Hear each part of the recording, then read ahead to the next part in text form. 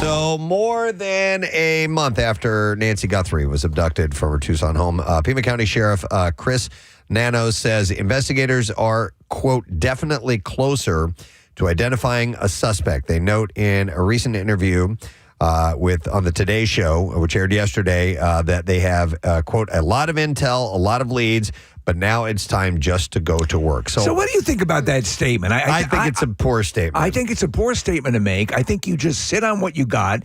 If you do have something, when you have something, you reveal it then. Yeah. Because if it's not and you're doing this, you're giving false hope. Listen, you have more information. Yeah. But saying we're closer does nothing. I don't think that's accurate. Yeah, I think it gives some false hope. Yeah. You know? I wonder if the family's been told something different, right? And this is a play to the people or person who has her. That chess game does take place with the way information is doled out. But at this point in this investigation, that just seems weird to release that kind of statement. And the only reason that makes me think that is because, you know, I have friends who are in law enforcement. And I remember talking to a friend of mine one time where there was a guy who killed his girlfriend. They knew where this guy was, and they knew where he was for days, right?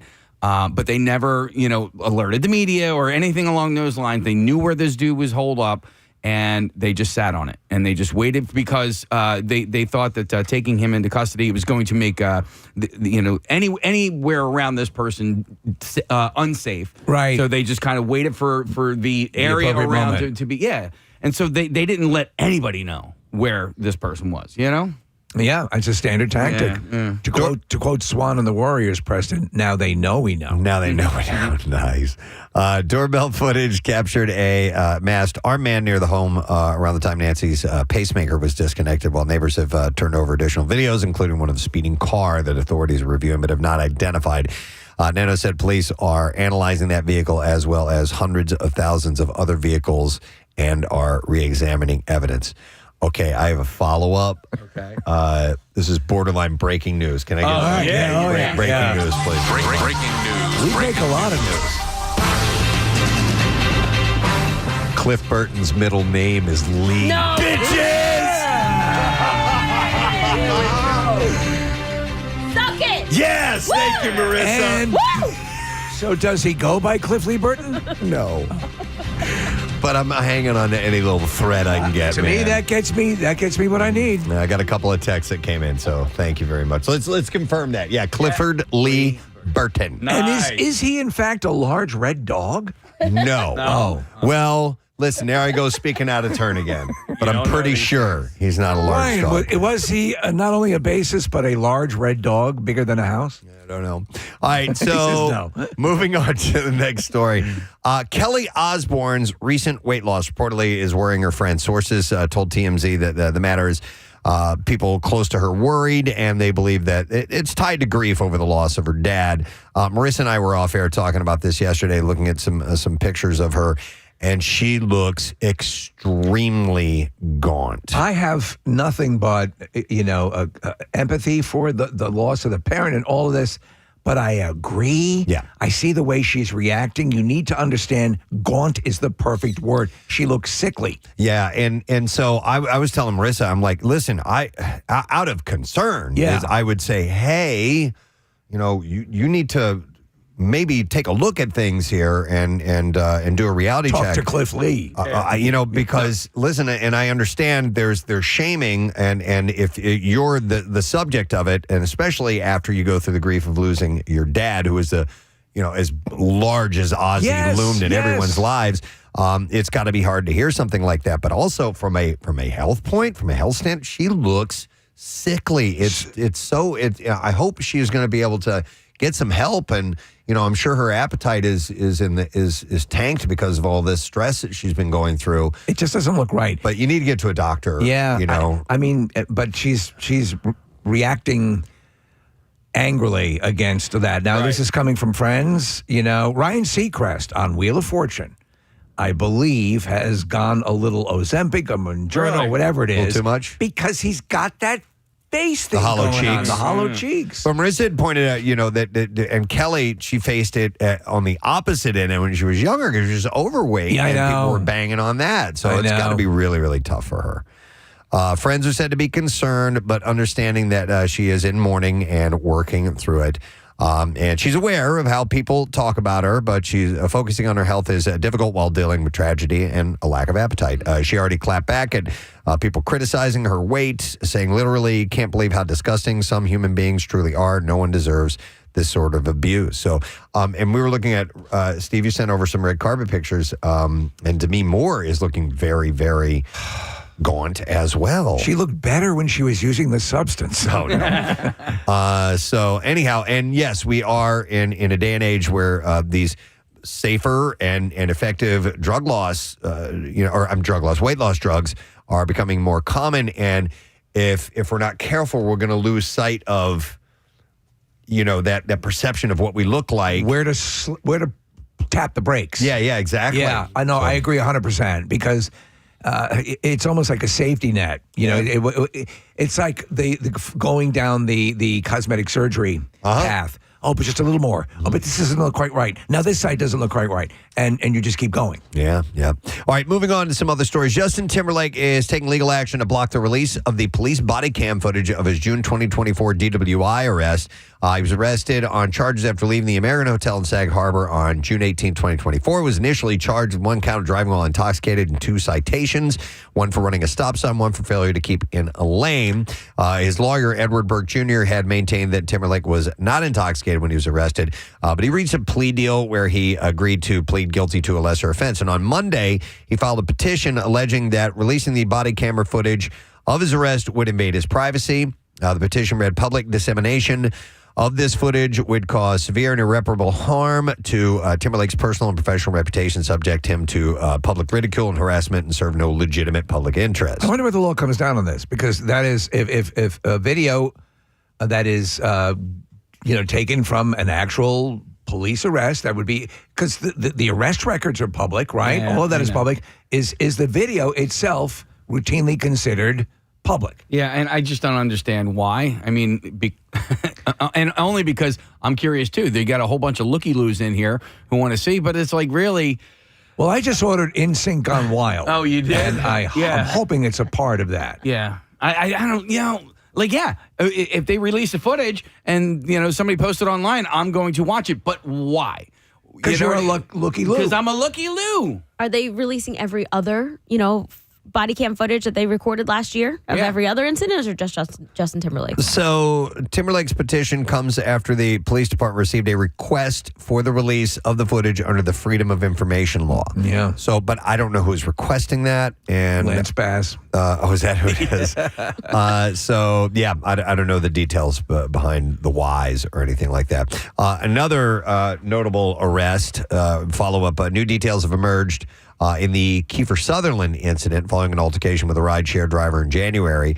According to TMZ, Sutherland's case is being closely examined by authorities as more information comes to light. In fact, the LA County District Attorney's Office told the outlet that they are reviewing newly submitted evidence and the matter is under review. No charges have been filed as of now. Officers responded to a radio call just after midnight about an alleged assault involving a rideshare driver near Hollywood. They determined the suspect had entered the vehicle, physically assaulted the driver, made criminal threats toward the victim. The 59-year-old actor was arrested on suspicion of felony criminal threats. No injuries requiring medical treatment were reported. He was released on bond for $50,000 the next day. Back in January, TMZ reported that Kiefer had told police he was having dinner with a friend. He called an Uber Black, and when the car arrived, he jumped in and started heading home. And for a reason that has not been disclosed, he allegedly asked the driver to pull over several times, which the driver refused. According to the Uber driver, the actor allegedly threatened to kill him if he did not pull over. The driver, who was the one to call 911, says Sutherland assaulted him with his hands. The publication claims that the altercation could have been triggered by a language barrier. The Uber driver, who spoke either Russian or Armenian, reportedly requested a translator when the police arrived at the scene. So I don't know. So Kiefer's been known to have his moments. Yeah. So I guess it's possible there could have been a misunderstanding. I think when you order an Uber Black, part of the package includes one death threat. Oh, is So that? I didn't know think that. I think you that's gotta part read of the fine deal. print. Okay. All right. But what if you ask him well, no, you would be offering the death threat. 'Cause Yeah, you can request like no conversation and no radio, right? Right. But you don't. They're separate lines, so you can get the death threat without Okay. engaging in conversation. Got it. My friend's Uber driver the other day told her that he got shot 3 times. Wow. Yeah, and then the guy stole the car. He was left for dead, bounced back, survived, and is back driving Uber. I was just in a lift. The guy was great. We had to talk. I was talking about all the stuff, talking about the things we talked about. I find whenever I've had a ride share, very pleasant experiences. Oh, That's yeah. why, Preston, when we both talk sort of kind of glowingly about, I wonder if that would be something, that just would be fun to do in like, retirement or whatever. Yeah. I think it has that sort of, if you're a people person. Yeah, if you want to meet some people, you're going to meet some interesting people. You're going to meet some nice people, some not so nice people, but But now hearing that story, I'd kind of feel like I'd need to go out and get shot a few times to have a good story. Just for cred. Yeah. But it sounds like maybe he was sharing his story of redemption or something Yes, like that. Yes, Okay. he was very inspired. Right. All right. So, what exactly is Zendaya's mother saying about Law Roach's insistence that the actress and Tom Holland are already married? Well, Claire Stormer reposted a clip of Roach claiming that Zendaya and Holland's wedding already happened. And Stormer captioned the clip, "The laugh," adding a laughing emoji. So does that mean that she's laughing at Roach's She's got a very delicate laugh. Roach's story, or that she thinks it's funny that a secret wedding tricked fans and paparazzi alike? So we're back to not knowing. So just either for way. clarification, Roach is Booger's best friend, right? Sure. I've never heard of Roach. I don't know who Roach is. This is Law Roach. I think that's the. Is that the person who said that they're already married? Maybe that's the person. Okay. Yeah. So all right. Yeah, she's the hairstylist. The hairstylist. Thank you. All right. Roach so hairstyling. how about this? After an Instagram hiatus, Megan Fox has returned. She posted a series of hot shots on her otherwise empty account with a caption that says, "Everything is more beautiful because we are doomed." She's such a thinker. Prolific. In the comment section. Everything is more beautiful because we're doomed. In the comment section. Her on again, off again man, Machine Gun Kelly made his presence known, saying, "Stoked I have your phone number." So you can clearly see a good chunk of her hiney. In Yes. this. Very It's much white so. and shiny. Yeah. Now she better hide it, Case, before I bite it. The thing is, there is again, I don't want to, but I have to. She has a dead look to her face. And I saw I saw footage of her from years ago. I remember the time you came into the show, Y100. You said, "I think I've seen perhaps the most beautiful woman on earth." It was on 2.5 Men. 2.5 Men. I don't even watch the show. And I was channel surfing and I came across and there was a scene where she showed up and I was like, I came into you guys. I'm like, I don't know if it's just me, but I think I've seen the sexiest woman I've ever seen. Right. And I thought she was just going to be like a walk-on character and we'd never see her again because there are models that do these, these kind of cameo moments, but it launched her career. We can agree there's been a lot of tinkering since. Oh, then. most definitely. Yeah. All right. So here's a follow-up for you. Disney star Christy Carlson Romano told fans that she had a scan that revealed that she may have stageable cancer. She explained that she was going in for a PET scan in a few days where she would know more about what she's dealing with. Well, Monday, she followed up with some positive news. On her Substack, she revealed that the scan showed no evidence of cancer in her body. It's wonderful news. Her doctor did recommend continuing what she described as protocol, which includes supplements, 8 weeks of immune boosting treatments, and a 5-day fast intended to, quote, starve any circulating tumor cells. I've never heard about that. Plans to undergo additional testing in June, by the way. So apparently it's good news for her. Something I thought of when I had the prostate cancer, like I wanted it out. I wanted them, there were a couple different ways to treat it because I thought of that. Every time I had a meal or every time I exercised or did anything, I was actually making conditions better for the cancer. Right. So I wanted the F out. Gone. All right, in the wake of the tragic death of Martin Short's daughter, Catherine, fans may understandably be wondering how this may affect the start of the next season of Only Murders in the Building. TMZ is reporting sources within the production say that work on the upcoming season has yet to begin. While ordinarily it would be starting about now, those sources say since the production is moving to London rather than its usual New York location, filming was pushed back a few months. They add that no production delays are foreseen for season 6 of the series at this point. They were supposed to do a show in Atlantic City, and that was paused. I Okay. think those ticket sales. Yeah, It's supposed to be a far ways off. Yeah. Stand-up or a live stage Steve show? Martin and Martin Short together, and I think they just halted it, not knowing exactly what's going on. I don't think. How could you? I mean, you'd have to take a long time. They say. I don't know. I assume it's the truth. Surviving your children. Yeah, it's difficult. Is hell on earth. It's got to be because it's you plan on it being the other way. Right. That you're gone before they are. Elizabeth Banks undergoes an extreme transformation that tests her marriage in the upcoming Peacock series called The Miniature Wife. She plays Lindy Littlejohn, whose husband, Les, invents a miniaturizer chemical that shrinks objects when she is accidentally sprayed. Les races to find an antidote as the couple struggles to deal with the new relationship dynamic. It's a 10-part series. Did you watch the trailer? No. I did. So it puts your mind of like the Incredible Shrinking Woman. Yeah. When I heard it was 10 parts, I'm like, okay, what are they? I mean, once you have all the classic "I'm so small" jokes. Maybe they're 30-minute episodes. Yeah. Make it a little bit easier, a little that it can stretch out that far. I loved The Incredible Shrinking Woman. I watched that movie so much when I was a little kid. Thank you so much for reminding me of that. It's a fun movie. Charles Grodin. Yeah. And the husband is Matthew McFadden, who was great in Succession. And Deadpool. And Deadpool 3, yeah. So The Miniature Wife premieres on Peacock April 9th, if you want to check that out.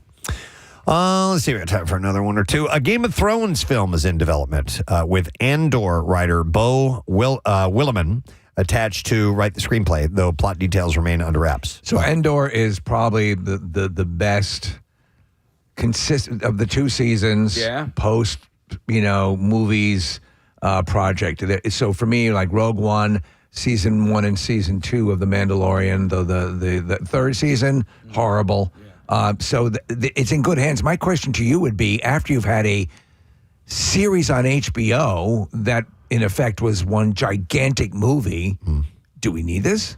I don't know. Yeah. That's a good question. And it would depend because I'm really, I tapped out on House of the Dragon, but I'm really enjoying Knights of the Seven Kingdom. Do you think a non-Game of Thrones and Dragonese could just jump in and enjoy that on a standalone basis? Yeah, I think so. Claire and I might take that out for a spin. Early rumors suggest the story could center on Aegon I, the Targaryen king who founded the dynasty that drives much of the franchise's lore. The potential movie would expand George R.R. Martin's universe, which already includes HBO hits like House of the Dragon and Knight of the Seven Kingdoms. While this has gotten plenty of fans excited, it's probably important to note that not every Game of Thrones project in development actually ends up becoming a real show or movie in the end. A potential merger between Paramount and Warner Brothers could impact the film's future as well. So that's something to consider. All right, then one more thing. Netflix is showing a great deal of faith in the upcoming reboot of Little House on the Prairie. The streamer announced yesterday that even before the show's first season would premiere, it's already been awarded a second season. This is a departure. They include the character of Mechagodzilla. No, really? Which to me is a different angle. Yeah. Showrunner Rebecca Sonnenschein celebrated the news in a statement saying, "I'm incredibly grateful to our wonderful cast and crew who put their hearts and work into making our first season come alive. We can't wait to share this new adaptation of the Little House books with the world, and we're thrilled that Netflix is giving us the opportunity to continue the story." I can say when Little House on the Prairie first debuted as a TV movie, I think there were 2 of them. I remember watching that first one and loving it. Yeah. Like I thought it was so heartwarming, so well done. Maybe even the second one. I enjoyed the series as much as I watched of it. I don't know. Let's see what they can do with this. Back in the day when the Mechagodzilla thing is interesting. Back in the day when one person in the household would sort of dictate what everybody's watching that night, we always had to watch Little House on the Prairie because of my sister. Oh, your sister? Yeah, so I watched all that. Was your mother a fan of the Waltons? Maybe, but that wasn't a thing that I, recall ever really sitting. I know the Goodnight John Boy thing, but like that's pretty much as much as my knowledge goes. What was, I'm sitting here trying to think, because a Little House on the Prairie was required watching in my family. What was her nickname that Mr. Ingalls had for the daughter?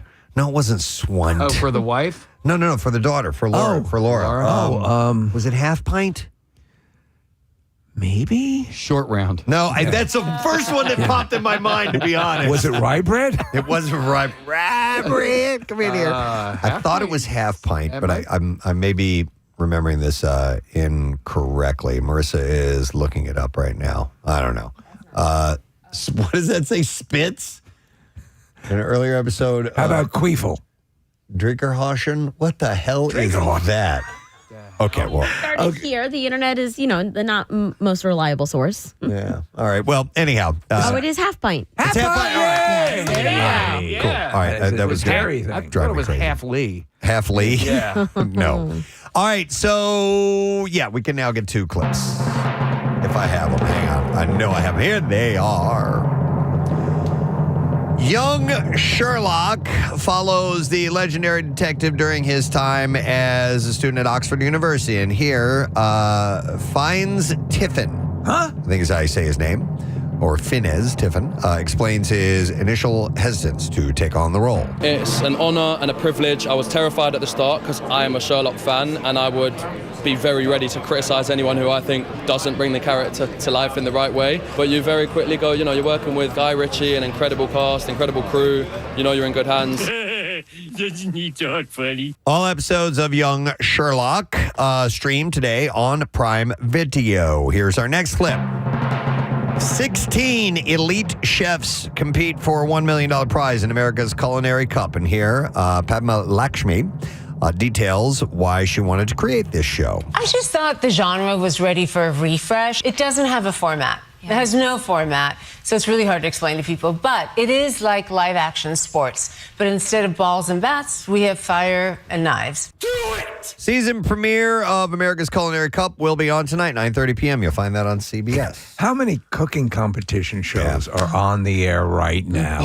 And how many of them are hosted by Gordon Ramsay? I quit watching them. There were so many of them. I remember when they first started to pop up ages ago. I was like, "Oh, this is really neat." And now it's just overrun with them. It's too many.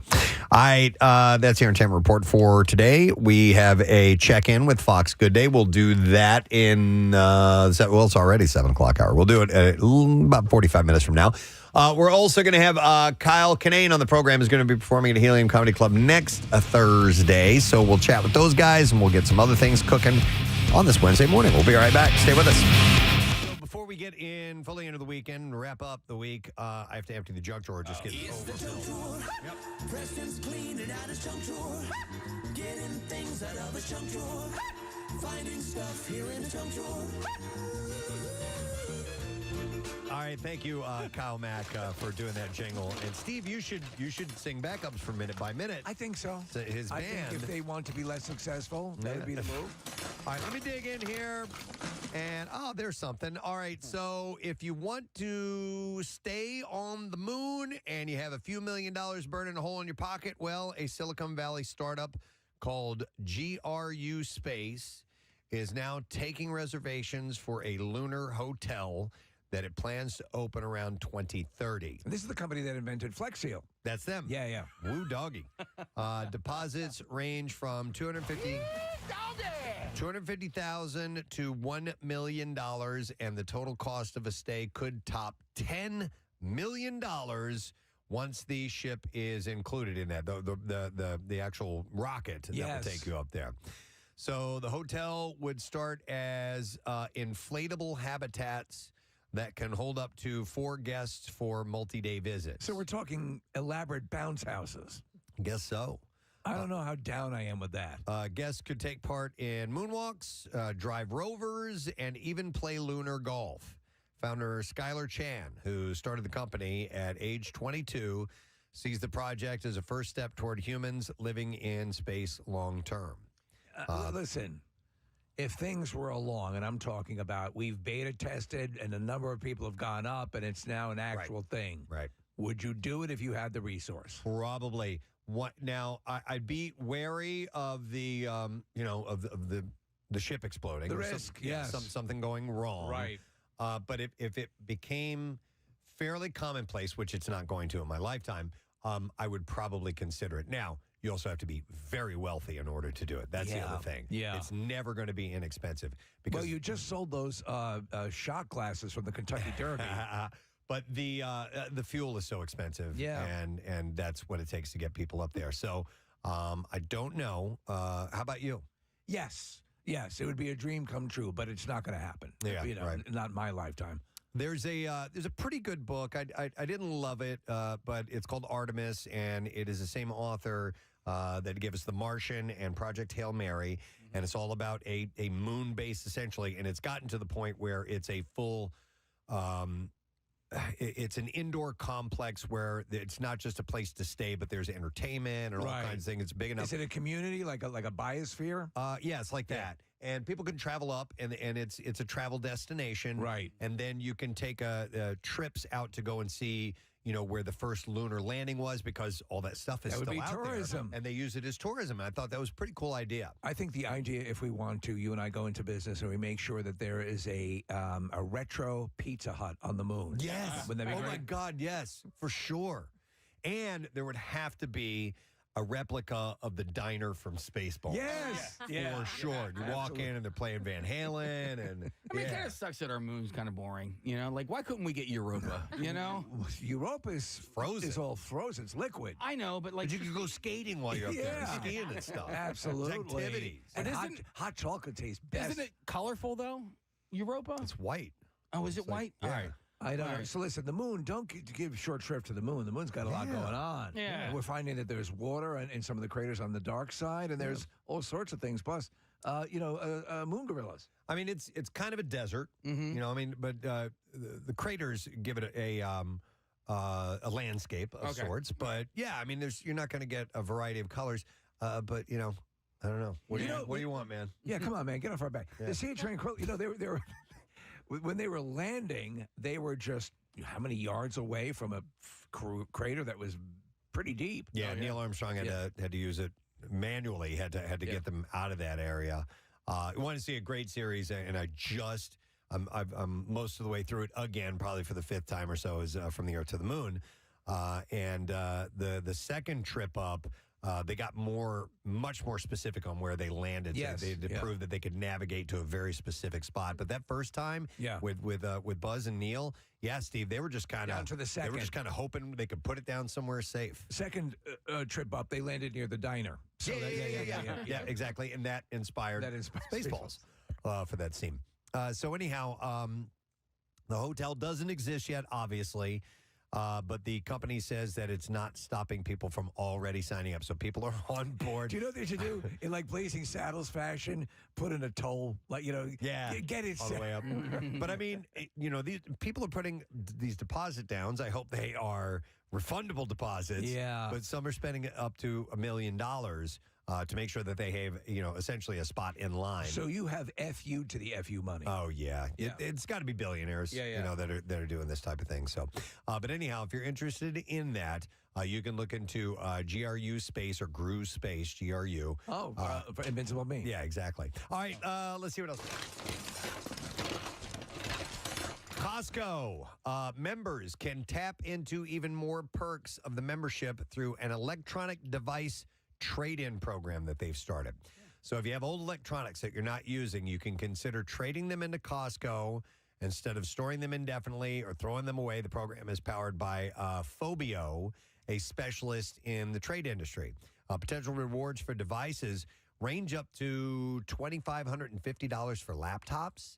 And Costco accepts a wide variety of brands, including Apple, Samsung, and Google. The 6 product categories that you can trade in are phone, laptop, tablet, smartwatch, desktop, and media player. So I assume that they're doing some sort of vetting where they check like to see if the device is functional on basic level, right? I don't know. Or I think they want the components. They just Steve. want the components. Yeah. So, and by the way, I have like 6 old laptops. As do I. I have a gazillion iPhones. I've always been trepidatious about throwing because them of personal away. information. Personal information. Yeah, No, Rochelle's the same way. I'm like, I think it's too much work for somebody to go mining into my Agreed. laptop and find anything that's worth a damn. And I know it's unhinged. Others I've completely destroyed it. I'm fine. If you beat the crap out of the hard drive, you're good. But I still just kind of hold on to them. But if you can get $2,500 worth of merch from Sure. Costco, I want to see what totally the worth it. parameters are, what exactly they want. I'm on the website now, and it looks like you select. So you get a quote before you do anything, and you have to answer a couple questions. So it probably says, does it turn on? Right. Does it hold a charge? Things like that. Are you horny? I don't know if that has to do anything. Why did you ask that? All right, so to participate, all you have to do is fill out a form, like Marissa said. It's on the Phobio's website. Details such as brand, original purchase date of your item, its condition, and then you can get an instant quote. From there, you can print a shipping label and prepare your device for shipment. It includes steps like wiping it, packing it, securing it, and getting it to a shipping service. I'm glad to hear that Fabio, who is a failed romance novel model, He was Fabio's cousin. Fabio's cousin. Fabio just didn't have the same chops. So once Costco and Fabio get your device, they'll take a look at it. They'll make sure it's clean. They'll prep your payout.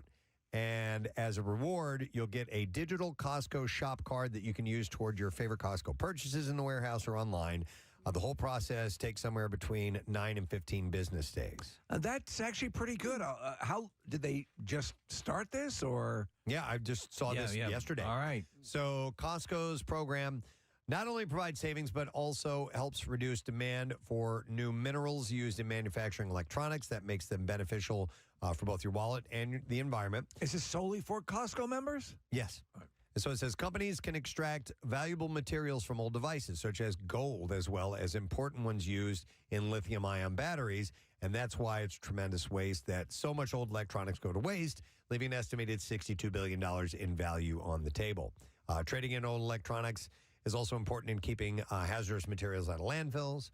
Poorly managed e-waste can leach dangerous chemicals such as mercury and lead, thereby contaminating soil and water. How about that? Yeah. Because they always have those mass, like the office complex here will have a digital garbage day where they'll come by with, I guess shredders and bulk erasers and things of that nature and get rid of it for you. But if you could get paid for it. Yeah, I've turned in, we had old PCs that we got rid of through that very thing, and I think it might have been here. Do you remember what they did? I mean, did they? They just took it from me. I don't remember what kind of guarantee they gave you that, that any data was going to be, was not going to be compromised. So I just remember I felt okay doing it. So somewhere in Russia, there are guys sitting around your computer going, this guy really likes sporty space. Yeah. If you're interested, check through Costco. But I thought that's a pretty cool idea. Yeah. All right, let's see what else we got here. All right, I found this one. I thought about putting this in the Just Saying Institute, but we'll do this here. A biopharmaceutical company is looking for ways to slim down household pets. Okava Pharmaceuticals in San Francisco plans to introduce this week a new GLP-1 clinical weight loss study for cats. It's called Meow 1. And to be honest, this could be a good thing. Yeah, they will look to use OKV-119, which is a miniature implant in cats, which will deliver the GLP-1 continuously for up to 6 months. All right, thank you very much, Marissa. I saw this article this morning. Dictionary.com added more than 1,500 new entries. So I don't know how they come up with. I mean, they started adding years ago. More often phrases as opposed to just a word. Exactly. They'll add colloquialisms. They'll add, they aren't as rigid. I wonder if the words in general get excited with anticipation that they're going to be added to the list. That they're a nominee and maybe they'll get inducted into the dictionary. Does the word Formica sit by the phone waiting for the call, Yeah. Well, it's in there. I know. But some of them are also words that just pop culture creates. And one that's joining the crew in the dictionary is Swiftie this year. Okay, Taylor Swift fan. Words like that are popping up. In fact, there are a few fan-based ones that are new to dictionary.com. Bayhive, Beyonce's fan base. What about a Grober, Josh Groban fan? I don't know if the Grobers are in there. Raise me up. Shut the up. Grobers. I like that, actually. A Grober? You Yeah. a Grober? Yeah, I'm a Grover. How about you? I've been grobing for years. And I'm going to grobe again. This one, all right, how about this one? A Janite. You guys ever heard of that? Janeite. You'll never get it. A Jewish night? No. Wait, spell it again for me. Janeite. Jane. That's it sounds like that's something we should be able to figure out, but I think can't that's quite do it. Jane Fonda fans, probably. Not Jane Fonda fans, but it is a fan of a Jane. Jane's Addiction. Not Jane's Addiction. No, it's got to be a bigger dude. Okay, like the King Kong Jane. No. Jane No, Eyre. that was Tarzan. Oh, Tarzan. yeah. My King Kong and Jane. What was the King Kong chick? What was her name? Fay Wray. Fay Wray. Okay. King Kong and Jane. Me, King Kong, you, Jane. No, you guys will never get it. Jane Austen. Oh, all right. Janeites. what were the what was the cult-ish organization in the world according to Garp? Were they the They were the Ellen Jamesians. Jamesians, yes. Yeah, the All right. Ellen Jamesians. Yeah, she cut Here's- out her own tongue. That was Yes, messed up. yeah. Here's the only reason I'm anti any of these things is because I just went on the Merriam-Webster.com and Beatlemania is not in there. Wow. Honestly, Beatlemania needs to be in there. Now, Beatlemania technically was also a show. Okay. So I don't think you call Beatle fans Beatlemaniacs. I don't know. I don't know. But let's go back to like the original Mania, like fans of like were there Elvisites? Well, there were Mania has been employed for a long time as a Elvesians. yeah. There you go, Case. Elvesians. All right. Okay. No, I don't know. Deadhead. So check dictionary.com. I Yeah. think they're a little looser than Merriam-Webster. Yeah, and that's what I'm citing Okay, in this one, all right. by the way. While we're at this, Steve, Josh Groban fans, Grobanites. Grobanites. Stop okay. Which so you it says, prefer? Yeah, it says they're officially known as Grobanites. Grobanites or Grobers? Okay. No, not Grobers. What you Which do you prefer? Grobanites is kind of cool, but Grober is more like Buddy. So it's the difference This between is my Grober. Trekkers and Trekkies. It's my Grober, Steve. Yeah, right. All Yeah. A Grobanite is really hardcore. By the way, Trekkie was added to. How was that not already in dictionary? that blows my mind. But and, that was and why this year? That was. But you know what it says here. Swiftie isn't the only fandom identifier added this year. So yeah, Trekkie has just been added. That's odd. So the delineation is a Trekkie is a more frivolous kind of Trek fan, whereas a Trekker is a more studied student of Star Trek. They follow the path. Yeah. They almost kind of live it. Right. You know, a Trekker Lived does. it, Dottie. Yeah. Man, there was another one I was going to mention, and I can't remember. Damn it. Oh, all good. But there are a few other additions to dictionary.com. I'll roll out these to you. Auto-generated is one of them. Yeah. Produced or created by a computer program. So that wasn't in there. Health span is a new definition. Health span. Yeah. It says the typical period of a person's life during which they are consistently in good health. So not lifespan, health span. Okay, so kinda we weird. assume that the health span starts to shorten the older you get, when you're more susceptible to things, right? Yeah, or I guess if you had a serious illness in your at an earlier age, or a disability that came along with that rank in there, I don't know. Or the segment of your life that you're actually in good health. Because I always say, I'm like, listen, I don't want to live to 100 if the last 10 years are like your misery. Your of gelatinous health. mass. Yeah, I don't want. I always think like you have these health things that pop up that are a little bit more prominent, maybe a little bit more impactful, and I always think that it's sort of cyclical. I'm in a good run right now. I've been healthy, everything's good, But you always assume the clock is ticking. Yeah, but I guess this is, I don't know how they would, it just says typical period of a person's life during which they are consistently in good health. So here's another one that has to do with mobility, though. Hypermobility is a new addition to dictionary.com. Greater than normal flexibility or range of motion in one or more joints. So this is something that is part of the adult film industry. You know what this reminds me of, Steve? No, it reminds me of Best in Show. All right. Where Larry Miller's character is talking about Catherine O'Hara's character says they're at dinner. He's like, she used to be able to put her ankles all the way up by her ears. And she's saying this in front of her husband. I love that. Just hilarious. Eugene Levy. Yeah, man, I wish it's one of the things that I wish I worked on more is flexibility. I know that's going to be key to mobility later in life, but I have like my knees in general. I've never had good flexibility in my knees. Like people who could sit on their knees with their butt touching the tops of their the bottoms of their feet. Like or sitting crisscross applesauce. I've never. I hate that. You have trouble with that too? Well, like these even as days a kid, I couldn't do it very well. I used to do a good part of my workout was a lot of stretching. In fact, I probably overstretched, and I did, and I reduced it. And during that period, I could do a lot of this. But Preston, it's not the kind of thing like you're going to, with what you are doing sports-wise and golf and the things, you're not going to work on your deep knee bends. It's just not something you're going to do. But I mean, flexibility really does help with golf. There's a lot of twisting and turning. Yeah. I think, my legs are just too stumpy for, there to be any sort of like good flexibility. How good are you at the Charleston?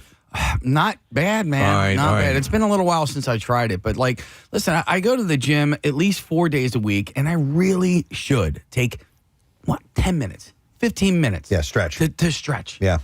There are areas where I can do that, and I just don't. I know. You know? Yeah, it's not fun. I don't like stretching. No. But it hurts. It's really, really good for you. I got to get back to it. I was a little kid that wherever I was, I would just drop into a split. You were a At all gymnast. times. Yeah. And you show off. You do your like back walkovers and the cartwheels. Can you still do a split? I don't think I can do it anymore. I was wondering if I could still put my leg behind my head. You used to be able to do that? Like standing up? Oh my God. Close. Yeah. That's close, Maris. Yeah. Yeah. Haven't done that in a while. Do you stretch at all? No. Okay. I should, though. There's I this. should. I was watching this video of this influencer model, Rachel Pizzolatto. She's also part of the Mythbusters crew. And she takes her leg, Preston. She's in a seated position, raises her leg up so the lower part of her leg is like a shelf. And she's putting by her chin. Wow. I'm like, that would kill me. Yeah. I still sit on my foot when the chair's not high enough. Like this chair's not high enough for me to see Preston. So I have to sit on my foot, my ankle, just to like reach over the counter. Wow. All right. So hypermobility is in there. Here's another word I've heard before. This one, glamazon. Yep. A woman who is beautiful and glamorous as well as being tall, strong, or powerful. I think the first time I heard that was in Devil Wears Prada. That was mentioned in that movie. Glamazon.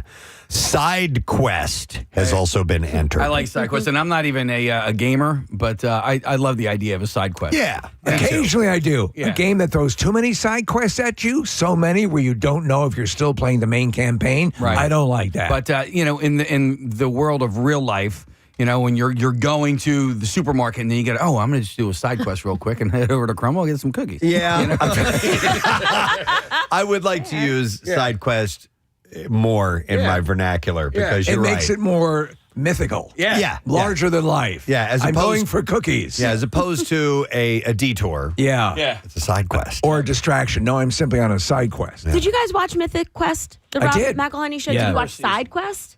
No. So there was a whole spin-off series, and it was really cute. One was in a comic book store, and one was somewhere else. And they were cute little spin-off shows. I like that. Yeah. Side quest has been added. All right, these two, tell me if you guys know this. Black pill, you ever heard of that?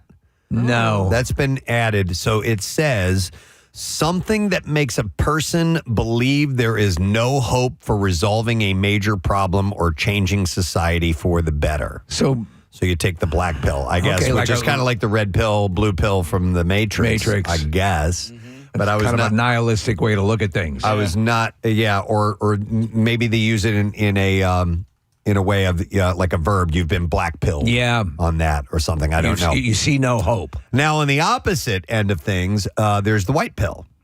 Something that makes someone hopeful about their personal future or about changing society for the better. I've never heard these. No, neither never have heard I. these used. Yeah. Meanwhile, I'll have to ask my pharmacist. Yeah. Meanwhile, Trekkie was just entered. Yeah. We've heard that for 50 years or for however how long.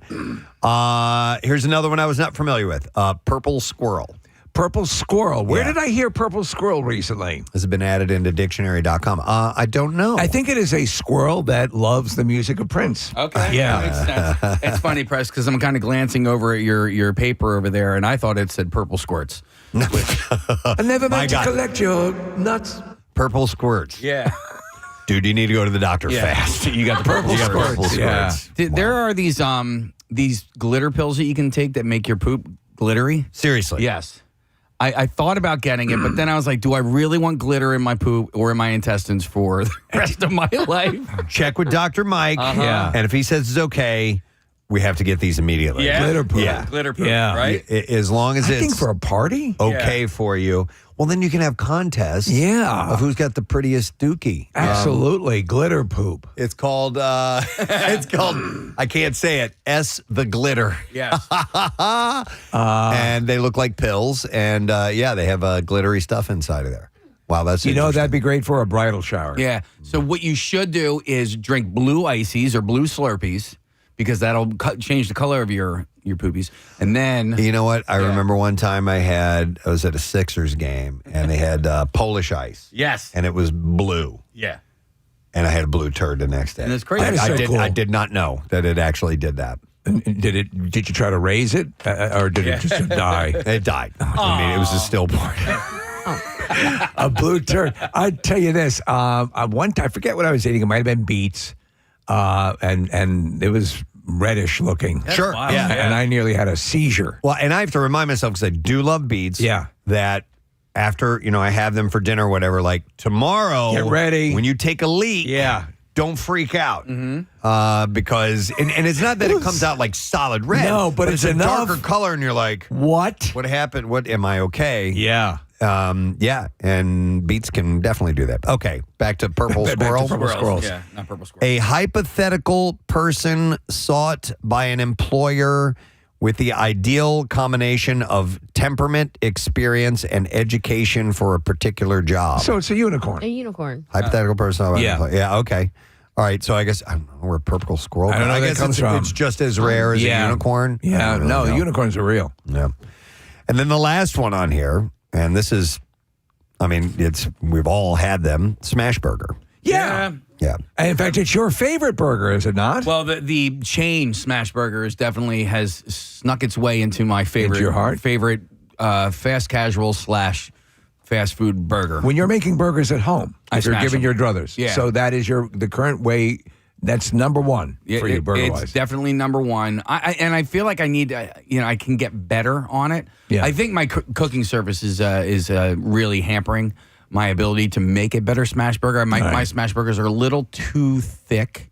So I need to make them a little smaller. Yeah. You said your cooking services. What do you mean? Yeah, so when I make a smash burger, I have a griddle, one of those Hampton Bay griddles. Are you saying surfaces or services? Surfaces. Oh, I Okay. thought you said services. I'm sorry. No. Tip for you. Yeah. If you want to get it to flatten out a little bit better, do you take the meat right out of the fridge and then do it? Well, the last one, no, because it was a frozen piece of block of meat that we let. But yeah, normally, just to answer your question quickly, yes. So let it sit at room temperature for at least a half hour. Okay. Maybe longer. All right. Okay, and you will be able to smash it out thinner. It'll be more malleable. Yeah. I'm making them too big, right? So let's say I get a pound of meat. I make them into 4 big blobs, and then I take each blob and I rip those in half. That's your problem right there. Yeah, Because if you're doing a quarter pound per patty, Yeah. that's if you just want a regular, burger patty. Yeah. But there's a reason why a lot of times smash burgers are doubles, because they're super, super thin. They're not that a whole lot of meat. Correct. And if you want it crispy all the way through, which I know you like your meat cooked well, Yes. then you need to use less. Yeah, so the thing is, And you're right. You're right. I don't need to contest this. I'm feeding 4 people, and then if I make, so I make them into quarter pounder thingies or whatever. But you're right. When you're right, you're right. Yeah, and you're right. I can make them into 5s. Yeah, you can do that. Yeah. Smash burger, I'll read you the actual definition here. A hamburger with a patty that is cooked by pressing it very thin onto a hot griddle or cooking surface. The preferred food of the purple squirrel. Yeah. But I'm telling you, man, like, honestly, anybody listening right now, my top 2 burgers, it used to be Five Guys was number 1. Right. Five Guys is now number 2. There's nothing wrong with Five Guys. I just think a plain, regular cheese smash burger from that franchise is so freaking tasty. You don't need to put You're anything. in love? I am. Yeah. I need to go there soon. It depends on how you like things, because there are sometimes a thicker burger, and you can that way get it rare or medium rare for people who like it that way. It's pretty damn tasty. I agree with and that. it's a different experience. But the thinner smash out burger, like I grew up on Steak and Shake, and that's the way they made them. Yeah. They had these little things, they called them pucks, and they would flatten them out. That was the hamburger. Yeah. But they would flatten them out, then you always get a double. Because they were, that's how it added up. Somebody had texted in a suggestion, says, Casey, grab your ground beef, roll it into a meatball, should be 2 ounces. Okay. That's pretty small. I do roll them into meatballs. I definitely do that. It says 2 ounces makes the perfect smash burger. Use a metal flat spatula and then use the back of a wooden spoon to press down. Yeah. Sometimes, you'll see people doing that over the grill. Yeah, so the other issue that I have is, like I said, I'm making them on a Hampton Bay griddle, and I can't smash as hard as I want because I don't want to. You don't break it? Do you have enough room for a steamroller? No, I don't. All right. I don't. You think that would work? Yeah, I think it would it would. probably work. Yeah. I actually have a steamroller story coming up in the Bizarre. Yay! Believe it or not, in a little while. So, all right, those are definitions. Anything I left out? Is there anything that No, that you nothing guys that's coming to mind. can think of that should be in the dictionary? I'll say there were a couple there that I had completely never heard of. Yeah. Yeah, purple squirrel, Yeah. black pill, white pill. Grover. When you said Grover. purple squirrel, Marissa looked up purple squirrel, and I like the way a purple squirrel looks. There were pictures of purple squirrels. Yeah. Obviously, it was AI, but and speaking of AI, I'm not a huge fan of it. But when Preston said Cliff Lee Burton, somebody AI'd a picture of Clifford the dog, as the basis for Metallica. I'm like, okay. I'm There okay is with a place for it. There is a place for it. You sent me something, Casey. I know. I was rolling yesterday. I am not. I am also. I don't care for AI, and it creeps me out. But Casey sent a series of babies doing stand-up comedy. It's like the top 5 of them, and it was very, very well done. The material is good. The material is good, and the audio is fantastic. Yeah. But they're telling these jokes from a little baby's point of view. I watched it 3 times. I was laughing my ass off. So did I. And you responded back to me exactly how I feel. Like, I'm not big into AI, but this, I was like, this is really, it's funny. And like you said, the voices were really, really good. The facial expressions were really good. The first one. Yeah. They're all great. And my mom said, if you eat your vegetables, you get big, And then he just tells it, bitch. He goes, bitch. He goes, I know your ass didn't get that fat by eating effing vegetables. Yeah. I sent it to a couple of people. It was too funny. I may have to watch it in the commercial break. Yeah. Oh, my God. Yep. Well.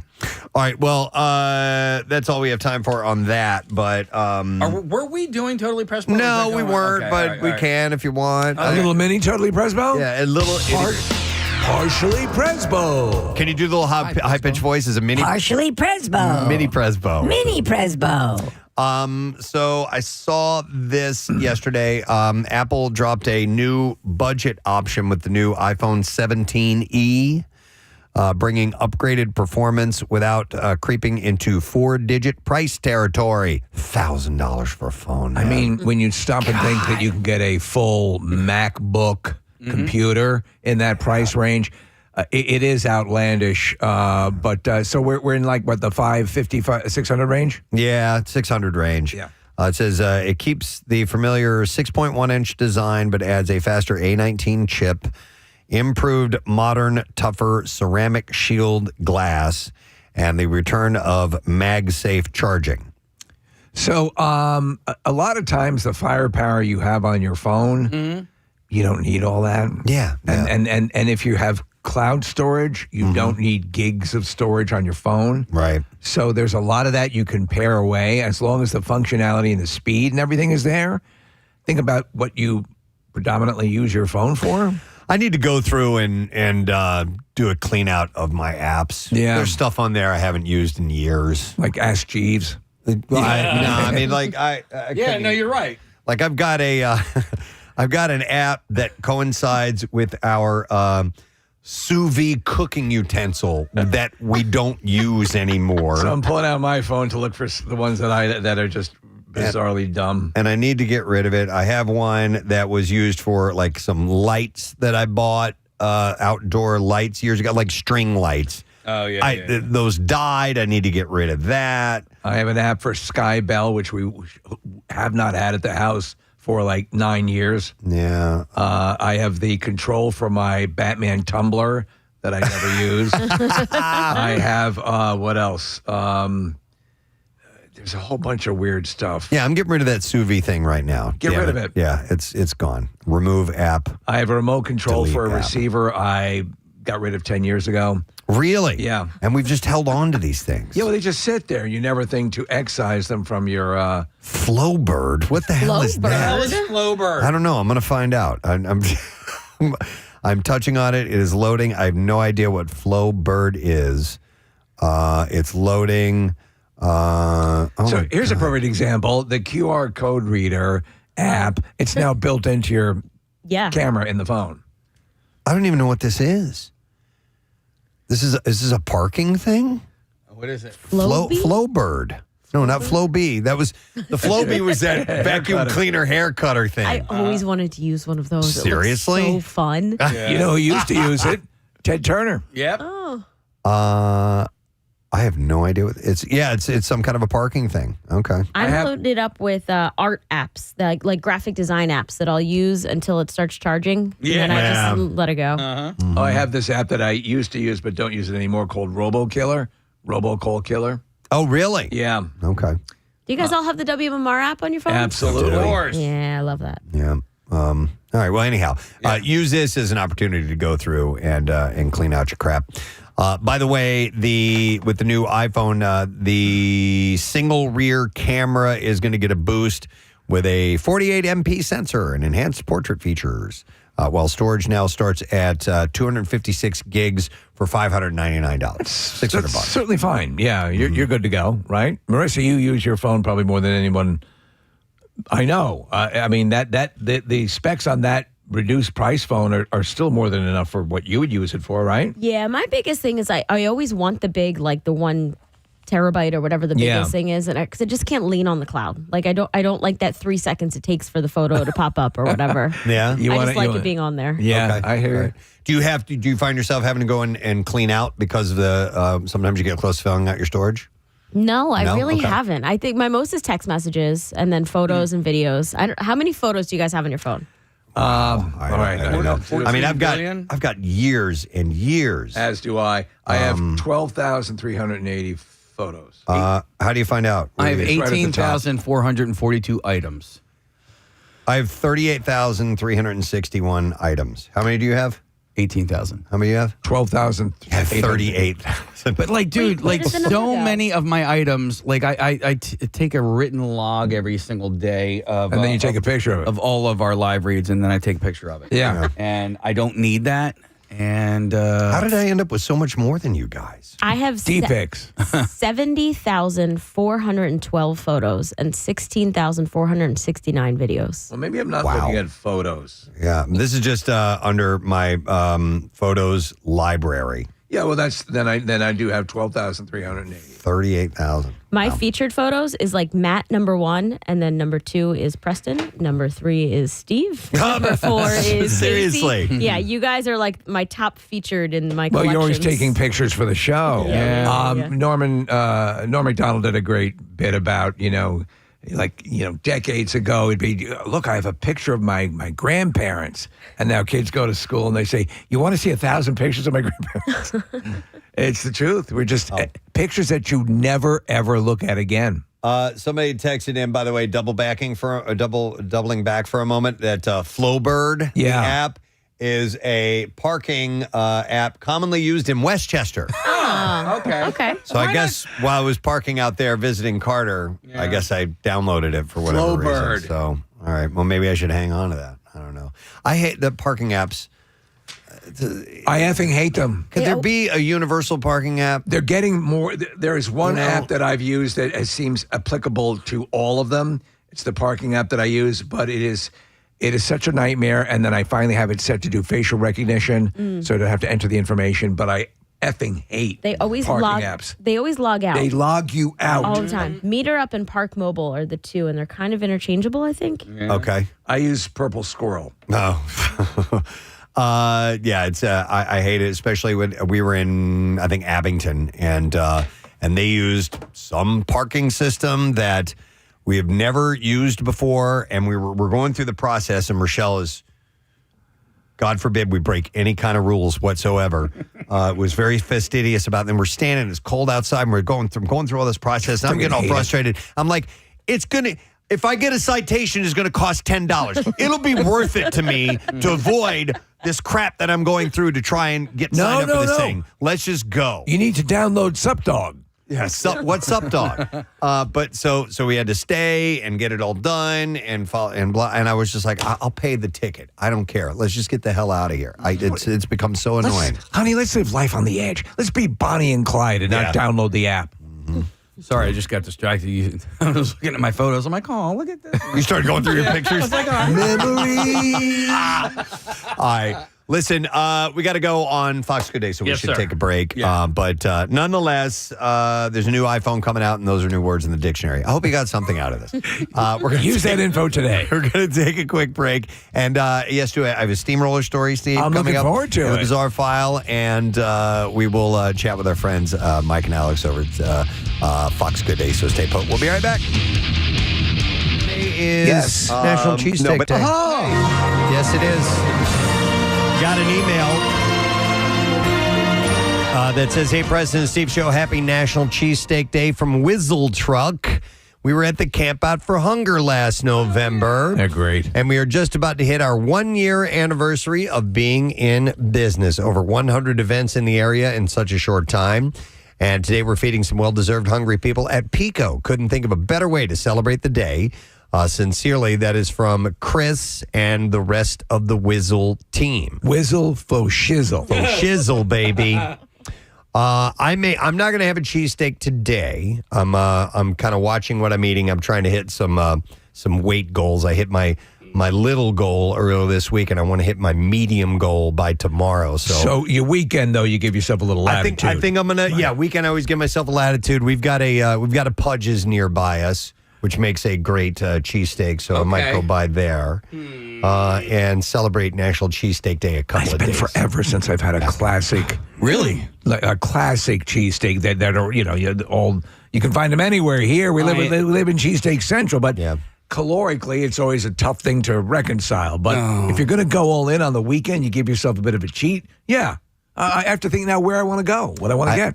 I have a friend who's a member at a golf club, country club called Applebrook, and they make when you go to like an upper level where they use really quality meat and stuff like that, it's to die for. So I'm going to have to dive into one soon. I don't think about calories ever. Like I really, I don't. I got you. But I'll probably do a cheesesteak every probably 5 or 6 weeks or something like that. Yeah, and I have Thunderbird is the place that I go to. That's just it's a wonderful place. Everyone has a great time. We cut the meat thinly. Yeah, it's slicely thinned or thin sliced. Thinly sliced. No. Thin slicely. Thinned slicely. And our chefs, Ert and Bernie, will take care of it. No, it's Bernie and Ert. Bernie and Ert, please. But there is, right down the street from them is Delco Steaks, and they are making waves in Delaware County as far as cheesesteaks are concerned. And just because they're so tasty? Yeah. They have a wave machine. They do have a wave machine. No, their approach to the cheesesteak is... They're redefining it? No. It's more akin to like your Pat's Geno's gyms. You know, it's Okay. It's just real good quality stuff. Sometimes if you just make it in the classic sense, with, as Preston was saying, the best ingredients, you become a thing. But they're also not far from each other, so you really can't go wrong. But so National Cheese, is it National or is it Philly Cheesesteak Day? Today's National Cheesesteak Day. That's how it's been quantified. I don't think it's National Philly Cheesesteak Day. So there'll probably be some sort of ceremony at Arlington or something. I told you when I see the words Philly cheesesteak, I'm like, that's not the real deal. No. Just immediately I think of that. But whatever. Yeah. There's a place that Casey's recommended to me that I still haven't been. It's called Nick Filet. I think they have 2 or 3 locations at this point. There's one in Paoli. But I've heard that their cheesesteaks are banging, and they use, Preston, like really good cuts of meat. And it's like a standalone kind of steakhouse. It's not at all like a fancy place. You know, I think the one in Paoli used to be like Roy Rogers or something. But anyway, I want to check that out. Nick, and you just started talking about variation and Wilson's. Oh man, they were here yesterday. Yeah, apparently they stopped by and had some goodies. Meatless. They're you like the Impossible one. Yeah, holy effing it's hell! good too. It doesn't taste like a regular cheesesteak. It's something different. Yeah, and it's fantastic. It's funny, Nick. I've recommended Nick Filet, but I've never actually been. I've only ridden my bike past son it. of a Wait bitch. a minute. No, you'll recommend places you've never been to? No, I didn't actually recommend. I probably just asked if he's ever been because A, it's Nick. No, you said it was the best place you'd ever been. That's you were a like, lie. I love That it is so much. You will eat nowhere else but this place. But there's it only looks really good from the outside. 2 locations that I know about. One is in Paoli on Route 30, and then there's another one right on Beach Avenue in Cape May. Now I'm trying to think if I've ever recommended a place I've never been to before to somebody. I'm sure I have at one time. And you need to go there. Great. Never been there, but you need to go there. I did on this show one time. What I had it? recommended Flex ice cream in the villas. And then somebody was like, you ever been? I'm like, no, I haven't, but my cousins have been there. My cousins have been there. We don't. Well, we do know. But I have been there since. All right. You ever recommend a movie that you haven't seen? No. I probably have. But hey, I heard great things. Yeah.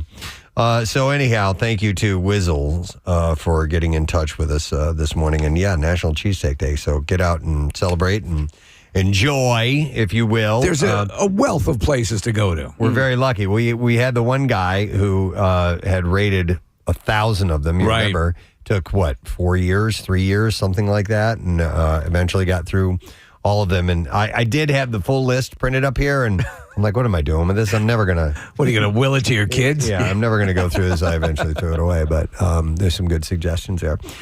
Well, sometimes I fall, though. Again, it's been years. Well, no, I've had the Wilsons. So that's still a cheesesteak. Yeah. Yeah. So I amend my statement. Yeah. Speaking of eating, I saw this interesting survey. It was done in the UK, but could definitely be tailored to pretty much anywhere.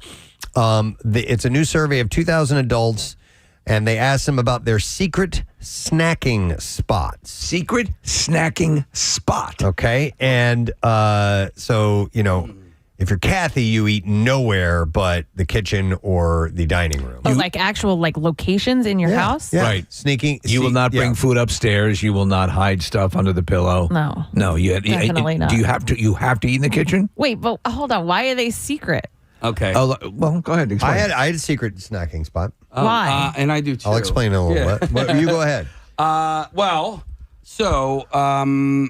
Sometimes we won't have sweets in our section of the house, but my mom always does in the basement. So Okay, so you sneak down there? I will sneak down there. Okay, all right, and it's all right. even better if she's not there. I got it. Because then I will go absolutely crazy. Then you can put a bra on. That's stealing is what that is. Does she come home and she's like, what happened to my... No. She has more sweets than she can handle. Okay, I mean, she's like a bird anyway. He's like Norman Bates in the basement. That's funny.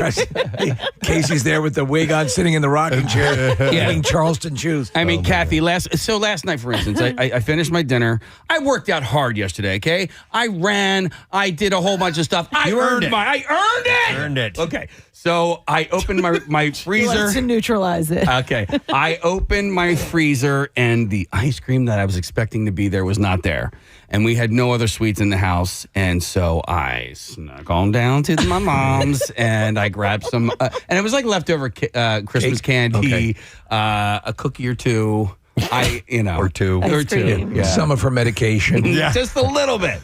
All right, so she's not going to use all this amoxicillin. The secret snacking spots, and feel free to share yours if you will, 215-263-WMMR. So there's 20 of them, and number 20 on this list was my secret snacking spot inside a freezer room at work.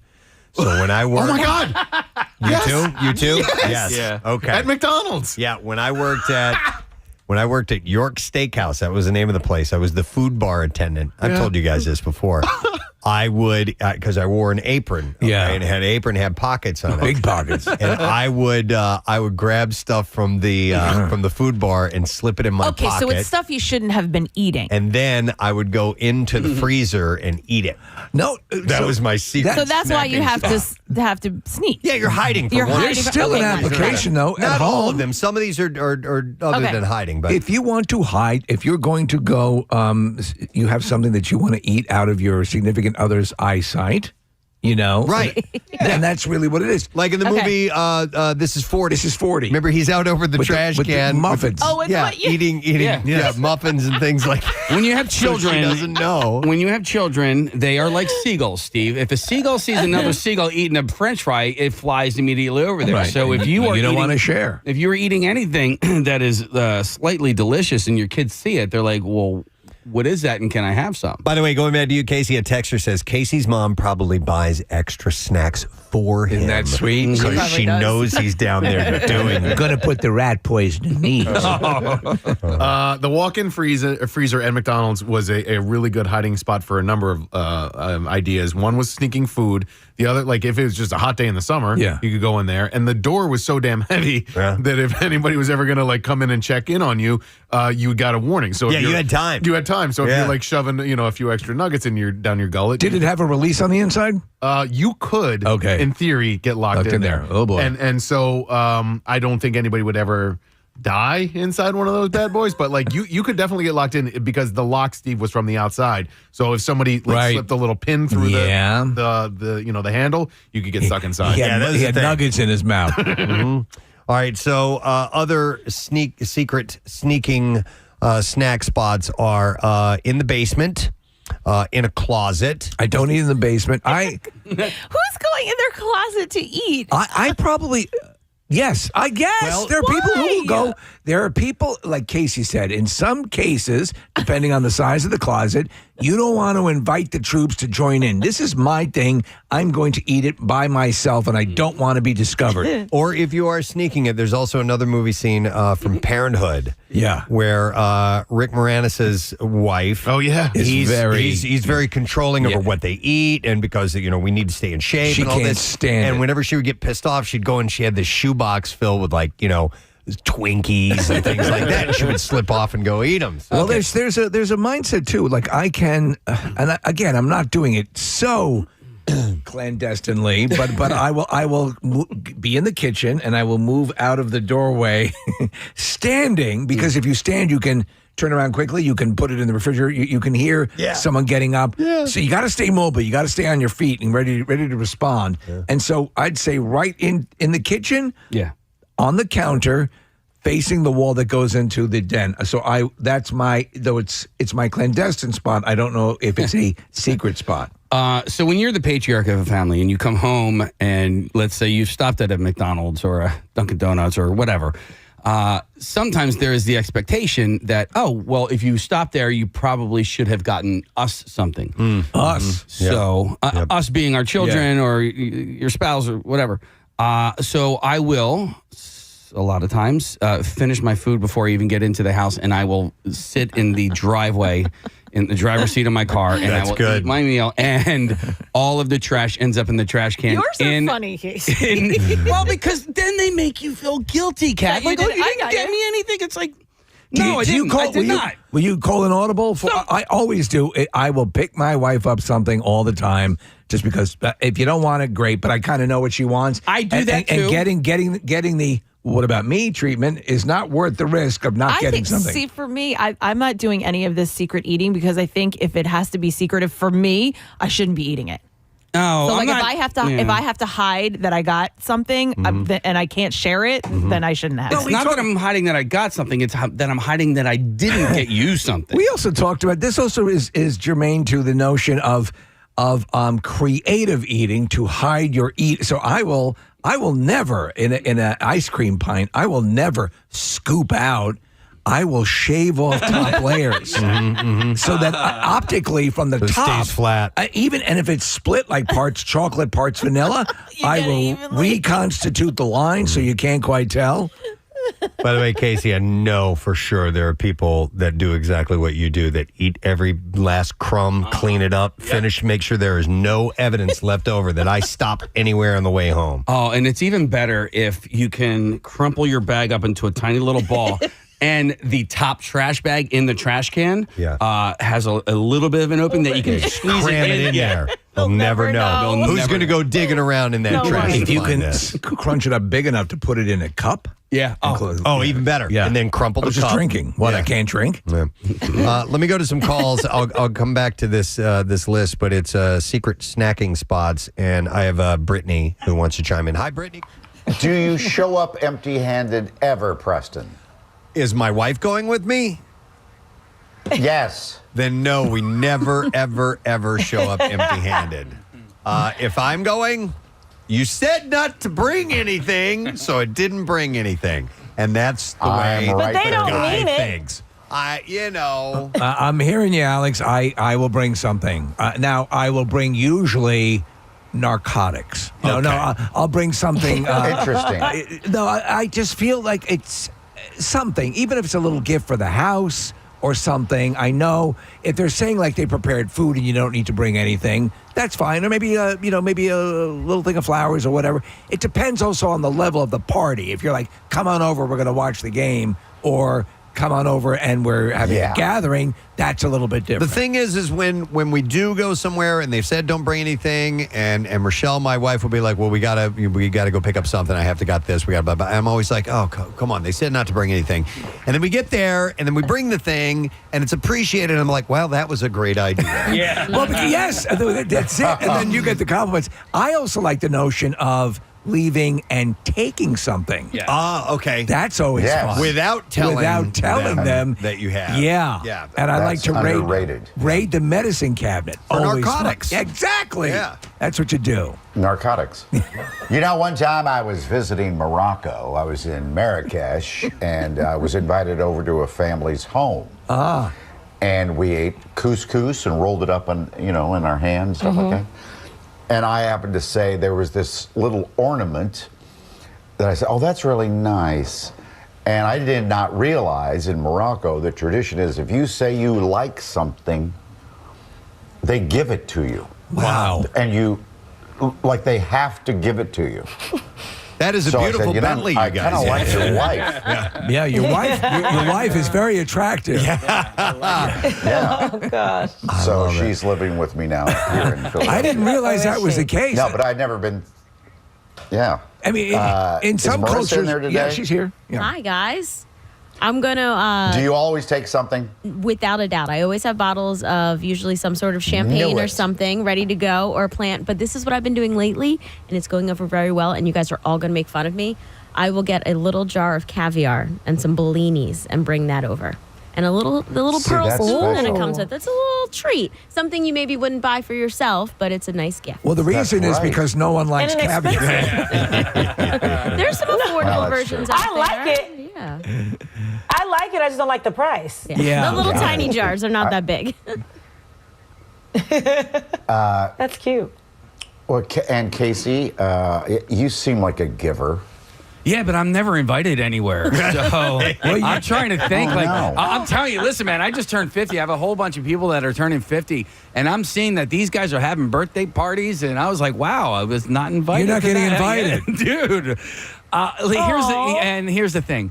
I don't want to go to your party. I just want to be invited. That's all. That's it. Well, you know? the ankle bracelet will get set off. Yeah, no doubt. But no, I'm trying to think the last time I was actually invited somewhere. You know, we're having our TV show is turning 30 years old on April 1st. We saw that. We're That's having a awesome. party. Did we invite Casey at all? Or? You did. You invited all of us, We did. but we are receiving an award that night from the Red Cross for the years of the blood drive that we did. I never so we got can't make it. Casey and I didn't get invited. If you guys got invited. Yeah, I don't know what you're talking about.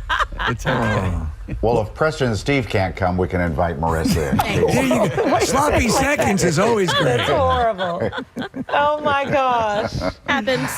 Thank you all. We'll see you next week. We'll see you guys. Take care. All right.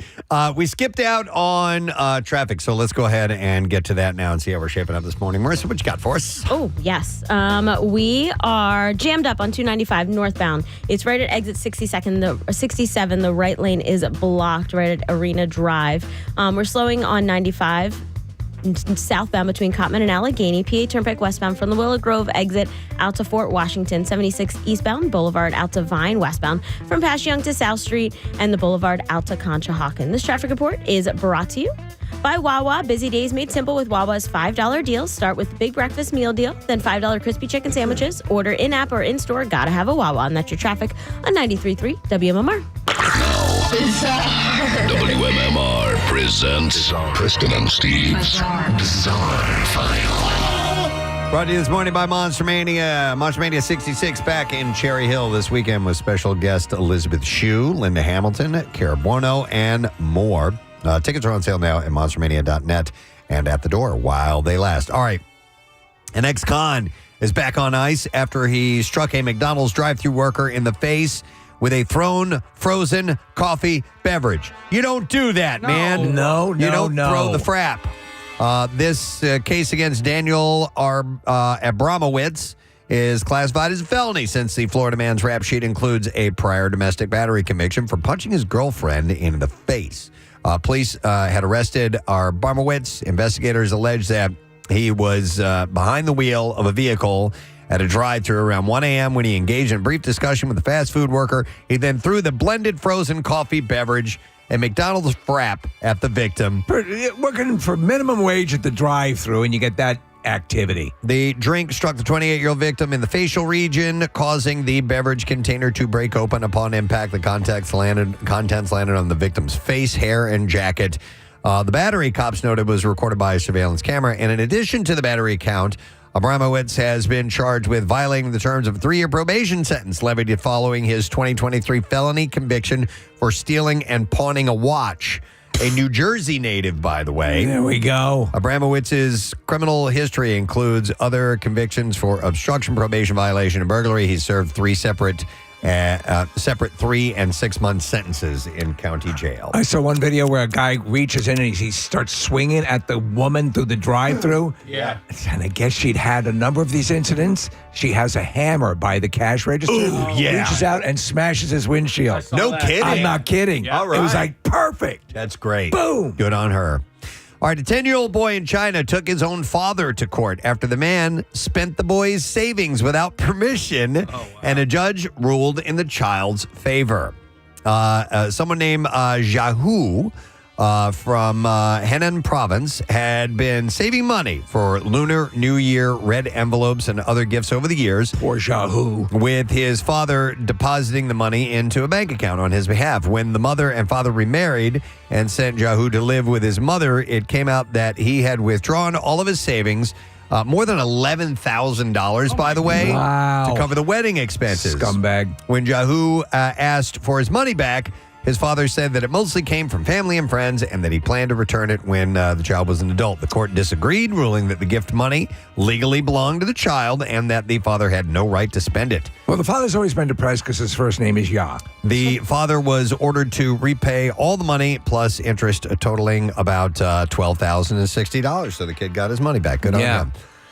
All right, here we go. A man was killed by a steamroller in here we go. Lake County on Monday morning. This is in Florida. At the time, the man was trying to drive the construction steamroller up an embankment on private property, but the equipment overturned. Oh, man. As a result, the driver was struck by the steamroller as it rolled over, and he was pronounced dead at the scene. Ugh. Well, you're going to save on the coffin, I'll tell you that. The driver was identified only as a 35-year-old man from Ocala. The crash remains under investigation. No additional information was provided. Could you imagine that service? I mean, do you need pallbearers for a manila envelope? Wow. All right. The founding pastor of one of Greater Cincinnati's largest churches told his members on Sunday that he's cooperating with an investigation into whether he used a horsewhip on a man who visited his church office more than a decade ago. Brian Tome, who has been pastor at Crossroads Church since it first held services in Cincinnati 30 years ago. Crossroads, where we whip you. Is accused of whipping and rubbing the man's crotch with a riding crop during the encounter in 2015. Wow, it's a different kind of church. An email to church members last week announced Tome's suspension from his pastoral duties, but gave few details about the accusation, describing it as inappropriate physical humor. Church officials provided more information at Sunday services in a pre-recorded video, which included a brief statement from Tome. He said, "This is just heart-wrenching. I'm thankful the independent investigation is happening. I'm cooperating, and I welcome it." Want to say something funny? I'm going to rub your crotch, then whip you. By the way, it is the largest evangelical church in the greater Cincinnati area, attracting about 30,000 members and expanding to 9 locations in Ohio and Kentucky. He's been at the center of that growth from the beginning, was hired as Crossroads' first senior pastor in the mid-'90s and remained a leader of the church ever since. He didn't discuss the details of the accusations in his statement. But the co-founder, Brian Wells, said that the church officials first learned of the accusation in 2024 when a male church member told someone on staff about an encounter in Tome's office in 2015. According to the church member, he noticed a riding crop, a short whip, which is typically used on horses, that had been given to the pastor years earlier as a gift. The man said he asked Tome what it was. In response, Tome picked up the riding crop and said, "Oh yeah, you like that?" And then he used it to whip and rub the man's crotch. Jeez. This is what he said. It's crazy. When the staff member shared the man's allegations with Tome, the pastor immediately recused himself from any investigation and directed the staff member to contact the church's board. The board investigated the matter and then met with the accuser. The board officially admonished Brian to be mindful of the weight of his words, his actions, and the need to be above reproach. And then Wells said, "We considered the issue resolved." But last week, he said the same church member who made the accusation contacted the board again to express frustration with what we felt was a lack of objectivity in the process. A board determined an independent investigation was necessary. The accusation against Tome is the second this year involving claims of inappropriate behavior by a Crossroads staff member. In January, the Crossroads fired an employee after people told church officials the person had been accused of secretly filming women working out at a church fitness center as well. When you're going to consult with a member of the clergy and you hear "bring out the gimp." Yeah. So apparently, this guy's under investigation. So we'll see how that goes. All right, that's all we have time for today in the Bizarre File this morning. We will take a break. A reminder, coming up a little bit later on, comedian Kyle Kinane is going to be joining us at Helium Comedy Club, not this week, but next week. We'll spend a little time chatting with him in a few, and we'll come back and see what else we can get into. Stay put. Good morning. Good morning. Hey, Good what's morning, up, Brittany? So I had a secret snacking spot until about 3:30 this morning. Oh. I have a drawer underneath my bed. Okay. That's meant for clothing. So, but I have some clothes in there, but I also have some snacks. Well, it was about 3:30. I heard some crinkling, and it turned out to be a mouse.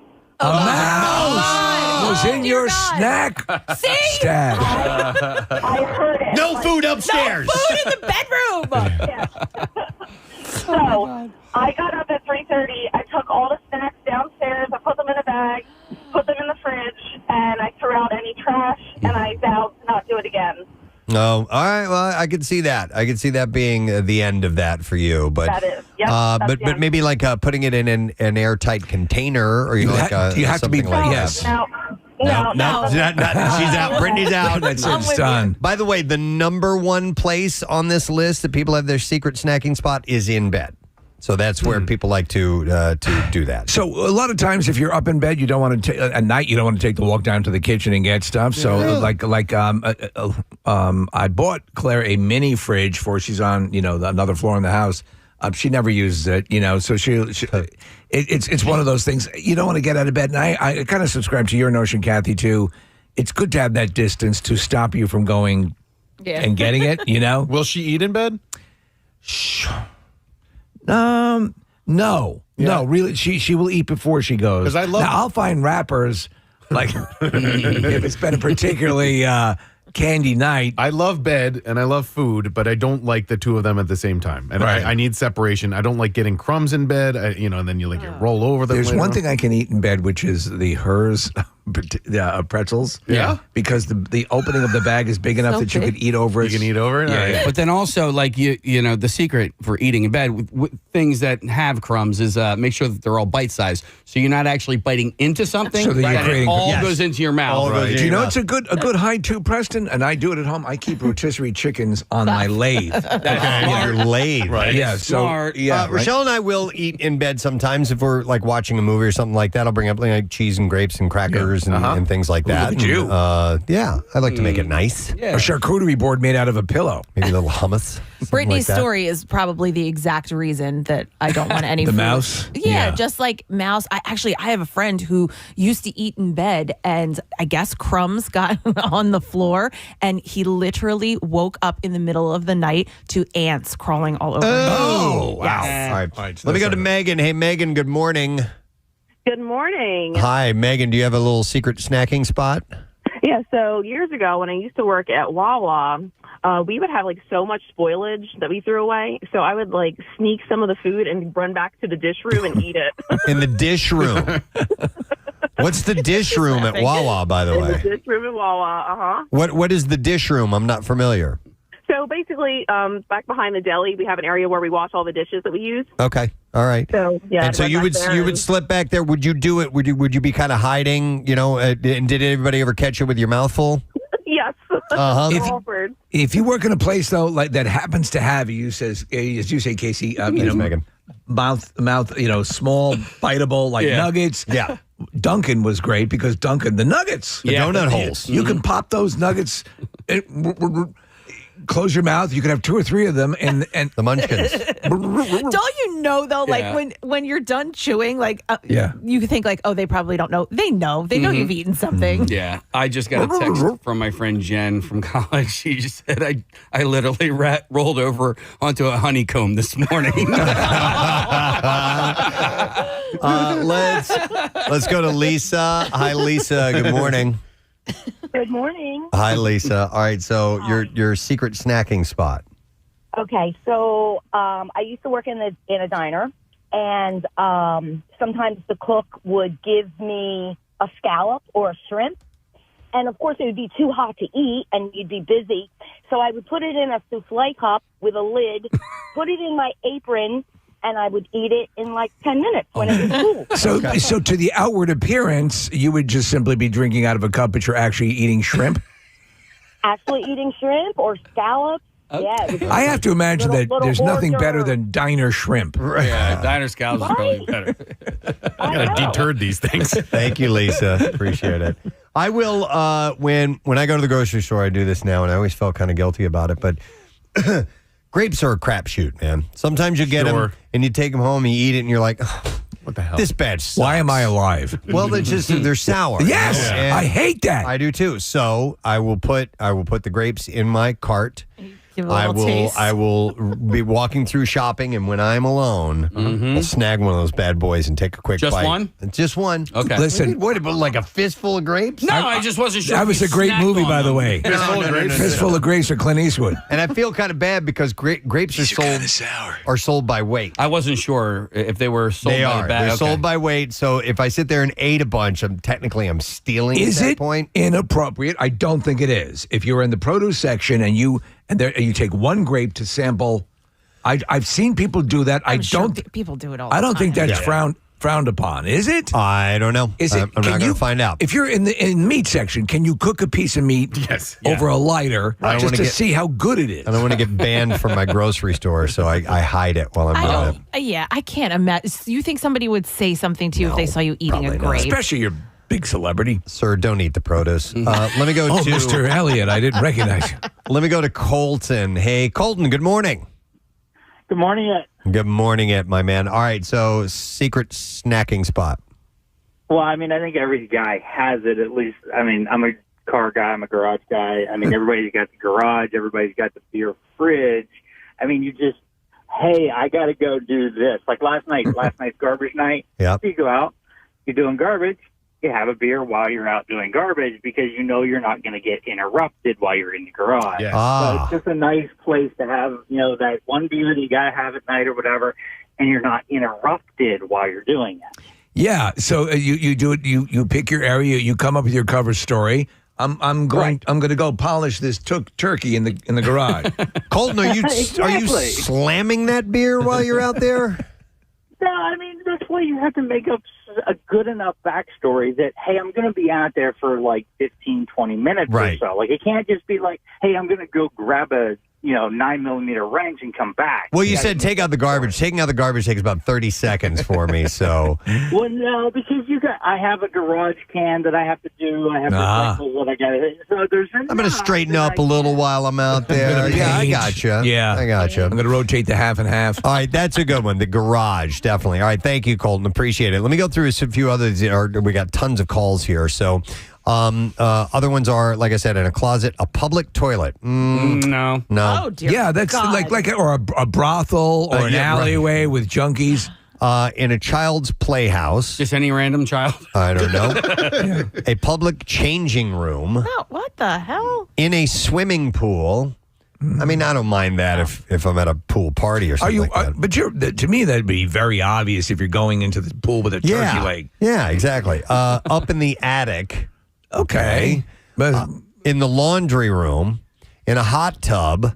Some of these aren't secret snacking spots. Like you said, Steve. That's you want to be out of the line of sight. All right. How about this? During exercise. What? No. Occasionally, I'll put cheese wheels on my bar instead of plates. I can't eat during exercise. No, me either. Breathing too Oh, much. it's very easy. I don't like to eat right before exercise. No, me neither. Either. When you guys are curling, you don't eat French soup? No, well, maybe I should try because I do like that. In a storage room at work. All right, I can see that. Yeah. So that was again. That ended up being on a number of occasions where I'd go to the storage room. There's nobody back there. You ever take a nap in a storage room? No. Yeah, I don't know. me neither. In an elevator. Okay. I don't. Just go up and down. I got a high rise. Just eating a salad in the elevator. It's like a magic trick. Well, I'm going to make this meal disappear. On the toilet is another one. No. A public stairwell. Why would you? Okay, I don't know. I guess just to hide. Yeah, if you're hiding in like the basement, then like a stairwell, I could see. People used to smoke in the stairwells here. You know, you'd walk Did in. they? Yeah. You could walk in there and smell the cigarette smoke. If you go with someone else, you can have them get at the top of the stairs and roll M&Ms down into your mouth. That's true. All right, then you have the shed, it says. I can see that. A shed is a good one. Yep, that's a really good secret spot. Septic tank. In the bathtub. Which is I'm not a fan of that. Like if Rochelle takes baths quite a bit, and I will bring her up a little, little something nice. Spaghetti. Time to time. Some spaghetti. Yeah. Some buffalo wings. Here, I brought you some hobo stew. It's your favorite, isn't it?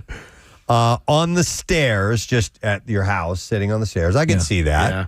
That's my favorite spot for soup. And then number 2 on this list, this is Casey. It says while driving. I think just in the car. Yeah. In general I think that's got to be one of the big sneaking food spots. You have delineation though. Parked and driving. Right. What is your driving food? Your number one driving food? Oh. I think you know what? That has become a visual, about Aretha Franklin and me, because you just can't deny how brilliant that woman's voice was. I should take a video of me sometime. There's a song that she has. We were talking yesterday about songs that will give you goosebumps or bring you to tears. And one that does, believe it or not, and I'll be singing this full-throated in my car, is Natural Woman. I knew it. And you know, hear me, Preston, singing, you make me feel like a natural woman. The notes that she chooses to come out of her body and that song Do we have that? So perfect. I can pull it up on my phone real quick. Yeah. Are so absolutely It's actually I perfect. love Respect, but I love that more. Yeah. Natural One. Yeah, I'm going to pull Because this I up. consider myself one. And aren't we all? Yeah. Hang on. Okay, so let me Got you right here. plug my phone in, and it will bring me to tears because the emotion is so pure. There are multiple levels of that song that are. Here we go. Looking out on the morning rain, Backup vocals and everything. Oh, I used to feel so uninspired. And when I knew I had to face another day, production of it. Yeah. Horns in the background. it Great. made me feel so tired. Another build. Strings. Before the day I met you, life was so unkind. But you're the key to my peace of mind. 'Cause you make me feel, you make me feel, you make me feel like a natural woman. Brilliant Stuff. Brilliant. Did you ever see the documentary of her? She was singing at that church. Yes, it's great. And you look at the people in the audience. Mick Jagger sitting in the back of all the way in the back of the That's church. incredible. He's just sitting there in amazement. Yeah. You know. How do you do that? But what's interesting about that is I'm the sorry, very sir, you're not allowed to eat liver during the service. These are my lips.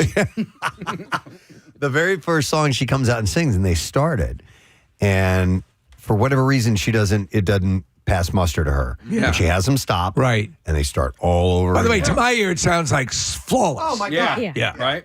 And Why'd you stop?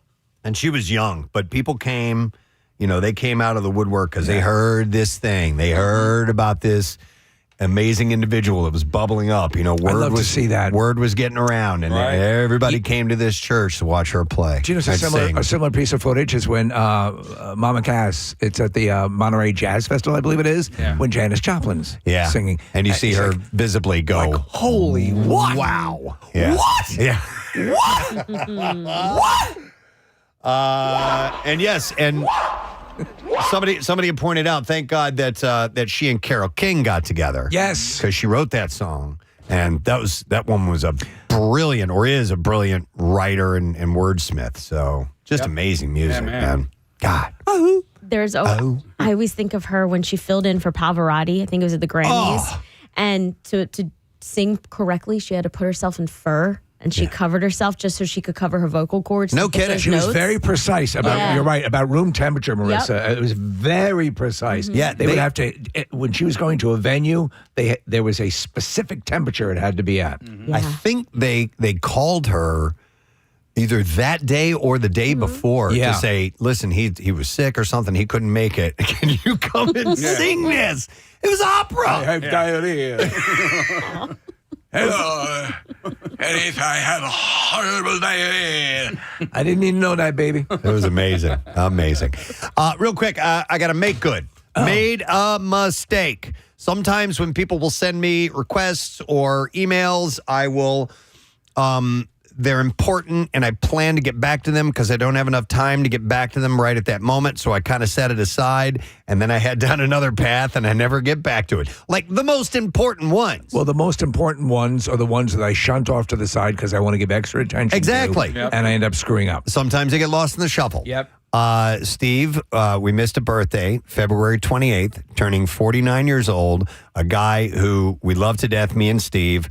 Joe Casey. Joe Casey. Our man from Xfinity. Joe's the best. He is the best, and he's the bee man. He has the best honey. His honey is phenomenal. He's a beekeeper. Not going to find a harder worker, a nicer guy, just a sweet man. And honestly, I just talked to him the other day, Preston, because He's the guy, if you're troubleshooting something. Yep. And I would be yelling at me. I would be yelling, leave me alone, you F. All right. But not Joe Casey. No? But you know what? He's like Rodney is, our engineer, where it's like, okay, you gave me a problem. Right. I am going to solve this problem. Like, I don't have that in me. I don't have that in me to, all right, I'm going to go, I've been through that, and that, and still can't figure it out, so I'm going to try this, and this. And I don't have that in me. Joe. And Joe is that way, and Rodney is that way. I do have it. The one distinction is I'm incompetent. Yeah. So they are competent. I think Joe's mantra is, if there's a problem, I'll solve it. Yeah. And check out my hook. Well, And then Rodney's is lose the zero and get with the hero. Right. No, I don't. I'm like, if I go down the path, I'm like, well, let me call someone who knows what they're doing. But he would like a juicy, wet shout out for his birthday. So let's do a Tom turned Jones. 49 on February 20th. Joe, I very much apologize to you that I did not get to this. He wrote, thank you again for everything, for the laughs, the friendship, the genuine care that you've shown my family and me. Joe had a stroke a couple of years ago, and wouldn't know it. He's bounced back, but it was it was touch and go for anybody who has a stroke. It's it's very, very scary. But he said, I'm grateful to know that you both and your families, to know you both and your families, and look forward to seeing you all again very soon. With appreciation, Joe Casey, the B-Man. So here we go.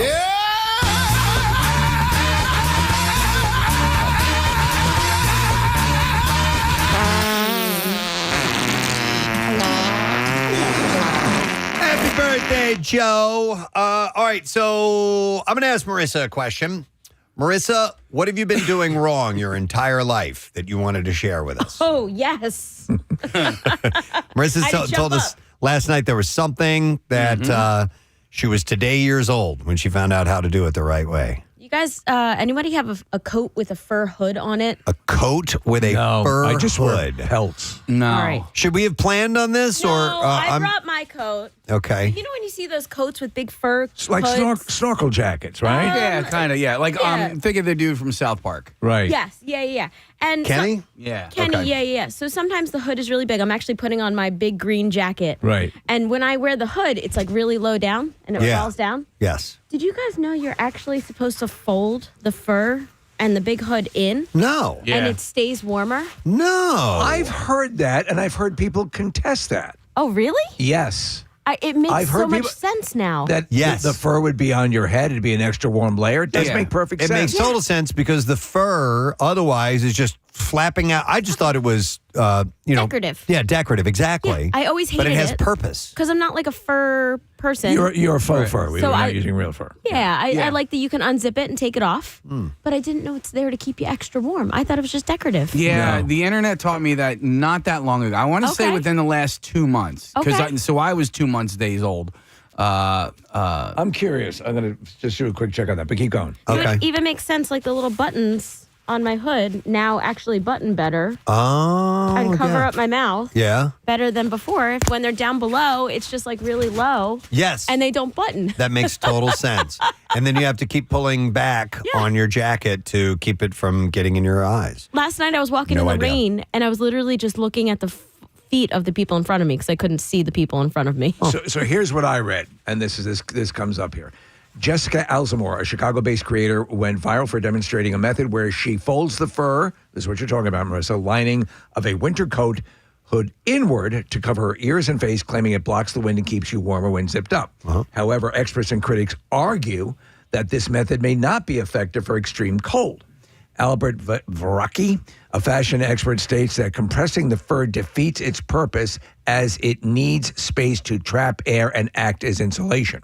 But it's not acting as insulation if it's just on the outside. So you're folding it in so it kind of like goes around your head and then over your ears more specifically. So Angela Urio, I'm sure you're familiar with her. Oh, yeah, big a fashion designer professor explains that fur works best when loose, creating a buffer of still air around the face to reduce heat loss. I like Marissa's better. Yes. And then historically, indigenous clothing designs like Inuit parkas place fur on the outside to block wind, snow, and frost. All right, then what would be the purpose of, the flap hats? Yes. Okay, so when the flap is up, the kind of woolly furry part is on the outside, and when you pull them down over your ears, that would then cover your ears. That Correct. would be, you know what I mean? Yeah. So that's kind of goes counter I've seen it to both that. ways. I see an argument for both of them. I figure that the Inuit probably know their stuff, but I mean, whatever keeps your ears warm, go for it. Yeah, and it always bothered me because when you would wear the fur in like a snowy day, the fur would get like all of the snow and ice would get stuck in it. Correct. And then it would melt later once you got your jacket inside. They would say that's the purpose. It's supposed to catch all the snow. Yeah. It's so interesting. And also make you look like a bear. But also Marissa's theory that the hood is so big that it covers up your eyes.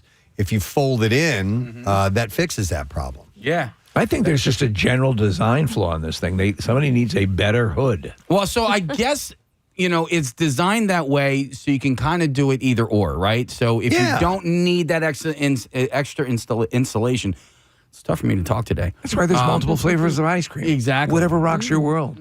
You don't like chocolate molded. We do. Yeah. Huh. There we go.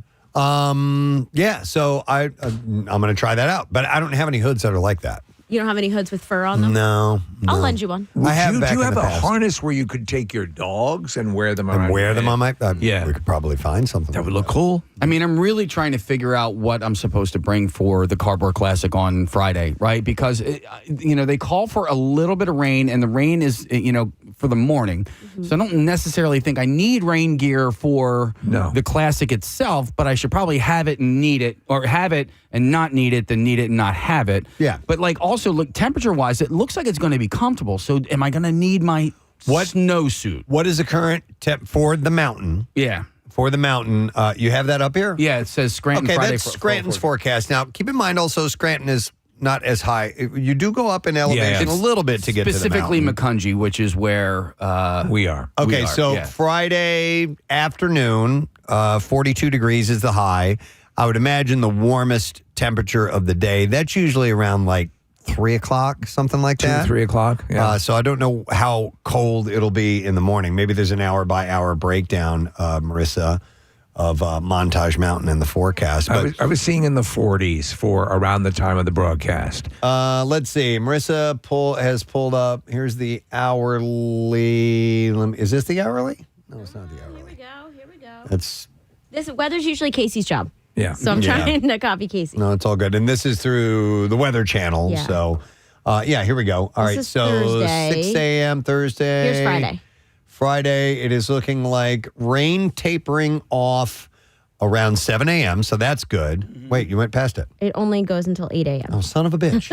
But it's looking like the morning temperature, Casey, around 6, 7, 8, 9 a.m. is going to be like 35 degrees, 34, 35 degrees. Which is not bad. It's going to be cool. Yeah. A regular winter coat should get it done. Yeah. But I do find the snowsuits to not be too bad, right? Like as long as like your layers under, because you really don't have to go super.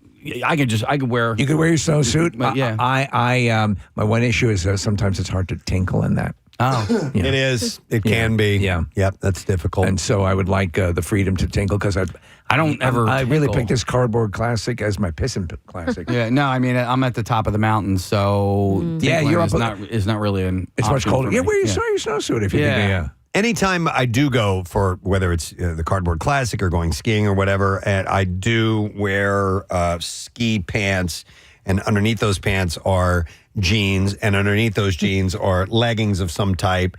And so going to the bathroom is a pain in the ass no matter what when you're headed out. So I just wear the ski pants that I wear. That I have 2 pairs that I love these. I just wear those and underwears. Yeah, because they're so warm. Oh, yeah, I became a first layers person because I Yeah. like that right after the ski, you're just sitting in your spandex, hanging out with a big sweater on. Yeah.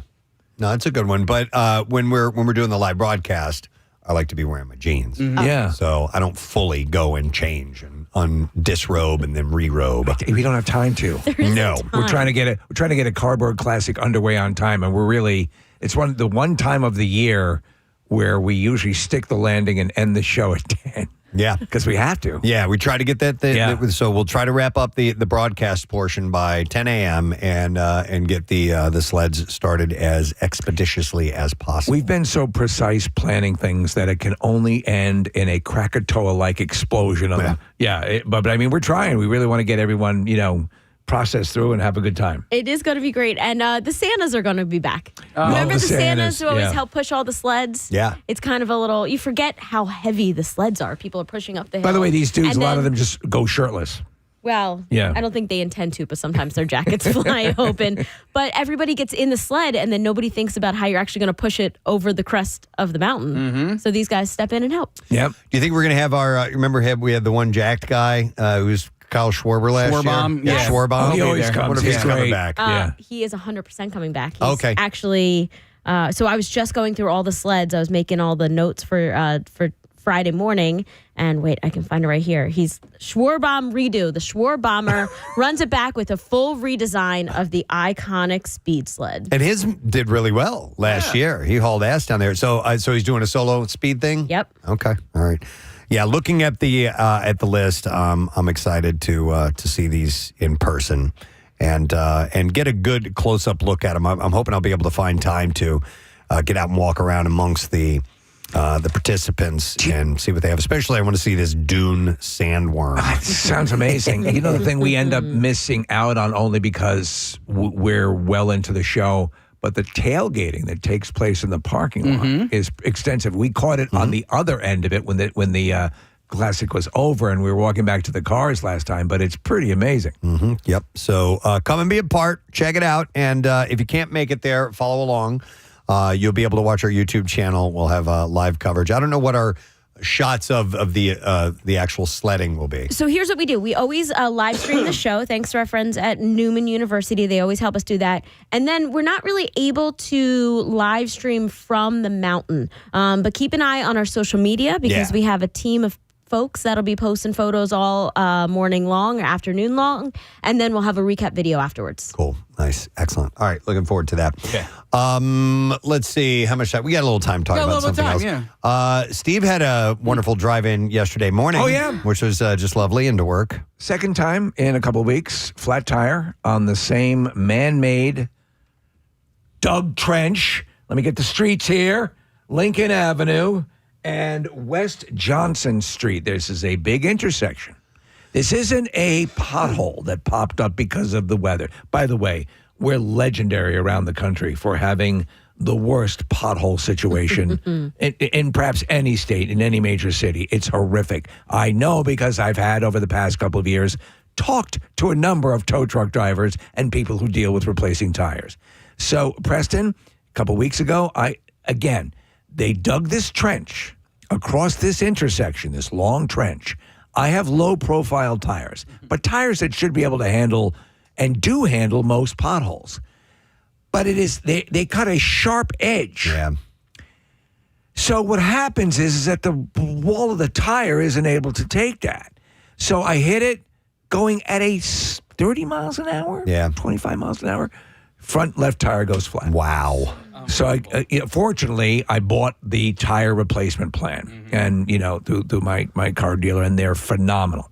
Replaced the tire. Coming into work yesterday morning, I slowed down even more. Well, don't you know they must have recut the trench because I go over it, boom, tire goes flat again. What? So and then I'm like, they listen. I know there's a lot of road work being done. But by my reckoning, this kind of thing, and correct me if I'm wrong, and I'm sorry if I'm stepping on toes, usually would require one of those metal plates or a road cone or a bright orange line. So there's no indicator that There that's there? There's no warning? not a goddamn thing. That sucks. And at that time in the morning, I'm like, and it's over the course of 2 years, I have hit man-made created trenches. I get they're doing work. I get they're doing whatever they need to do, but you need to put some sort of indicator to the driving public that this is going. Am I outlandish for No, something? you're not. As a matter of fact, I mean, you can, sue PennDOT, for things like that. I've heard, and Preston brought that up yesterday, and I've heard that is a sometimes it's just a big circle jerk. Yeah. You very rarely do you get restitution. Like, how do you prove that Right. it was that location that gave you the flat? Blah, Right. blah, blah, blah, blah, blah. Yeah, no, I understand that. I mean, but you have the tire insurance, so it's kind of like a. That I would never not. Mm-hmm. So at my car dealer, I go in yesterday, and the guys are all great over there, and they say like they've had like 7-8 cars come in just yesterday, with the flat tires. But it just sucks. Yeah. Because I actually, my area, and we've talked about this before on the air, I will actually kind of leave reminders that recur every day. Trench, Lincoln. To remind me, it hits before I leave to go home. Wow. Really? Just to remind me. Uh-huh. There used to be a pothole right out here. So here's the deal with reporting that to PennDOT is that, the more people that do it, maybe they'll get the memo. Did you have to pay anything out of pocket at all? Not even a. I mean, I pay the fee for the service. So the tire replacement service, which covers the tires, and that's an insurance policy, basically. Yeah, but so you have nothing to request back from the state. Really, nothing. No, I mean, they not only that they provide the tow, they provide a little money for a lift, lift or an Uber ride, and so it's a great package to have, especially if you live in an area, and most car dealers offer something like that. Most car companies. Yeah, especially also if you have low profile tires like you do. And I used to have a car that had lower profile tires, and I remember actually we were going to our Subaru broadcast, and I was driving on 95, and I basically hit a pothole that was the size of a baby pool, and it was on 95. It's insane. Right by the airport, and it was violent. It was like, bam! Like you could hear it, and it was. Not as bad as Lincoln, where, it was unavoidable, but it was unavoidable because I'm traveling at a rate of speed and it just kind of came up out of nowhere. There are places where Lincoln looks like the Ho Chi Minh Trail. Yeah, and I was not going to pull, and it wasn't until I got over to the Girard Point Bridge where I was like, the tire light indicator came on, and then I was like, how long after you hit did the indicator come on? Maybe like 2 minutes or something like that. Yeah, okay. Not super long, but I'm like, I'm not pulling over on this bridge to change the tire, so I had to get off at. I got off at where the Walt Whitman exit is, Packer Avenue, and I had to change the tire there. But and so that was. By the way, I don't have a spare. There's no in the car. Me either. Right? Okay, yeah. I got to call the roadside service. But that particular winter was so troublesome. I think I got 3 or 4 flats all within a month and a half time. Yeah. And I said, I ended up getting a different car. So I ended up getting an SUV that had bigger tires with larger sidewalls where potholes weren't as bad. Like unfortunately, man, listen, your car's awesome. The tires look really great. I'm changing them up though. You are. I need a little bit more meat on the tire. Listen, again, this is where we just came off a super hyper freeze. It's only going to get worse as things start to warm up. Yeah. The last tire issue I had was, I think it was last summer, and I was coming across Commodore Barry Bridge, and I get the indicator, and I'm like, oh, man. And so I don't have a spare either, which I think is just stupid. Yeah. I hate that fact. And I've run flats. I don't care. I want a spare. I want to change my tire. Yeah. I've changed a gazillion tires in my time. You can knock it out in just a few seconds. I'm like the old man in the Christmas story. Likewise. At the Indianapolis 500. Let's go. But Time not even a donut. Not even a donut. Nothing. No, a tire. Nothing at all. Yeah. Give me a full goddamn tire. So anyhow, I get this tire, and I have a roadside assistance package. So I call them through the dealership, and they're like, "Is it?" And it was a leak. It wasn't like a full-on flat. Right, It was starting to get slower, so I'm watching it, and they're like, "Okay, those are run flats." They said you can continue to drive up to, and they gave me a number. It was like 50 miles or something like that, as long as you go under 50 miles an hour or something along those lines. And I'm like, okay, and I'm kind of doing the math, and my dealership is in Fort Washington, and I'm like, all right, that's within 50 miles. I can make that, no problem. I'll do it. And like a dumbass, I didn't think of the other dealerships that would have been a lot closer to me that it could have easily gone to. Yeah, right. And so I try to make the long haul. Now, Rochelle was coming back from the shore as well, and I call her and I'm like, here's what I'm doing. She's like, all right, well, I'm like 3 minutes behind you. I'll catch up with you.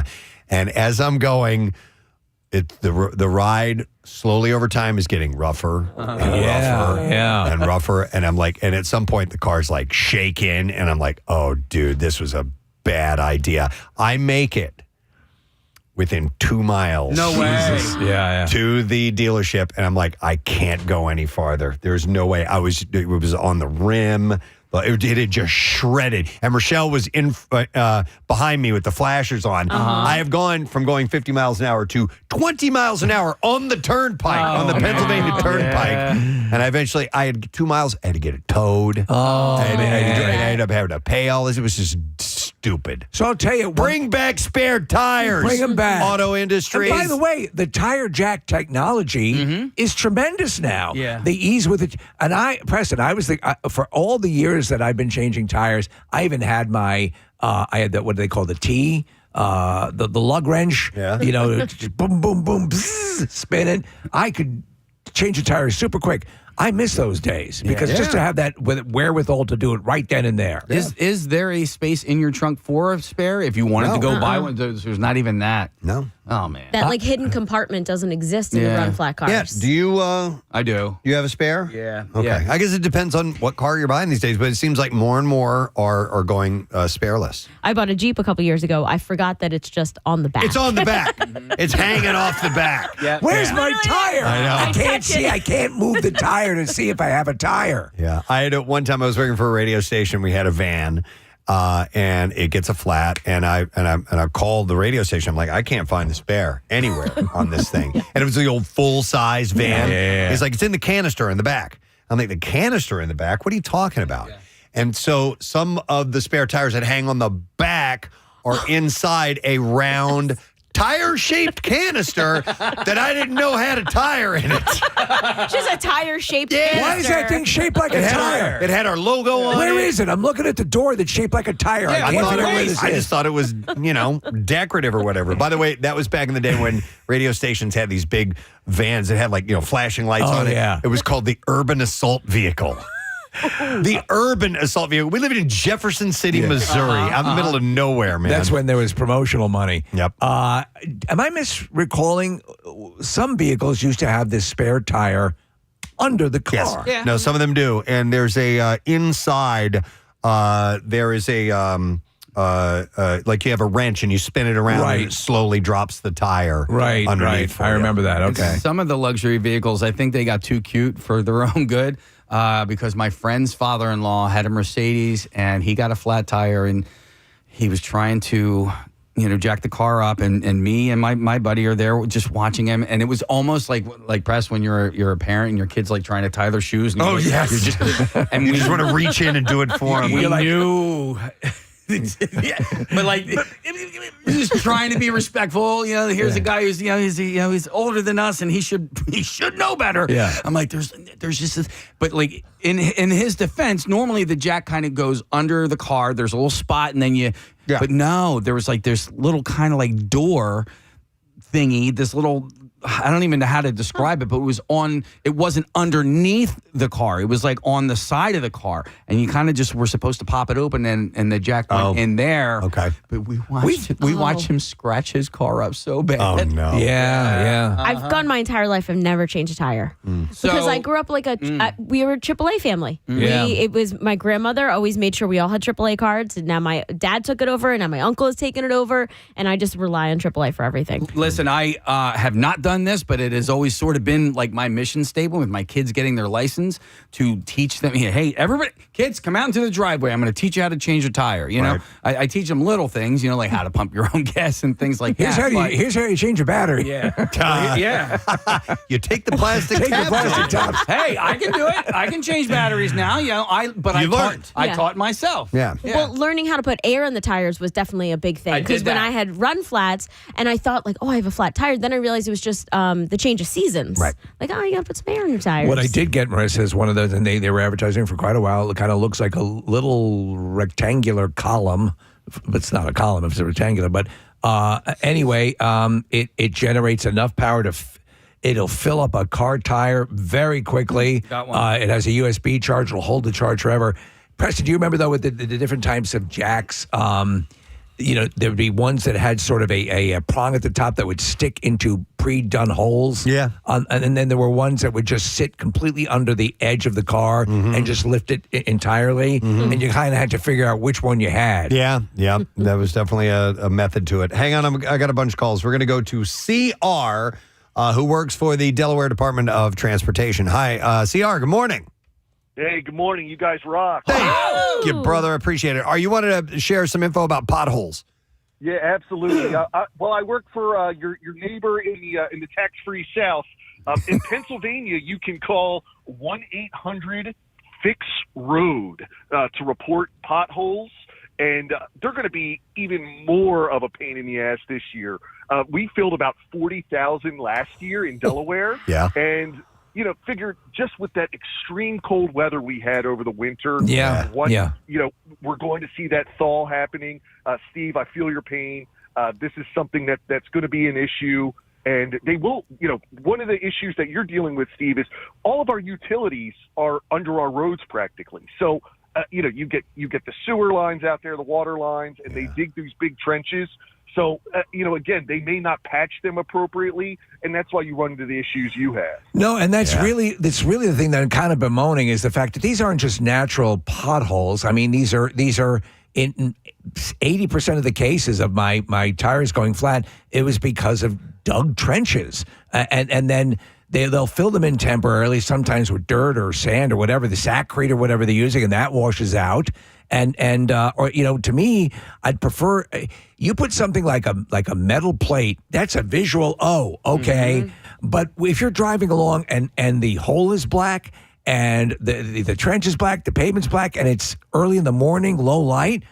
I mean, that's what happened to me twice in a month. I hit the same trench. What's the intersection again? It's Lincoln and Johnston, I think it is. Okay. And it's a big intersection, and this trench runs the whole length of it. Wow. All right, CR. And it's a terrible feeling. Yes. Thanks for the heads up, brother. Thank you. We appreciate it. All right, guys. Steve, I have an update. John is calling in about that very trench that you're talking about. Hi, John. You're on the air. Good morning, buddy.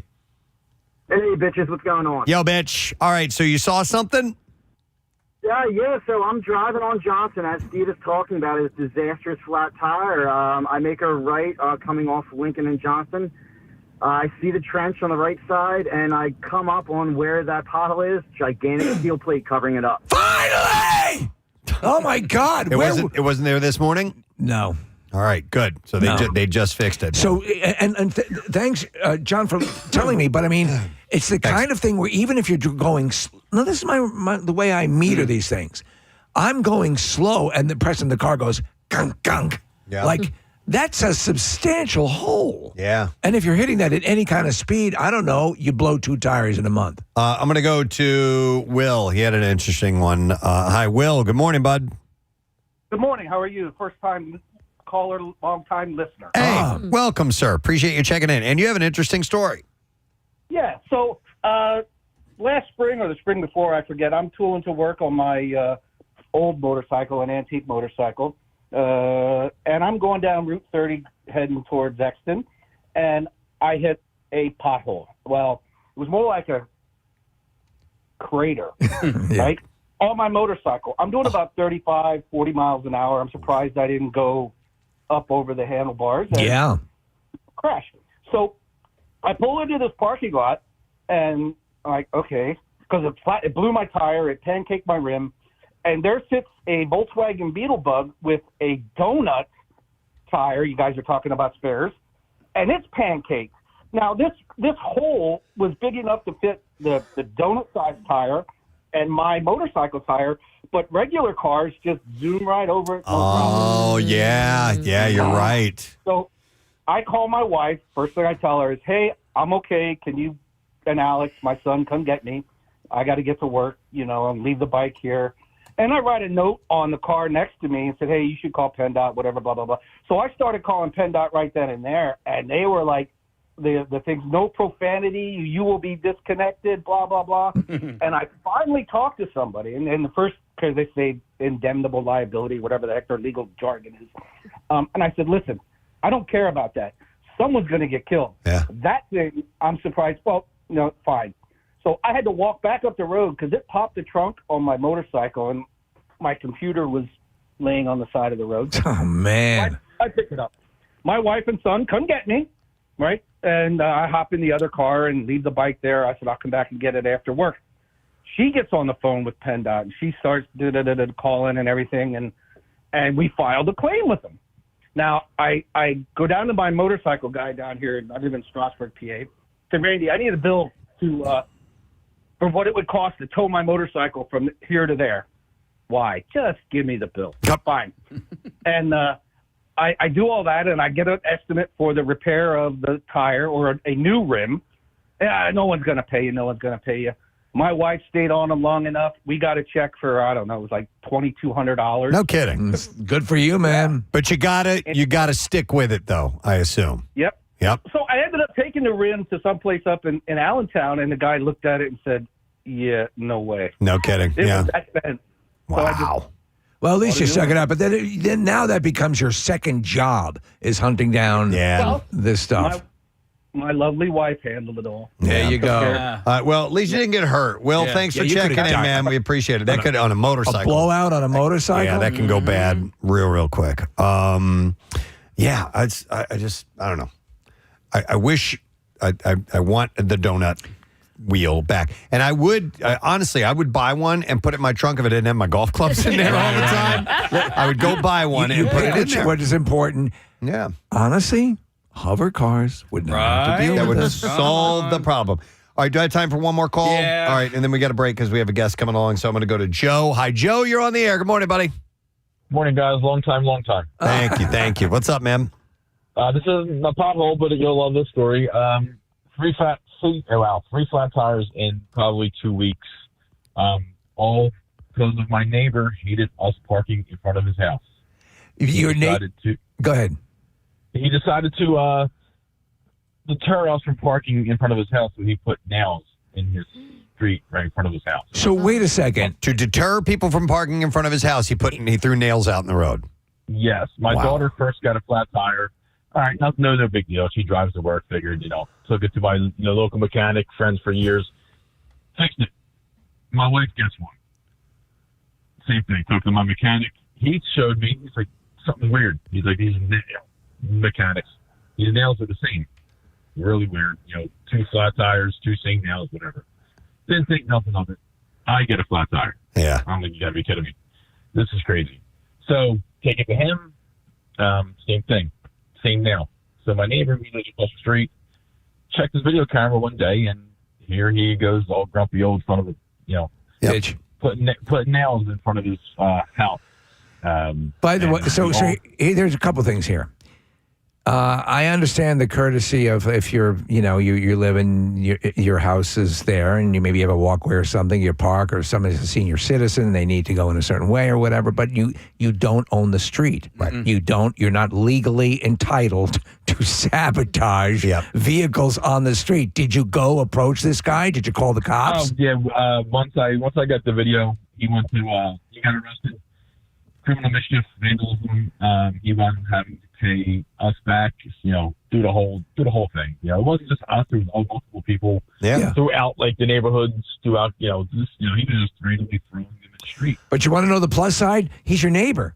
Yeah, exactly. You can see him all the time. Yeah, you get to see him all the time. All right, thanks, Joe. I appreciate it. Yeah, and to think that you could get away with that? Yeah. It's in front of your house. Yeah. You're doing this all the time. I wonder who did this. You're eventually going to be found out. Wow. I'd be like, hey, good morning, Nails. Just call him Nails. That's his name from now on. Hey, Nails. All right. Well, anyhow. Well, sorry about that. I hope that it sounds like they got at least the metal plate on top, Steve. But that's plus. Yeah. If you were paying out of pocket, I would absolutely, even though it would be a pain in the ass, you'd have to track down people at PennDOT and make that change. And get that money back, which is ridiculous. Wow. All right. Well, anyhow, thanks for your calls. Thanks for your texts. We appreciate it. We need to take a break. We do have a guest coming up in just a moment. We're going to talk to Kyle Kinane, who's going to be at Helium Comedy Club. Chat with him in just a couple of minutes, so make sure you stay with us. We'll be right back.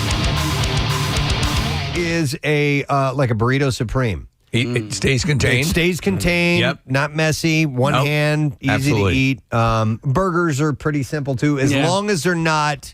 like you're not getting like a loaded burger with tons of stuff on it. Right. Yeah. Fries are good. Like a McDonald's cheeseburger. Pretty damn simple. Shish kebab. Very easy to eat while you're on the road. Yeah, all of that. Contained. Ready to go. French fries. Easy. Yep. All that stuff. Let me see here. Baked Alaska. I'm going to go to some more calls here. Let's go to Mike. Hey, Mike, good morning.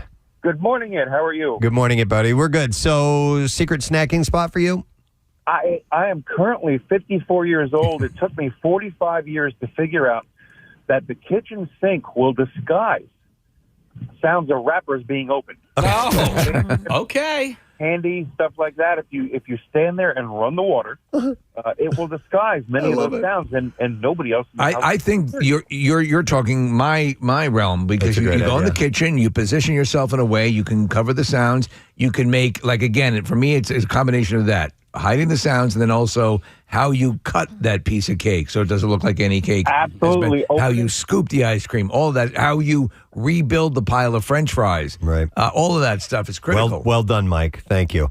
By the way, which leads me to the why are you hiding what you're eating?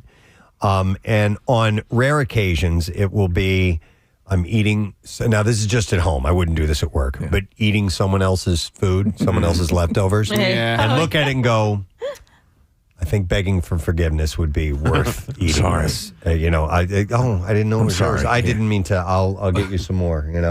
I have done that. What? I don't do that. You don't do that? No, I don't. Okay. You have respect for other people's leftovers? Other people don't. In your house, they'll eat yours. All the time. They ate my ice cream. Yeah. That's why I had to eat my mom's candy last night. Let me ask you something. If you set up your dinner, everything's set there, you're ready to go, and you go to the bathroom and you come back and it's gone. Yeah. Can someone use? Well, you weren't here. I mean, it's on a plate on the table. Yep. No, people wouldn't do that. All right. I mean, Possibly the dogs would do it. The biggest fight ever between my sister and I happened when I ate the last pizza, the last frozen pizza. I mean, physical fight. Throwing things, punching each other, the whole thing. What kind of pizza? I don't know, just some random frozen pizza, whatever. When you want it, Yeah. when you've been thinking about it, Yep. that's like I told these guys earlier, I'm thinking about dinner today. And I'm like, what I want. I know what I want. And I'm going to have it. And if anybody gets in my way, I'll kill them. I remember swinging a hockey stick at her earlier. I kid you not. Because she was punching me. She was hitting me. She was older than me. She deserved it.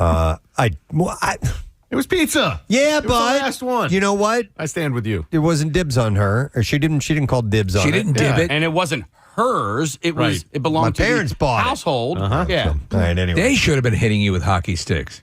Secret snacking spots. Very interesting look at that. So thank you for your calls. We do appreciate it. We got to take a break. It's 7:51. We need to get to the bizarre file. We're going to have a fantastic actor. Mr. Chris Cooper is going to be joining us along with his wife. She's an actress as well, Marianne Leone. And they're talking about a project that they have available now called Within. Todd Fedorik's going to be on the program too, former Flyer great, and more. Stay with us. We'll return in just a little bit. Light. We got some free ink for you to win Tattoos Day. So if you're interested in a $350 gift certificate for Floating World Tattoo and Piercing, just text the word tattoo to 39333 and we'll get a winner by the end of the program. Did you get the email of one of our tattoo winners who did a Gene Simmons chicken? No. Is that real? Yes. Yeah. No, I need to see that. I'll dig that up. I thought you guys all got it. No, I've got to see that. That's brilliant. That's as show-centric as you can possibly get. And it pays tribute to two great things, Gene Simmons and chicken. Exactly. Oh, my God. It doesn't get better than that. All right. This next segment might not work. Who knows? We're going to see if it does or not. We have talked about this in the past, about bringing in some items to show and tell about. Preston? Yes? They said the same thing about the X1. And look what happened. It broke the sound barrier. Yeah, there you go. All right. So, ladies and gentlemen, for the first time ever, the Preston and Steve Show is bringing you Show and Tell. Thought I'd throw in a little bit of Rush this morning.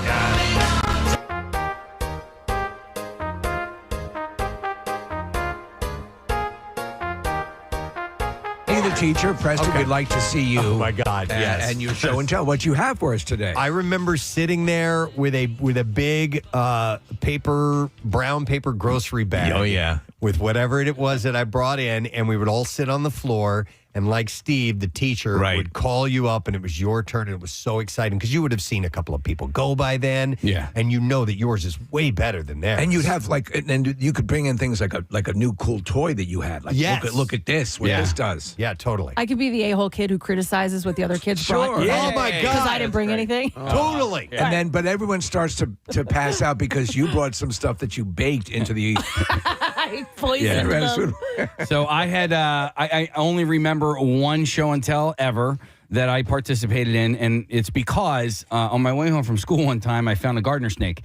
And so I captured it and I put it in a Folgers can, and then I brought it into school the next day for my show and tell, and then the gardener snake somehow magically got away. Oh, no. And my mom let him go. She did not care for having a snake in our house. By the way, check on that. Is it gardener snake or garter snake? Garter. I was pretty sure it's garter. Garter snake, like in a wedding when you put the snake on the girl's thigh. Yeah, and then it crawls around. Yeah, I just wanted to make sure. That's cool. And so people would be. What was that? texting and saying- Did I said it the wrong way? No, Garter snake. The snake that you are talking about has a gray mustache. Yeah, you said a gardener snake. A Jim Gardner Okay, snake. so what I brought, speaking of show and tell back in the day and when the kids would be there, is what I've mentioned before. I brought this to my third grade show and tell and recently found it. Wow. And hopefully... This is a good one already. I haven't brought this in for you before, and it just just shows exactly what a different time it was, because, ladies and gentlemen, I brought to my third grade show and tell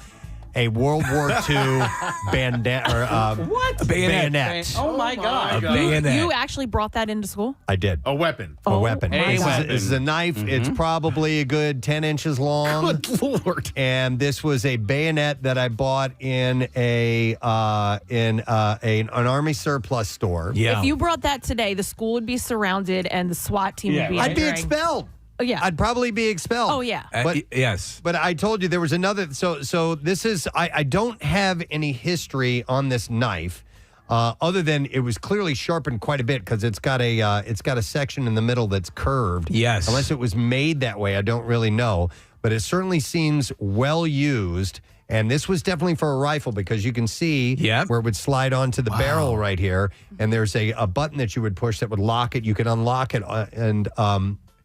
It's got a wooden handle with these kind of cross stitches in it, and there is a mark on it, but I've never researched it. Do we know which army it was used for? I don't know anything about this other than I saw a big freaking knife and I wanted to buy it. So my dad... And this is when you could, as a kid, you could walk into a store and buy a big-ass knife like this. I was in like third grade and I bought it. We had a German, I believe it was actually a Hitler Youth knife that somebody given my dad while he was actively fighting the war, and brought it back. Oh, wow. Yes, Preston, that stuff was around the house. And as I said earlier, I brought a Civil War sword into show and tell.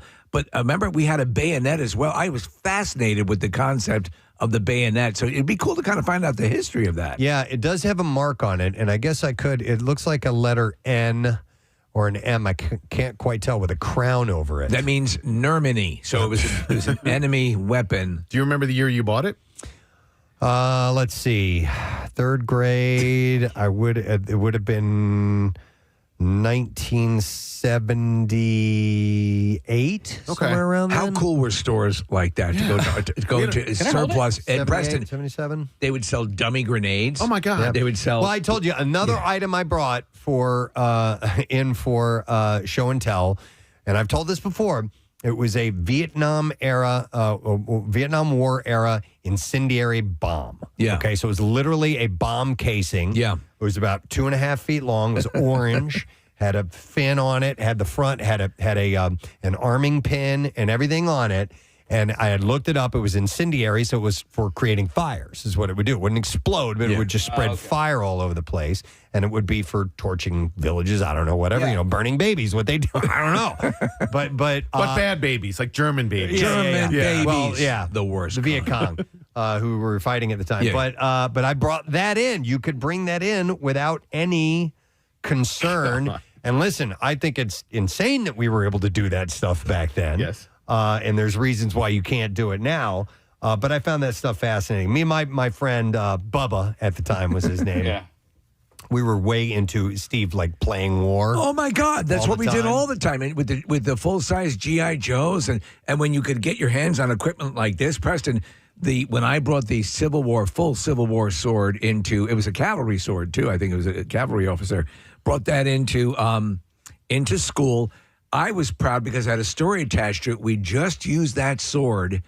My pool above ground pool was frozen, and I ran the sword about 50 times into the frozen pool liner. Oh man, my So dad wait a minute. loved that. So it was a Civil War era sword. Yep. What did you guys ever do? Those things are worth a ridiculous amount of money. I guarantee you, it walked. My dad, when my mother passed away and we moved, my dad held the most crazy garage sale. Wow. Like things I had just bought ended up in the garage sale. I'm like, he sold where is? I sold. Thank you very much, Marissa. Our next guest is performing Helium Comedy Club, but not till next Thursday through Saturday. But we are checking in with him now via Zoom, and I will say he looks as cute as snug as a bug in a rug right now. This is just adorable. Super hot. I'm very jealous of him because as we speak, he's lying in bed. I mean, under the covers. Yeah. On his back, right? Yeah. Welcome, Kyle Kinane, to the show. Hey, man. What is this? They're like, yeah, it's a call-in. It's radio. They're like, no, there's video. I'm like, I'm in bed. I'm doing this from bed. Hey, we're 6 a.m. We're loose. We love this peek behind the curtain, and this is proof positive that you periodically throughout the week sleep. Yeah. Yeah. You don't want a comedian who's up at 6 a.m. regularly. He's probably a bad comedian. Right. So you're on the West Coast, I guess? Because yeah. Okay. All right. Well, thanks for getting up early, or thanks for being up early. You didn't actually get up, so. I set my alarm to wake up 4 minutes before this interview. So are you in a hotel right now?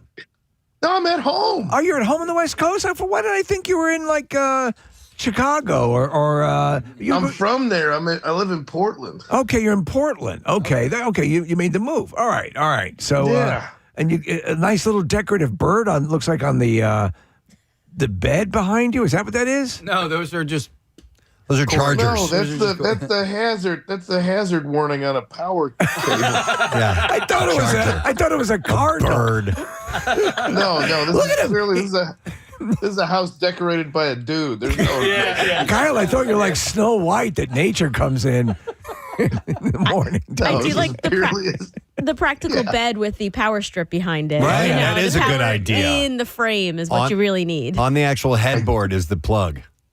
I thought that was a requirement. I thought it was a nice accoutrement. I think it's wonderful. Yep. Yeah, I have to tell you, Kyle, I saw it recently, and just doing some research for the video.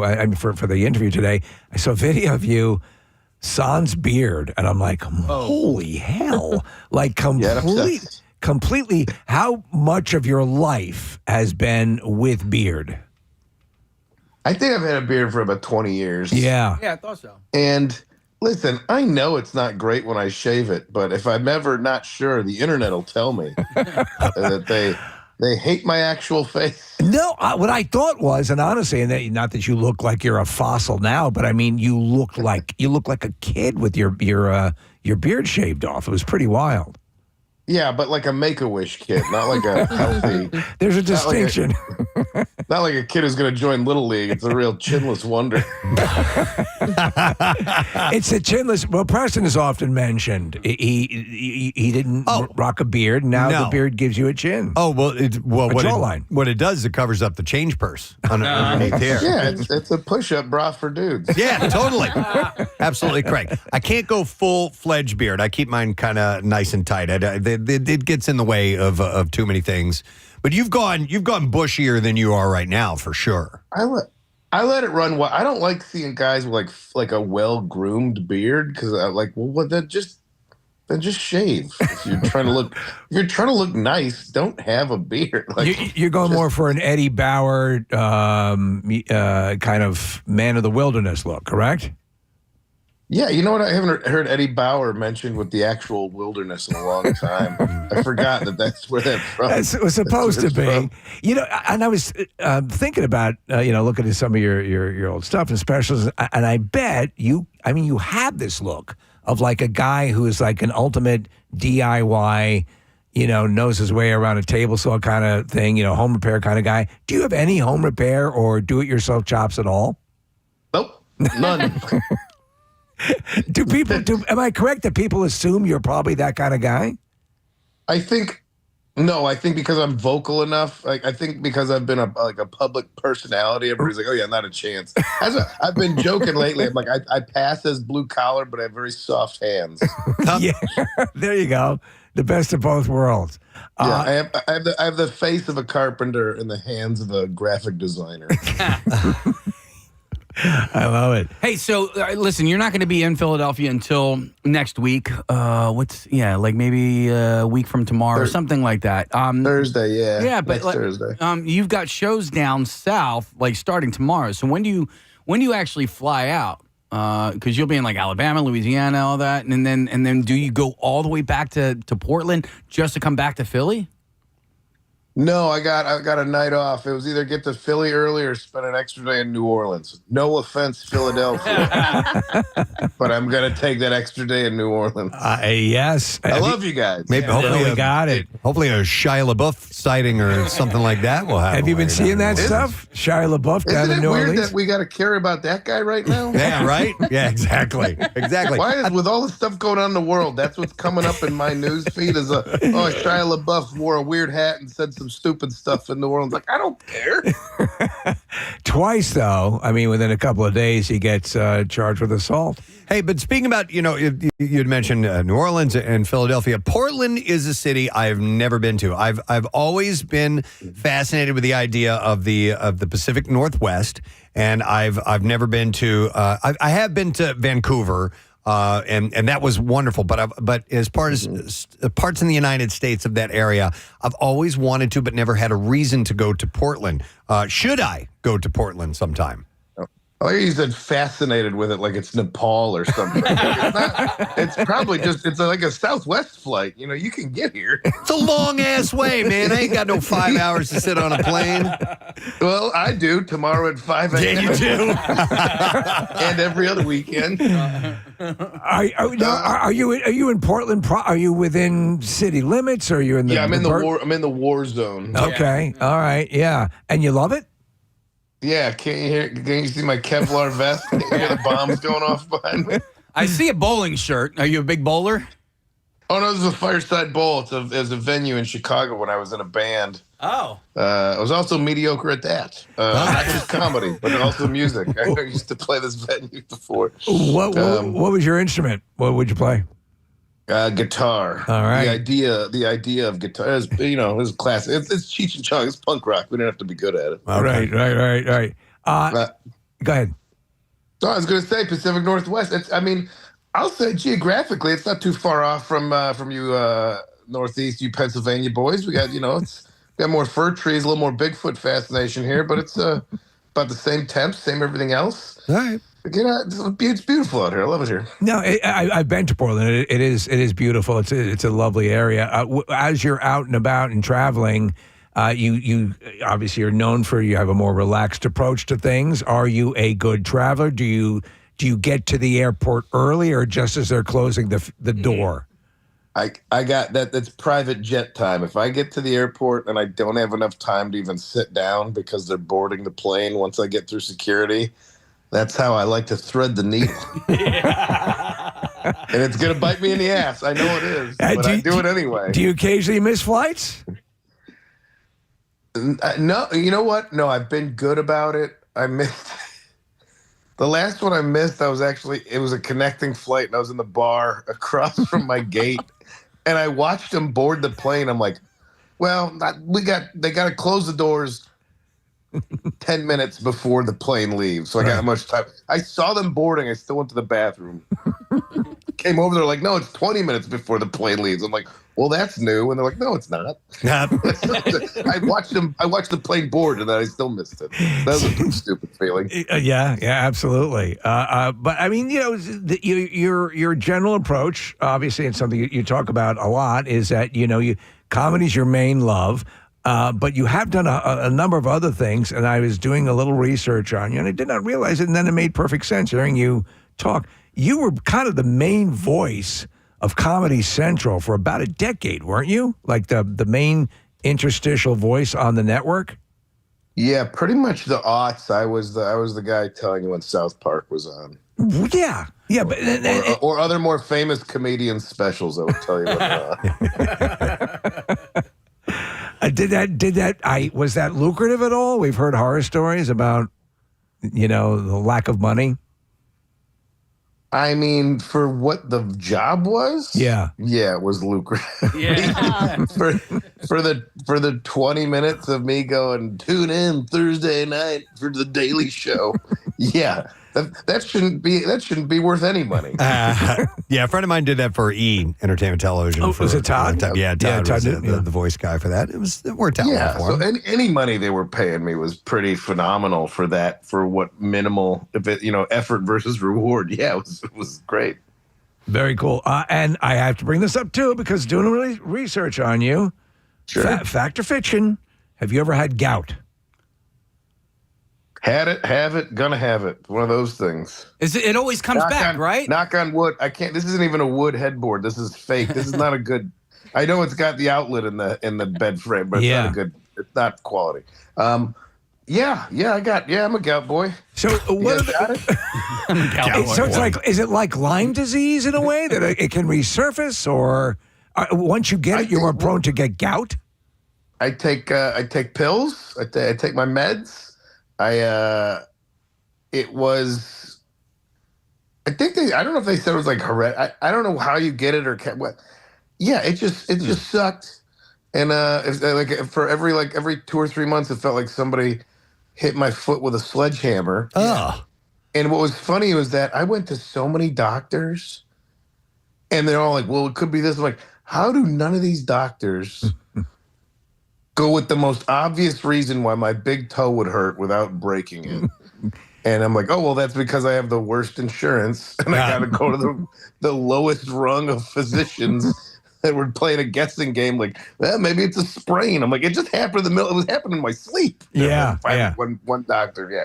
But yeah, it's I take my pills. You guys don't have gout? No, don't have gout. Gout seems like an old-timey. A friend of mine had gout, and I was always surprised to find out that spicy food can be a culprit in creating your issues. That's one of those, like, well, you got to keep track of what you eat. I eat everything all the time. I can't be like, oh, it was 2 Inferno sauces from Del Taco. And then a hot dog, and then 14 beers, and then some tortilla chip. Like, it could be anything. I don't know what causes it. So my brother, he gets gout flare-ups. Does he? Yeah, the big bummer for him. I didn't know this gout was so prevalent. Yeah, the bummer for him is he can't have his Miller Lights. He's got to not drink Miller Lights when he has the flare-ups and stuff. And then also the one other thing I remember about gout is there was Maurice Cheeks was a coach for the Sixers, and he had a gout flare-up, and you saw him on the sidelines. And he couldn't wear shoes, so he was there on his just in his socks. He, in a full-on suit, and he was wearing socks. And so when I saw that, Kyle, I actually, because I always wear Birkenstocks, right? And for a while there, I would go to an establishment, and sometimes they require proper shoes, and I never got to use this. But in my mind, I was like, if they don't let me in because of my shoes, I'm going to tell them that I have gout. And that's why I'm wearing sandals. Did it work? And they're going to let me. No, I never got to use it. But that was my built-in excuse, is I was going to tell them that I had gout. What? Yeah, I was going to say, what establishment were you twigging? What Red Lobster wasn't going to let you into the establishment? Well, and also, if you're like, I got gout, I don't think shellfish is the place. I don't think all you can eat shrimp is really the thing you need right now. Man. I was placing gout in scurvy, territory, and I did not realize gout has never touched my life. Well, Gabe, why'd you better knock on wood, brother? Yeah. Well, it's funny. It can happen whenever. You never know when it's going to come and get you. All right. When we have guests on, we just so you know, we have little guest sheets and just a little bit of information that comes up about you. I'm sure you have the same thing. I'm sure you got Preston and Steve sheets on you right now. But they're in my files. Yeah. One of the things that I wanted to ask you about was meeting Morris the cat from the Meow Mix commercials. Oh man. Yeah. Oh man, that was the coolest. I lived in LA for 17 years. I don't really care about celebrity culture, but this dates it.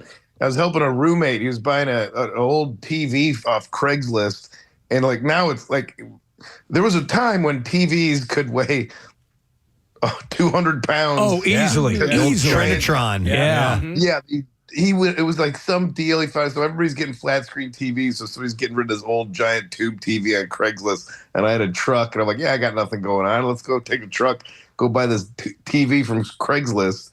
We go in this woman's house. She's got cats. I'm a cat guy. I'm talking about, oh, look at this guy over here talking to these cats. And she's got a box of Meow Mix in like a curio cabinet, and like where old ladies keep their little precious moments dolls and stuff. I'm like, was that like a real good box of Meow Mix or something going on?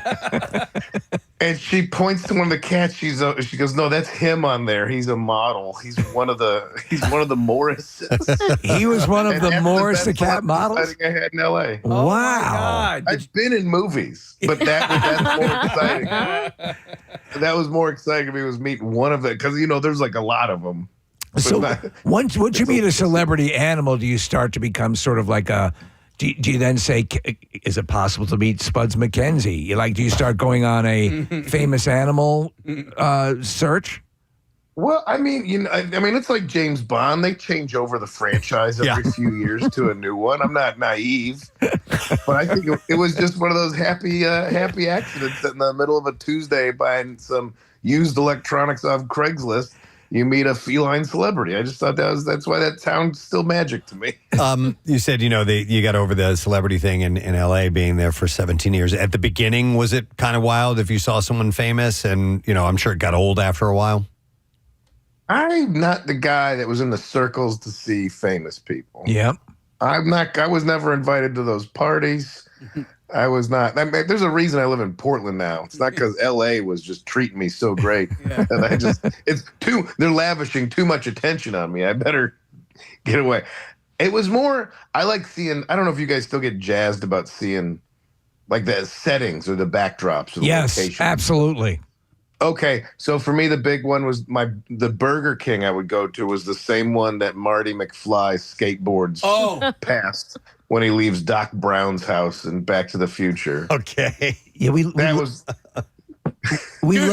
stuff like that. I would love to love to see that. But we also live in Philly, so there's not a whole lot of that stuff. So like when I was driving through New Mexico, I had to go to Walter White's house and the car wash and stuff like that. But like, I would love to know exactly where that Burger King is. I was literally just saying this morning that's one of the greatest movies of my lifetime. Yeah, but wait a minute. The Burger King that Marty McFly rides past is different than like the courtroom where a few good men actually filmed. You know what I mean? To you, there was maybe. a pivotal moment. This is just this is like a background thing. Not really, because that Burger King, if my memory serves me correctly, was right next to Doc Brown's garage.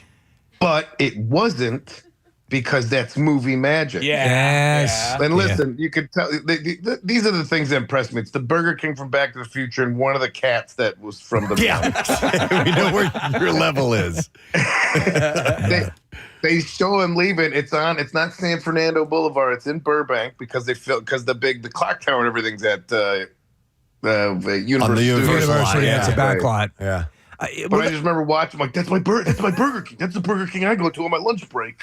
We love that stuff. We'd have Gilbert Gottfried on, the late Gilbert Gottfried, and he loved those kind of those and even the celebrities, D, E, F level. We had the guy on the show one time who played the Gimp in Pulp Fiction. Oh yeah. So and that was couldn't anybody say that? I was wondering the same thing, Kyle, when we were talking to him. There's really no verifiable proof, but we took it on good faith. I could just be saying I was the voice of Comedy Central for 10 years. There's no visual proof. It's true. It's true. You're in Philadelphia. You're gonna meet at least 8 guys that sound like me in a bar any night you go out there. So, who is there one person? I know you're not impressed by any of this, but is there one person, one celebrity, somebody you encountered? Do you like, okay, color me impressed? I'm trying. You know what? I'm trying to think. It's not that I'm not impressed or trying to be too cool about it. It was just like, what's a town where people were, okay, this happened a year ago and it was funny. You know who Riff Raff is? Sure. Yeah. From all right. Rocky Horror Picture Show. Yeah. No, he's like a rapper. Oh, no. I was thinking of a character. Yeah, from the Rocky Horror Picture Show. He's right. Then I don't know who Riff Raff is. I was thinking of the cat from Heathcliff. He's like a white rapper whose whole brand is just being a weirdo, and he's just got the MTV logo tattooed on his throat, but he's kind of silly. I don't know much about this guy at all, but I was going to Europe, and I was on a connecting flight in Glasgow or something, and it's one of those things, international flight. It's 5:30 a.m., much like right now, some godless hour that I'm forced to do something. And I'm shuffling through the airport, and there's this guy with brand new pink Nikes just squeaking on the clean floor, looking so confused, staring at the same board with all the flights. But he's got like pink backpack and crazy tattoos and weird hair. I'm like, oh, that's Riff Raff, the crazy rapper. And he's in the same boat as everybody else. He's just lost in a foreign airport, staring at all the flights coming and going, just going, I don't know where I gotta be at all right now. I was like, me too, man. And I was like, oh yeah, you're like a famous rap guy. Is that the point at which life became clear to you? Like, yeah, no entourage. Yeah, like I thought you'd be rolling with. He was out there to open for Limp Bizkit or something. Like, you think these guys have crews and handlers and stuff? Like, nah, he's just got his little roller bag, looking lost. See, the Riff Raff I'm familiar with was the cat that endorsed Fancy Feast. Yeah. So that's another celebrity. No, I'm not at liberty to discuss other brands. I got a loyalty. I signed a loyalty pledge with them. An NDA. My man Morris out of Studio City would be upset if he heard me talking about these other brands. It's true. No, but running into Riff Raff and seeing him have, I guess, a fairly normal existence is, I assume, akin to maybe some of the influencers that portray this persona.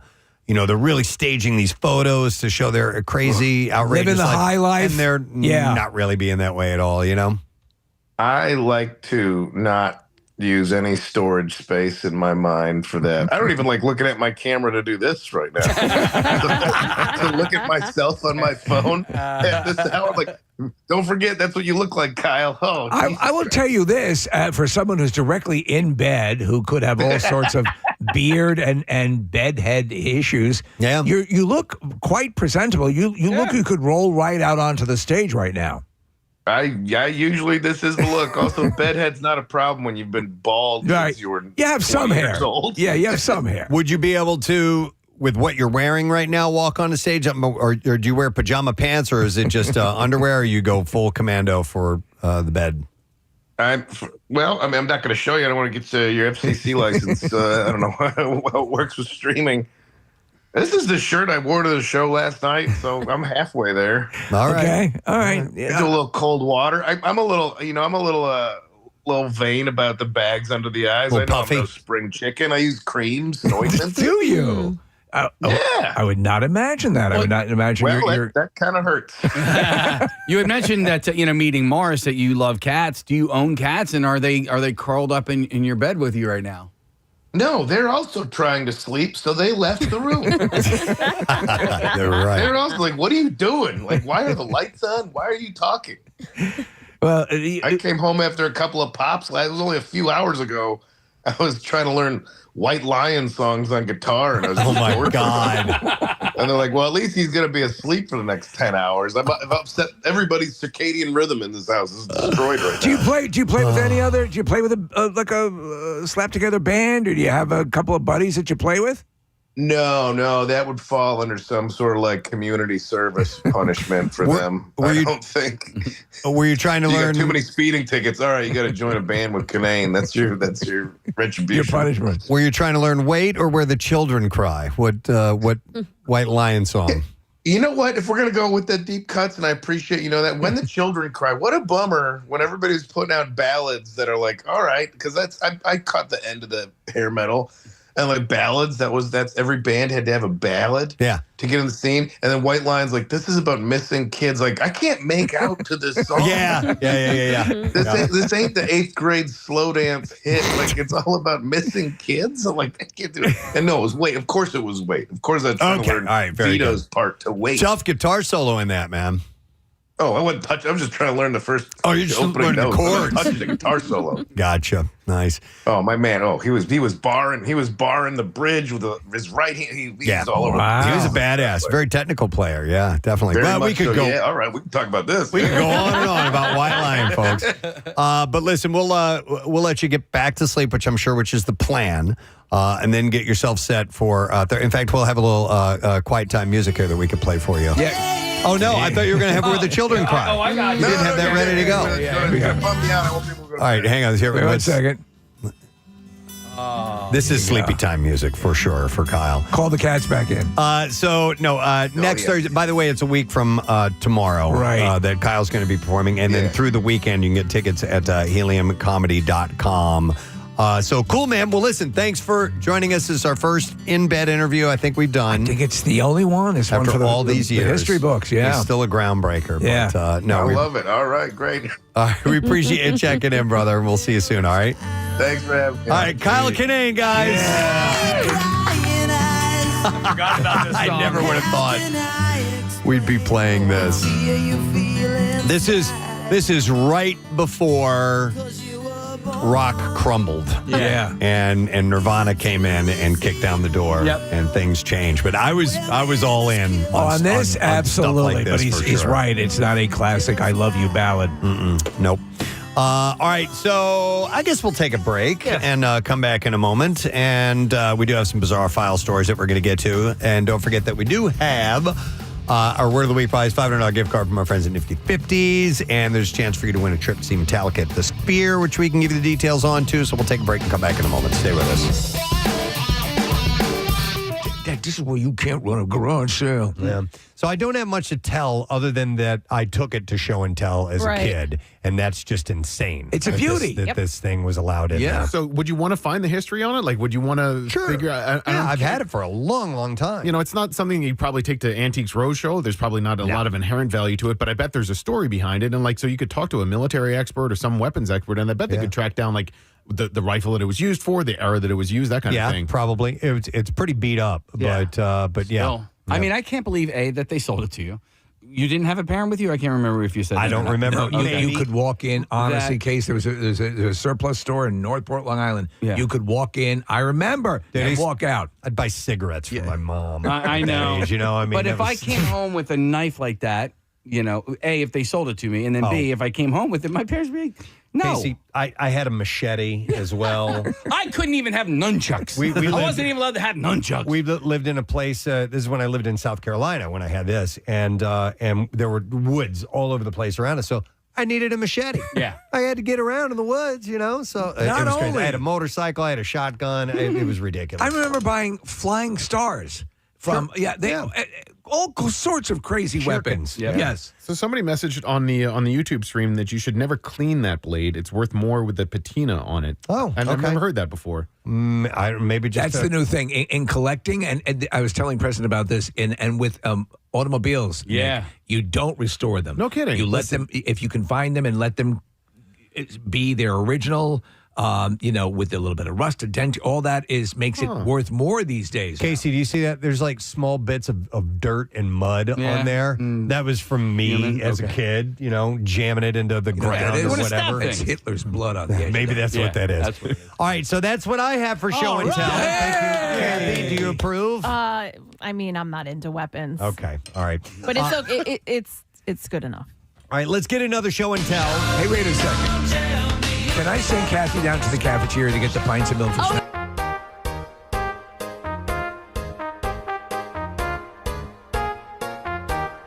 The class would like to hear from Casey. But Nick has 3 different things. So if I know. you wanted to, you could do like Nick and then me and then back to Why Nick. don't you again. let him be the teacher? teacher? Yeah. Oh, all right. Who went to school for teaching? Okay, well, then you did. guys got to hang on a second. All right. So I got to get ready here. Oh, all right. I didn't realize. He's actually preparing something. He's got goggles on. Yeah, I got He's got an arc welder. Oh. He's pulling something out. I can't tell if he's reaching into his briefcase or backpack or Kid has a briefcase? lunchbox or. Okay. Hang on a second. What do you might? Do we need to skip you? No. We're good to go. All right.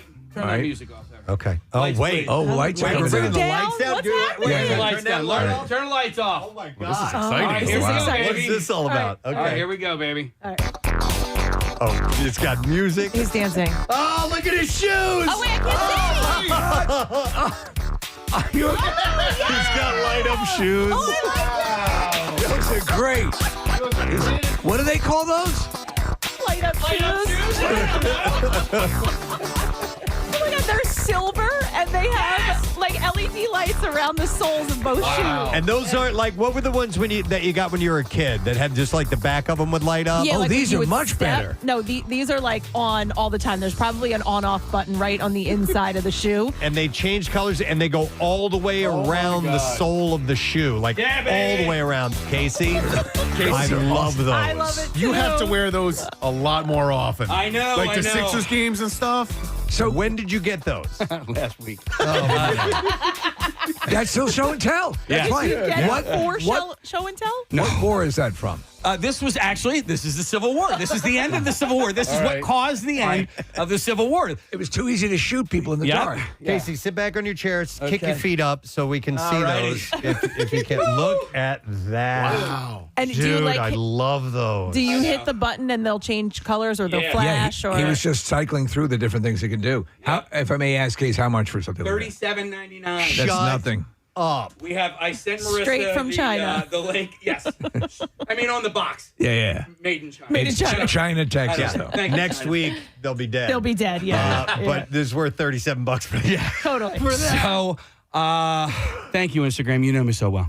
Instagram showed me these things, and I was like, okay, let me go to, because the ones that caught my eye were American flag ones. Oh, I like those for your birthdays, the 4th of July. But they didn't have them in my size. So how about the Chinese flag? No, I didn't. They didn't have a Chinese flag either. But so when I went to the site, they had these ones, the obviously like super shiny silver, but they had like goldish ones, and but, I was like, well, I got to get the silver ones because silver goes with more. Well, than let me gold. tell you something. These are excellent. Those are excellent. Preston, that's... I love them. Is it okay if I get a pair? Absolutely. Okay. That's why I'm showing You guys can walk around at night along the boardwalk? Yeah. Yes. And then so I sent Marissa the link. She can share that if you want. What kind of battery does it take? Oh, so it charges. So here's Okay. You have to run really fast. Yeah, you gotta run really, really fast. Runs They're on kinetic energy. exercise No, so it runs like right. this. It's got a And when battery on the inside. You run that right to your pacemaker? Run right to the pacemaker, and you're good to go. Oh, that's excellent. Casey, do you mind if I ask how much they cost? $35. Oh, you said okay. $37.99. Gotcha. All right. Yeah. Yeah, $38. That's awesome. Yeah. One other question. Yeah. Can you strut around the room one more time? Hell yeah! I got. With the music.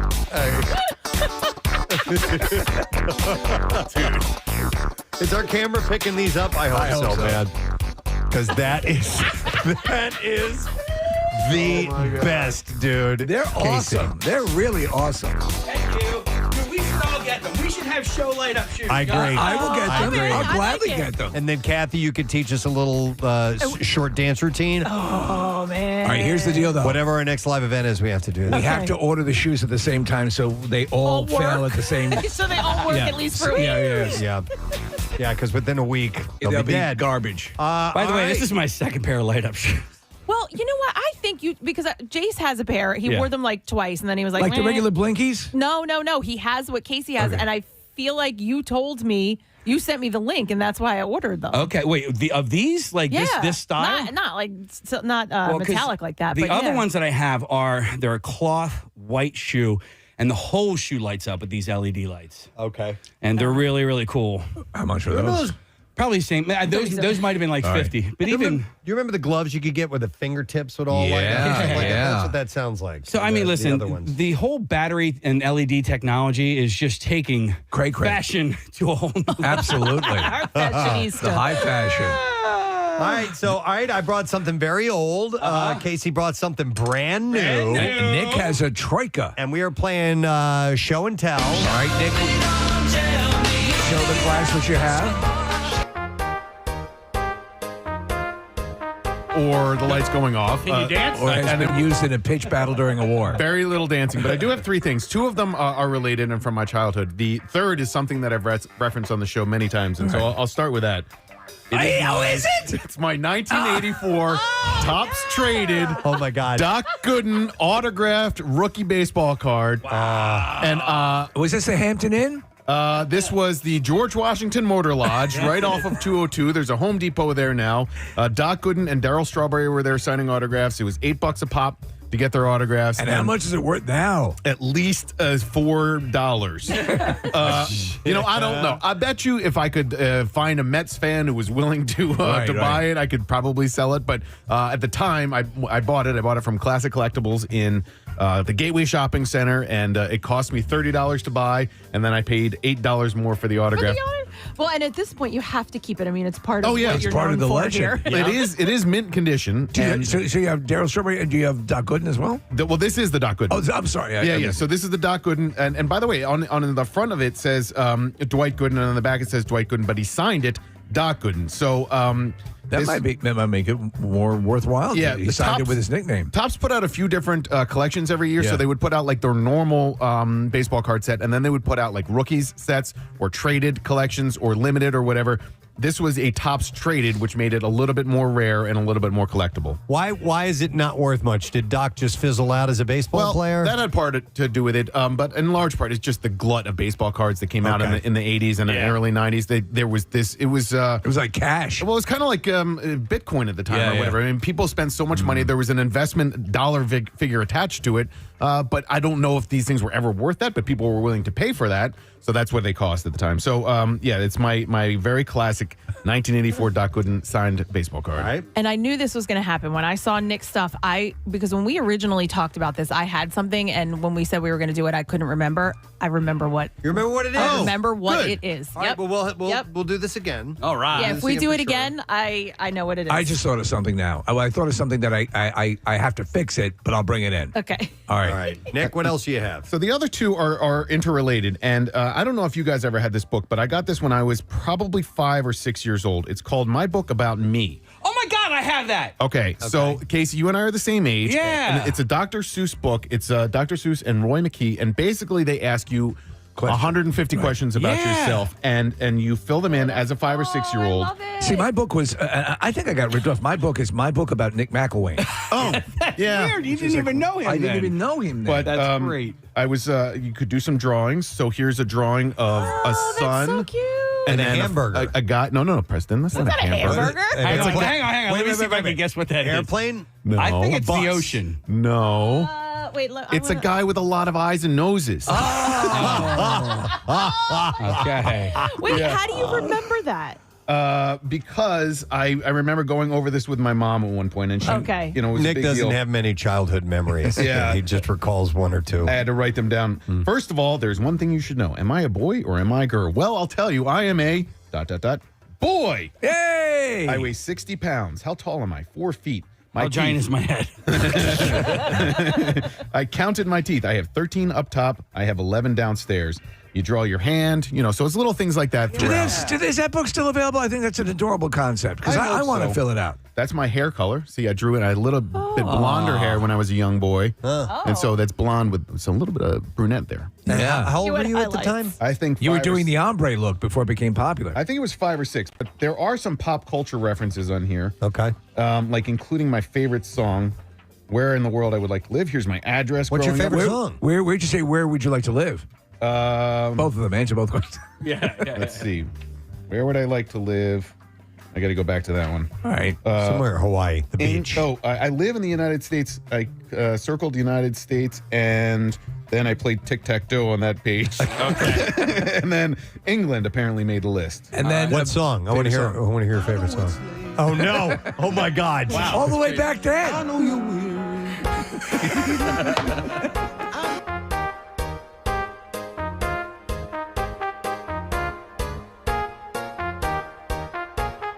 On Amazon for $10. That's adorable. It is 60 steps from my tree to the mailbox. My favorite color back at the Sure time. enough, they had a shard out that I missed. I tried to do them in the first Bizarre file, but sometimes I forget. But I got this one. Said is from John Romano and Wilmington, Delaware. Says, "Hey, I've been listening to the station now around 20 years. Found you guys while I was driving up from Maryland, where I used to live. I drove up to Northeast Philly listening to you guys. And I met you a few years ago at the second blood drive at the mall you guys are at. Oh, was that Franklin Mills? No, Plymouth Meeting, I thought. Okay, all right, Plymouth Meeting. Yeah, we did it at a Boscov's discount center. It says, I've become friends with Brent and Ryan and other DJs on the weekend shifts. Anyway, I'm getting lower back surgery Thursday morning at Christiana Hospital in Newark. So he wrote to tell me that, so I want to send him a shard There you out. go. And hang in there, man. Back surgery. Ugh. Man, anyone I know, and I listen, they're doing amazing things now with actually correcting and ridding people of back issues. But back issues can be so pernicious. Oh yeah. And then kind of change into different things. Yeah. But I know he's going to do great. Well, no, listen. I mean, if he's listening right now, just listen to your doctors. Because my sister had gone through a series of back surgeries. My mother as well. Talked about her being in a body cast for a number of years. But just listen to the doctors.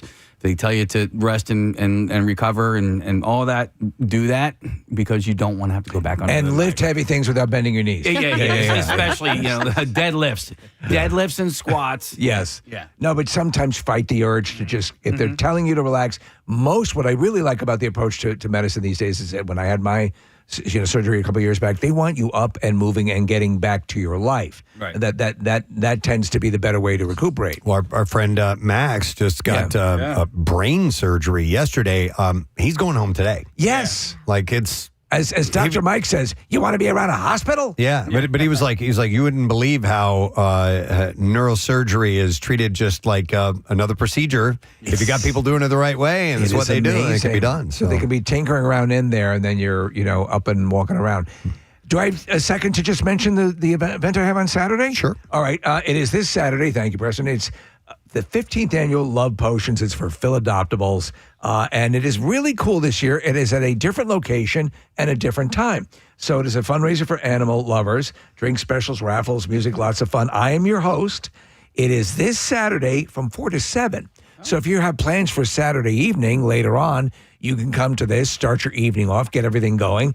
And what's really cool is that it is at the Bistro on Bridge, which is really an awesome place in Phoenixville. We love Phoenixville. That's where we do, of course, the Christmas Miracle broadcast and Blobfest. If you've never been down there, you need to go down, and especially on the weekend, it is a blast. So that's Love Potions. It is this Saturday from 4 to 7 p.m., Bistro on Bridge. You can come on down, be a part of it. Of course, it benefits Philadoptables. So they do incredible work with animal rescue and providing for animals. I list 100 different things they do that make it better for the lives of animals everywhere. So be a part of it. I would love to see you. We'll hang out. We'll talk pets and have a great time. All right. And then I wanted to mention this. I got this email from Mandy James, who had said, hey, I just want to let you guys know, I usually listen to you guys for about a half hour, 6 to 6:30 a.m. on my way into work. I'm currently on my third week of maternity leave.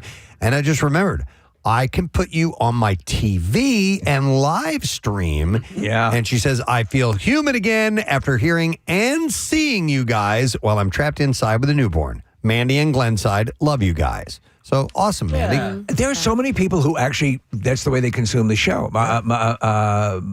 My good friend, my other Marissa, my life, Marissa Knoll, who is the dog surgeon, dog groomer, YouTube. She watches on TV, on the big TV, and that's the way she consumes the show. We love it. And then I got this text I want to mention. Yesterday, Rochelle and I went to Costco out near Pottstown by the Philadelphia Premium Outlets.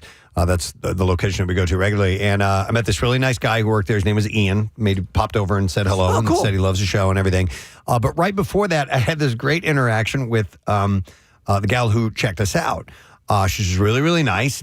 We were just talking about whatever. I don't remember what it was. But we just had a conversation. And I got this text a little while ago. It says, hey, Preston, I was your cashier yesterday at Costco. We had a nice conversation. And after you walked away, I was made aware of who you are. As a longtime listener of the show, I was sad that I didn't get to say hi on a fan level. All the same, it was very nice to meet you. Aww. And it says, Jennifer, cashier / forklift certified trainer, too. Oh, very cool. She's a trainer in that. And good on you, because we know that a lot of times you'll walk off angry if you're not recognized. Yeah. So. You know, I had a feeling. God damn it! The worst is when, and we've learned a long time ago to do this. We are, we have a moderate degree of notoriety. Yeah. And we know where we sit in the pecking order. As I say, we're 3 levels below Hurricane Schwartz, and that's no slight on Hurricane Schwartz. But anyway, you're out and someone comes up to you.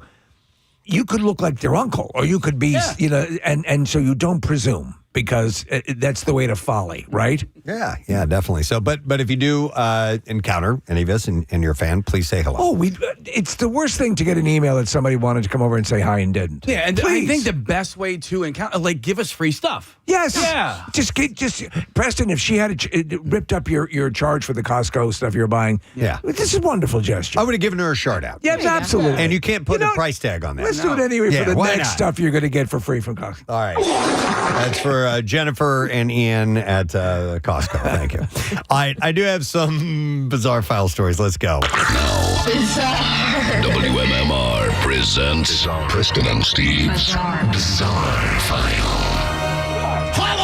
Brought to you by Horizon Services for drain clearing, surge protection, and whole home generator installations. Count on Horizon Services, plumbing and electrical. You can book now at horizonservices.com. Officials say a boy who is 5 years old, this is in Pennsylvania, by the way, fell about 20 feet off the ski lift at Blue Knob All Seasons Resort on Sunday afternoon, but was not injured. This is a 5-year-old kid. 20 feet? Yeah. That's a distance. Blue Knob Mountain manager Gary Ditke said that he was released from Children's Hospital in Pittsburgh Sunday night and was home on Monday. He said the boy was transported to the hospital after people riding the lift behind him reported the fall to Blue Knob Ski Patrol. The boy explained that he slipped out of the seat. Ditke said that his goggles came out of place on his helmet and reached around and spun around to put them back on. In the process of doing so, slipped out of the chair. He added that not only are there no major injuries, but the boy does not seem to have fear either. He said the young man said he's ready to come back skiing. That's the thing about little kids out in the snow and skiing and snowboarding and things like that. You will see them take a wipeout that would take out a grown adult, but they're so tiny and they don't have as far to fall that they just bounce right back and are ready to go. They're a little bit more impervious. By the way, have you ever been out so long skiing that you developed a blue knob? I'm sure. Yeah. I'm sure of it. Officials say Blue Knob did an internal investigation where they found that the fall was an accident. The ski lift and slopes were fully operational the next day. Carmine Agnello, the grandson of late Gambino crime boss John Gotti, wants a federal judge to cut him a break on prison time because he's donating a kidney to his ailing mom. I saw this. So Agnello could face 3 years in prison if he pleaded guilty to fraud in 2024 for pocketing $1.1 million in COVID relief funds meant for struggling businesses, using much of the ill-gotten cash to invest in cryptocurrency. I didn't know. But the mob-connected con man is hoping an organ donor defense can cut him loose sooner. A desperate move that federal prosecutors in Suffolk County are trying to shoot down ahead of his March 13th hearing. The U.S. Attorney's Office said, however, being a kidney donor does not constitute extraordinary family circumstances and warrant a below-guidelines sentence. Could you imagine the precedent that would set? Yeah. If you're donating organs to get out of jail. Agnello's request for a break in the sentence came in a February 19th count filing in the case. The intended organ recipient not identified as likely his mom, Victoria Gotti.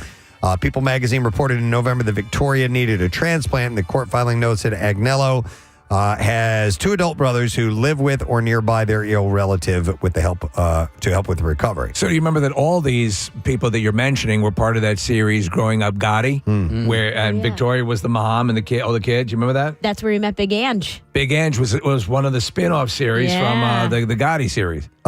Prosecutors also argued that Federal Bureau of Prisons has more than adequate medical facilities to handle Agnello's own recovery from the kidney transplant. So they're like, no, go do it and then come right back to jail. Right, yeah. And we'll keep an eye on you. Then I don't want to do it. According to the office, the attorney's office, Agnello admitted that he filed 3 fraudulent applications for COVID relief leans through Crown Auto Parts, lying about the number of employees and intended use for the money, court records show. In addition to the pending prison sentence, he was ordered to pay $1.2 million in restitution. Listen, I think we can work something out. I got 2 balls. This is why you need someone who understands crypto to manage your social media in law enforcement. South Korean tax authorities accidentally gave away $4.8 million in seized cryptocurrency after posting photos online that clearly showed, and these are some things I don't understand about crypto, but it clearly showed the wallet recovery phrases written on handwritten notes. So basically like the equivalent of posting someone's PIN number. Yeah, the agency had published a press release to highlight a tax enforcement operation against 124 high-value evaders, which included high-resolution images of confiscated Ledger hardware wallets alongside the notes. Anyone with those phrases can access and drain the wallets entirely, and an unknown person did exactly that, transferring the funds out in 3 transactions. Oh, man. Because the seed phrases appeared in a widely distributed press release, police have no clear suspects. A university professor called the incident proof of a basic misunderstanding of how cryptocurrency works. As you want to know what the numerical code was? 12345. I have that on my luggage. It's crazy. All right, how about this? Passengers aboard the Regal Princess turned happy hour into history by downing 3,410 margaritas in just 8 hours while they were docked in Cozumel, officially setting a new Guinness World Record. All right. Were they in fact going for a record, or was it just happenstance? That is a good question, Steve. They did not say. So the feat centered around the cruise line signature 24K margarita, made with Pantalones Organic Blanco Tequila, Cointreau, and Grand Marnier, and served with classic salted rim. This record smashes the previous mark of 2,728 drinks set in Bali in 2024. And I assume that they did plan it because usually with a Guinness, you have to have proper someone to document. recognition. So we're looking at it. You're exactly right. There was a presentation. They had all this inventory set up and ready to go. And if you go back about 10 seconds in that, there was, Preston, like 30 bottles of margarita mix on the bar. Yeah, in the video we're watching? Yeah. It adds to an already staggering stat with over 1 million of these cocktails sold fleet-wide in a little more than a year. So they went margarita crazy. They also set a Guinness record for most people going overboard. Yeah, I can imagine. All right, and then one last story, and we will wrap this up. Do I have a quickie here? Here's idiot criminals, which a lot of times you find in the bizarre file, but in Washington State, police arrested 2 wanted felons after they had tracked down a stolen bike. It began as an investigation just to a stolen bicycle that was listed on sale, and it led the Kirkland PD to recovery stolen property. And rather than just a bike, they found narcotics and firearms and felony warrants that were there. Kirkland near St. Louis? No, this is in Washington State. Washington, okay. So on Monday, a Seattle resident found a stolen bike advertised for sale on digital marketplace, contacted police. The next day, police conducted surveillance and confirmed the suspect's identity. Police confirmed that the suspect had an active warrant for a felony for narcotics distribution. Yeah, but I really wanted the bike. And officers granted search warrants and recovered the stolen bicycle. And out in plain view, they saw drugs, gun-related items, fentanyl, methamphetamine, cash, a rifle, and a pistol as well. So they busted him. So I'm glad that in many cases these criminals are stupid. But if I were, for example, transporting 500 pounds of cocaine in my car, I would make sure my inspection sticker had lights. Yeah. I would make sure my headlights worked. I saw it was pretty funny video on Instagram of a woman singing a song, and I'll get it wrong, but the lyrics essentially were talking about your car. If the tags are bad, don't smoke weed in your car. Yes. And that was the chorus of the song. It's exactly right. Keep that in mind. All right, and there you go. That's what we have in the Bizarre File for you. We'll take a break. We'll come back in a second. Lesson Question is up next. Giving away tickets to that really cool Goonies movie screening with Corey Feldman and Carrie Green coming up at the Keswick Theater. And we'll get the other goodies in there as well. Stay put. We'll be right back. Apparently, I owned 170 buttons. Wow. You would go around and get autographs from people in your life. So like Doc Gooden. Yeah, right? Maybe that's what started it. My Aunt Ann signed it. My Uncle Michael signed it. Our mailman, Ralph K. Lapp signed Your it. mailman. Yeah. I got a policeman's autograph. I got an autograph of a man with a beard. Don't you think that's amazing for a kid to do that? To basically be interviewed, but to talk about, to be able to express what they're experiencing. It's cool. Yeah, it was really fun, and I'm glad that I found it. I don't know if it was in my mom's house or in my house when I moved or whatever, but I like to collect leaves, rocks, food. There you go, food, cans, and autographs. So this is okay. What else do you, Nick? What else do you have for the class? Well, all right. So I was trying If to you're find just that. tuning in, this is a show and tell. On Well, the you do the Preston next and item. Steve show. Give me, and I'll look through it and see if I can find anything. And if I were to get a birthday present that year, and I know that I didn't get it, but what I wanted was more than anything in the world, a BMX bike. Wow, that's a good one. One of the questions: what kind of woman are you attracted to? That's a good one. And then this is just something that was. We can go over it if you want, but it's an autobiography that I wrote of myself. In 6th grade. So I used sort of that as inspiration or whatever. A Nick in Time. The title What of it a is great title. Wow. A Nick in Time, yeah. And I believe I had to write the title page, Casey, had to appear in perfect cursive. Wow. So that's where I did that. So these guys were stored next to each other. Read a little bit of that if you would, please. All right. Start I'd with like to hear the it. dedication. Some of it. Okay. Call me Ishmael. Chapter 1. Although I've only been alive for 11 years and 11 months, I think I've had an interesting life so far. I know that I've been lucky to do many things and go many places and have had opportunities that other children have not had. You wrote this? Yeah. Wow. I am thankful for the good. I had a ghostwriter. Yeah. Okay. I am thankful for these good things and also for being a part of a strong, loving family. Well, that's nice. My family background is rather unusual. My mother is Irish and Italian.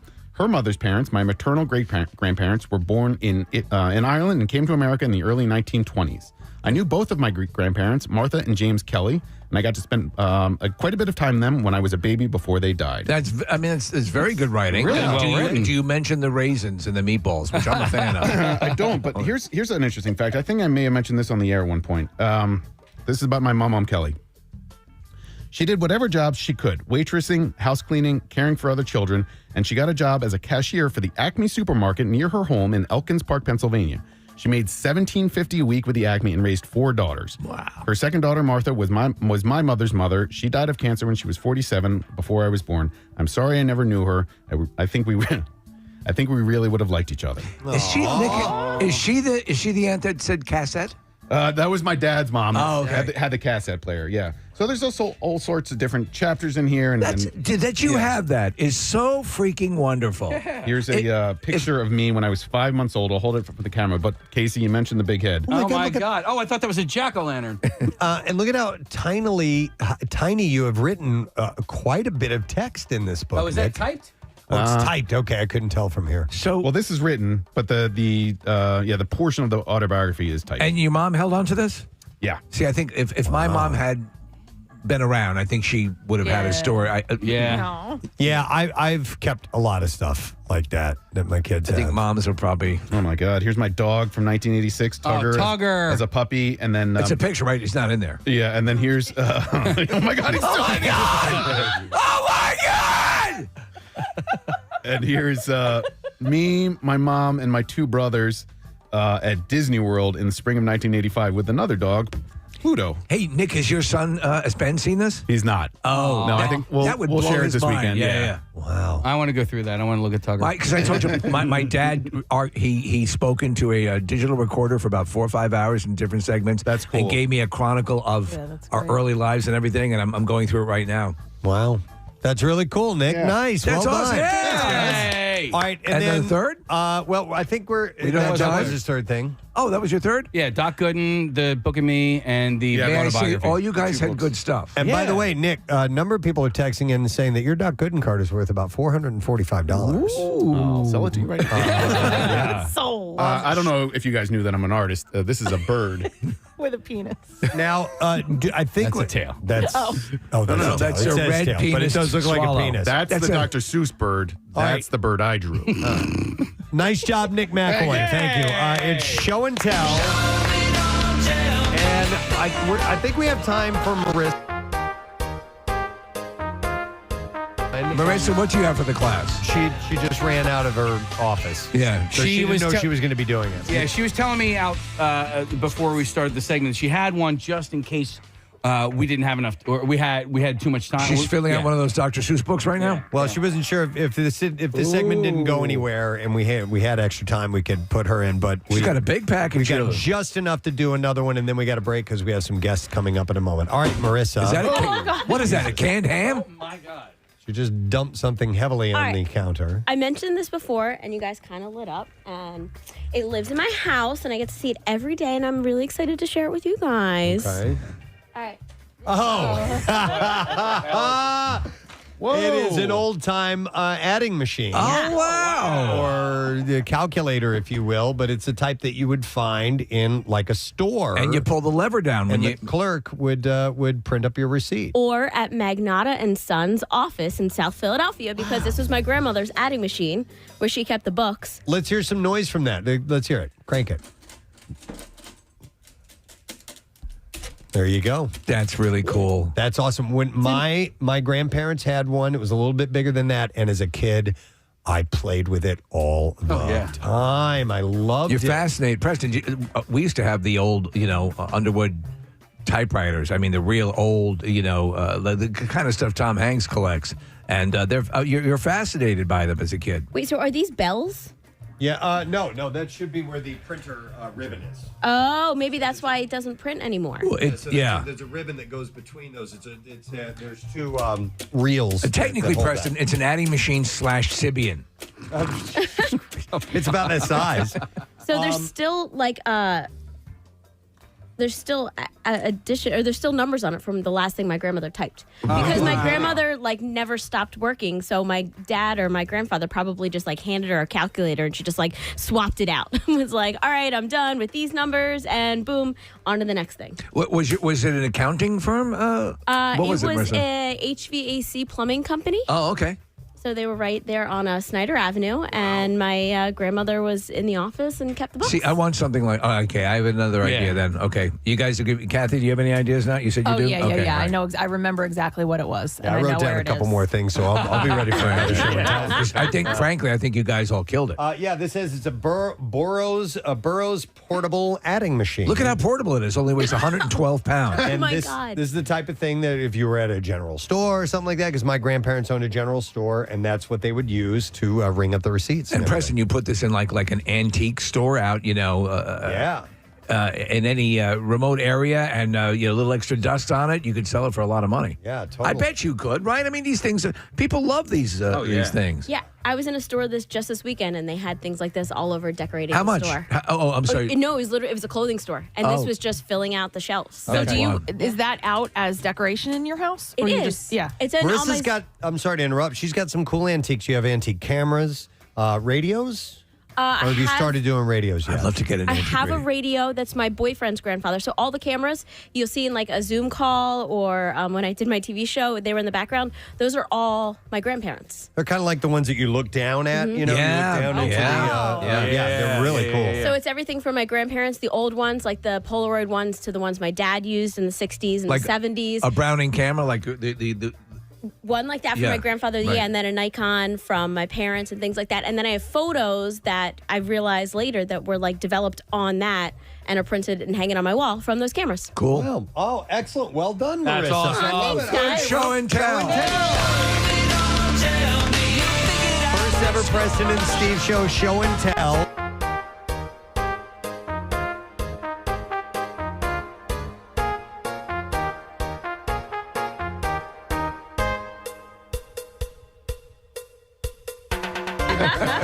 And Marissa's adding machine. That's really cool. All right, so now we've given some ideas to Yes, Steve now and we have Kathy. ideas. Yes. Next time, I think we'll have a full class participation. Absolutely. Yeah, and I sent you guys the link for my shoes. You guys might want to get them now before everybody gets them. All right, well, thank you guys. Let's take a break. Come back in a second. When we return, Mr. Alex Lifeson of Rush, talking about his new band, Envy of None. His fellow bandmate, Andy Kern, will be joining us as well. We'll be back in a moment. Don't forget, it's Tattoos Day as well. You want a Preston and Steve tattoo? Text the word tattoo to 39333. It's from Floating World Tattoo and Piercing on South Street. We'll be back in a few. Preston and Steve. Quickly, Nick, you wanted to plug the Big Climb coming up. Yeah, we're really excited for it this year. Big Climb Philly benefits Leukemia and Lymphoma Society, and I've done Big Climb in the past, and it's been in a building in Center City. But this year, it's at the Link, which I'm really excited about. I got to go down to the Link yesterday. We did sort of a backstage tour and places of that building that I'd never been before, and what the course is going to look like. And it's a bunch of stairs at the beginning, and then basically up and down the stands as you go, and it's sort of around the building in the lower concourse. So it's May 6th. I would love for you to join Team Luke. You can come and bowl with me. Rent an entire lane with your friends and family. I'm going to be there. Oh, you are? I'm Good. going to see how my bowling chops are, but I'm going to be there. I absolutely will. You know what you need to do? You need to do a karaoke version of "Come Fly With Me." Come bowl. Come bowl with me. Come bowl with me and see. Listen, I'm willing to try anything to get some lanes booked here. I know that Bob Havens is coming out. Nice. He reached out. Yeah. So listen, we do need your help. There's 36 lanes that I'm trying to fill. 36 times 6. So you do the math. That's how many bowlers that I need for this event. I think you can do it. Yes. I think we and listen, it's fun, and you're a great host at these events. And listen, you can book as a single, right? So single bowlers are only $45, but you can save money by booking an entire lane of 6 people, and all lanes include shoe rentals, 2 hours of bowling, pizza, soft drinks. There is a bar there. It's a cash bar, so if you want to do that. There is an auction to bowl with me. So if you go to PrestonSteve.com, you can click on the link. There is an auction to bowl with me, but not only will you be able to bowl with yours truly, but you also get a 4-pack of MMRBQ tickets, Chris Stapleton tickets, and some other team swag. Nice incentive. I always say swag. That's bad weed. And that's not what I want to promote when I'm doing this Families Behind the Badge Children's Foundation. But if you want to bowl with me, you can get...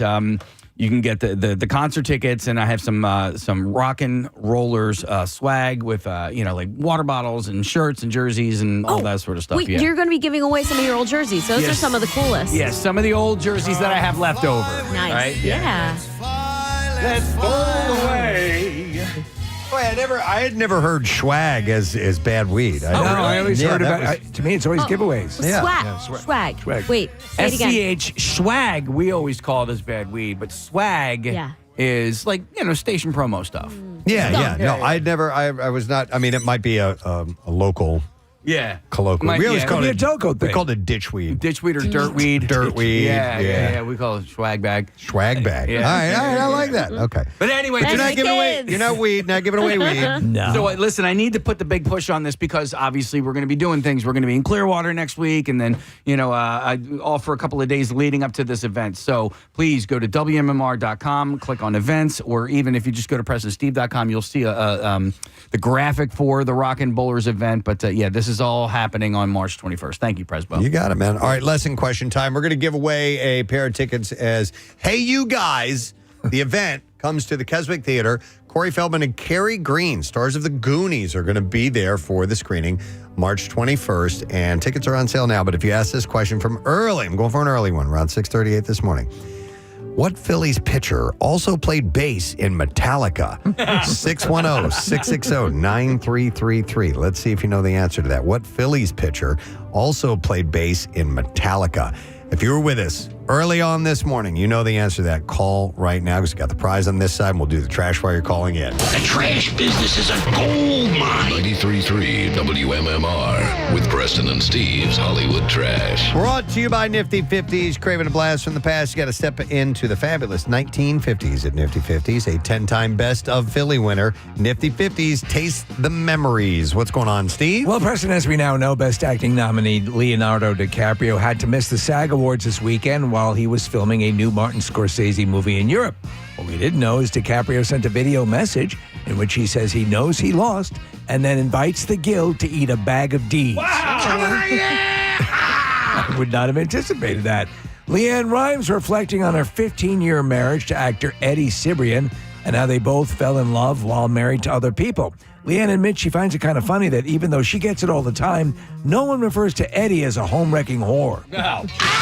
And finally, Cher's son, Elijah Blue Allman, was arrested at an elite prep school in Concord, New Hampshire over the weekend.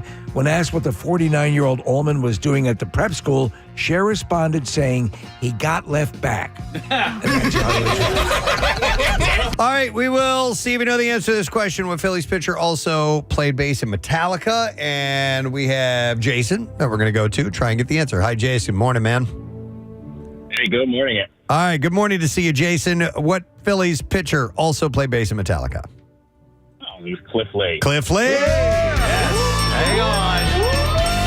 And we're going to give you those tickets, a pair of them to see Hey You Guys, Corey Feldman and Carrie Green, Goonies movie screening March 21st at the Keswick Theater. Tickets are on sale now, and you go to keswicktheater.com and get those. Now, Preston and Steve's Music News on 93.3 WMMR.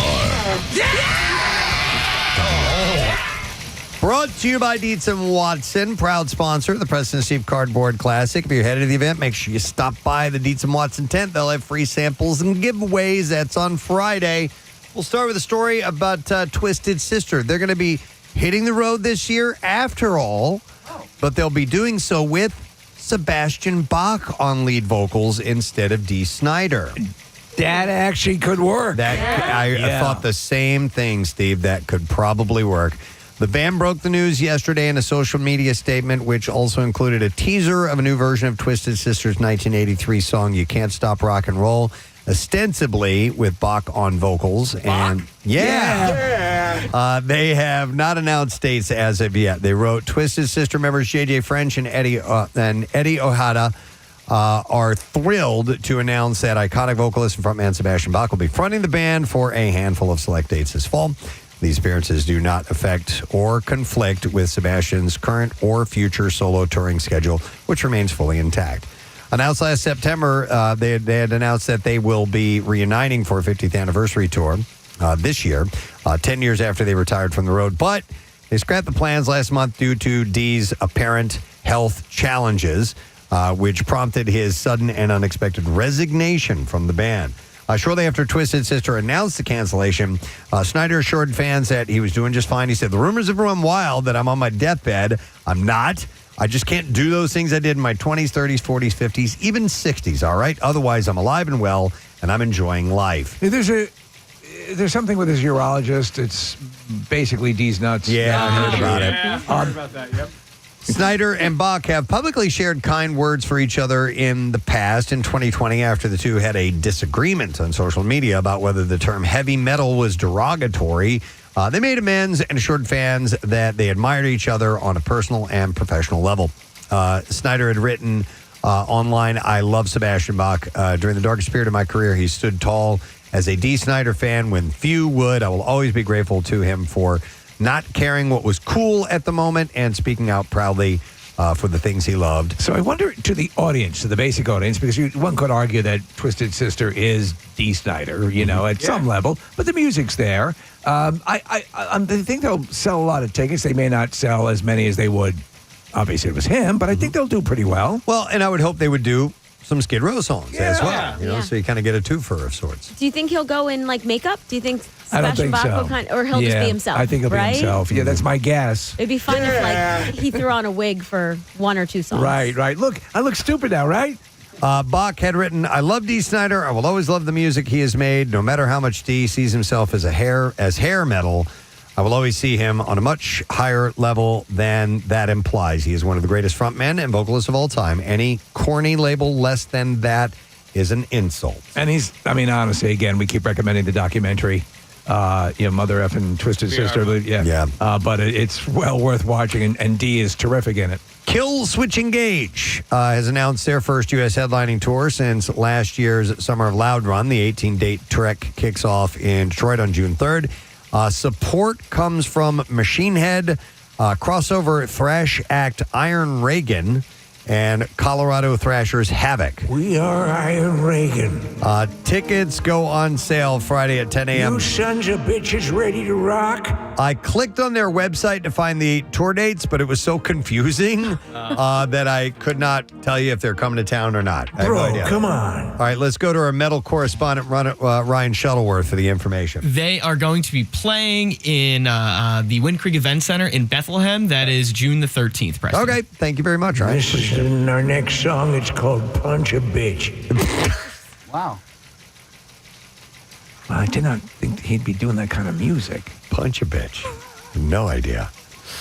All right, and then one last story.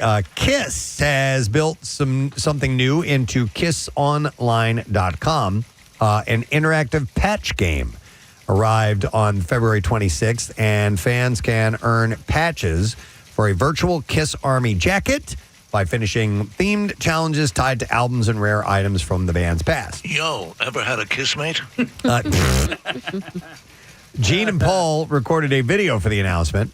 They shared stories about what each patch means. These weren't just thrown together. Each one represents a piece of the group's 5-decade run. This is thinking of Gene. Yeah. With VIP status, the Kiss Army. This patch is a tree, and this one looks like a bird. You can, he's like merit badges or something? This one is if he can tie a hex knot. So you can buy an official jacket and order real patches that match what you won in the game. For 4 character patches dropped at launch: the Star Child, the Demon, the Catman, and the Spaceman. So if you want to get, each one that's like the members of the band, the Star This is all Child. very important to the men we're paying to act as if it's important. The Demon, the Catman, and the Spaceman. The site also added a daily trivia quiz. Fans get personal listening stats and customizable profile pictures. You can see how much you've listened, test what you know, and stack your scores against other members. Paul, look at Paul. Paul's, again, obviously, you age as human beings. Mm-hmm. Paul's looking particularly like an old woman. Yeah, yep. He's definitely had some sculpting He's got and some shaping stuff, yeah. But you have Gene, who has apparently had his sunglasses surgically attached to his face, because you will never see him without them on. And as we remember, there was surgery where they literally lifted his face off his skull and tightened it. At least Paul goes around with his sunglasses off. I do give him that. Stanley and Simmons will join the Songwriters Hall of Fame in 2026. That's cool. The ceremony will happen June 11th at the Marriott Marquis Hotel in New York City. A couple other quick things. It's Women's History Month on MMR, celebrating women who rock all month long. And in fact, it's not just women who rock, women who are just rock in not the format of music sense. We played Aretha Franklin this morning. Yeah, man. I mean, we played Respect. Yeah. It was so cool to have that on MMR this morning. Matt is going to be covering the women who rock with force blocks each day that will highlight a female artist. Brent Porsche is kicking off the afternoon 12-pack every weekday with a woman who rocks. Jackie Bam Bam is going to be highlighting incredible female rockers as well. And this weekend is a Women Who Rock Block Party weekend on MMR, so do not miss that. And then finally, the trip to see Metallica is available at WMMR.com. You can enter to win the Life Burns Faster at the Sphere in Vegas. It is a pair of tickets for October 1st and 3rd, a 3-night hotel stay, and round-trip airfare for you and a guest. So it is a multi-market contest. You got to get on this now. Select dates for October Sphere in Vegas are available, and they go on sale Friday. So that'll be all the information is at the website if you want to check that out. Nice. All right, that's the last bit of information for music news. We'll take a break, come back in a second, and we'll wrap up our show. So make sure you stay put, especially if you want to win our Word of the Week prize, which we give away on Friday. We'll be right back. Is in remission from leukemia. He's doing really well. But LLS is just an awesome organization, and we'd love to have you be a part of Team Luke. It's Saturday, May 6th. It's in the morning. All the information's up on my social media and on PrestonandSteve.com. But it's a great event, and it's going to be really cool to have it at the link this year. Nice. And you guys will be going up and down stairs as opposed to just all the way up, right? There's a staircase in the close to one of the main entrances that goes up, I think, like 5 flights. And then so we go up that, and then we come down the ramps, and then we go up and down the stands quite a bit around the concourse. That's pretty cool. And then down into like the locker rooms and the tunnels and stuff. So you come out onto the field at the end of it. And Preston, I think you had an event there last year, right? And yes, it's with the Take Steps walk for the Crohn's and Colitis Foundation. Yeah, and it's a cool place to have a charity event. So I'm psyched that it's there this year. Excellent. All right. Well, good luck to you, sir. It's going to be awesome. I usually don't put a whole lot of stock in the National This Day, National That Day when it comes to food. Because sometimes we find out like there's multiple ones. Yeah, and, like it's a there's bunch of multiple crap. National Pancake Days and stuff like that. Although we do talk about that one, but today it's National Grilled Cheese Day. Yeah. That's a beautiful thing. I am a massive fan of a good grilled cheese sandwich. We've talked about the pairing with tomato basil soup, which is one of my favorites. When you get tomato soup and a good grilled cheese, that's about, Yeah. It's a great snow day activity. Yeah. What was the name of the place that we had? Meltdown? Meltdown. Oh, man. Yeah. Mother of God. They were so good. The problem is that they were overpriced. You know what I mean? Because they were in and around the area. Yeah. And then I don't know if they're around that much anymore, but I like riffs on the grilled cheese. I mean, I do like the standard easy way to go is just bread, butter, obviously to grill it with, and a good cheese. Even just your standard American slices will work just fine. But if you throw in a little cheddar and stuff like that, or Gouda, it can get much better. But there's stuff you can add to it like pesto, tomato. Oh, yum, man. Yeah. There's a guy who listens to our show, and he lives in Idaho. And we talked about him before. He apparently has the greatest grilled cheese recipe of all time. Liar! And he will not give it to me in writing. Really? Yeah, he wants me to call him so he can talk me through the steps. Are you going to do it? No. Why? Because it's not that. You don't want to give your phone number. No, not necessarily. No, because I make a good grilled cheese. I don't need your help. All right, bro. what's your grilled cheese? Listen, the secret ingredient is love. Is butter. Lots of butter. Okay. Yeah, it's just as simple as that. So I'm going to mention a bit. The Couch Tomato has a grilled cheese sandwich that is extraordinary, and it uses it. The toast is buttered. Mm-hmm. Well, you have to. Yeah. I mean, that's how you. That's what makes it different than being toasted. Making it grilled is use either some butter or oil, but butter is usually the way to go. So let me ask you this fundamental technique question when it comes to grilled cheese: do you butter the bread? No. All right. How do you do it? I do a straight up, and first of all, I have a griddle, so I like to make it on the electric griddle rather than on the frying pan or whatever. But I take a huge pat of butter and I stick that on the griddle and I let that melt, but not all the way. Okay. Just and then I throw the whole grilled cheese on that and I spread it around. Then I take another pat of butter and I put that on the top. I don't spread it. And then when it's time to flip it, I flip it and I allow that to melt and then I mix it around. I was raised on buttering the bread. I'm down with that. You have to butter the bread. Yeah. But the tough part of that is when you take butter and you spread it on untoasted bread, it can sometimes tear the bread a little bit. And you lose a little bit of your integrity and your cohesion. Sandwich. So what they do a lot of times on these Grateful Dead fish lots is they'll have a paintbrush and they will take already melted butter and they will spread it with the paintbrush, and that's how they. That's a apply great that way as to do well. it too. If you have the time to melt the butter ahead of time and take a brush and brush it onto the bread, that's probably the best technique. But I have come around on throwing the butter onto the warm skillet, and then putting the bread on top of that. But then you have the mystery of that other side. You what the heck take do it you off, do? and then you throw down more butter and let that melt, or do your technique where you put it on ahead of time. Yeah, I put that pat of butter, and it's a big old pat. Do you guys remember a butter campaign that was give them a little pat of butter? Give them that pat. Yes, Butter. absolutely. Give them a little pat of butter. Butter. It just made me think of that. So the theme song to Law and Order SVU. I did not know that initially. Wow. Okay. I have a technical question. Yes. Wawa has a campaign right now for these grilled paninis. Oh my God, my daughter loves them. Right. And they look terrific. They look like they're a lot. Yeah. One of the grilled paninis is grilled with mac and cheese. That's her favorite. Okay.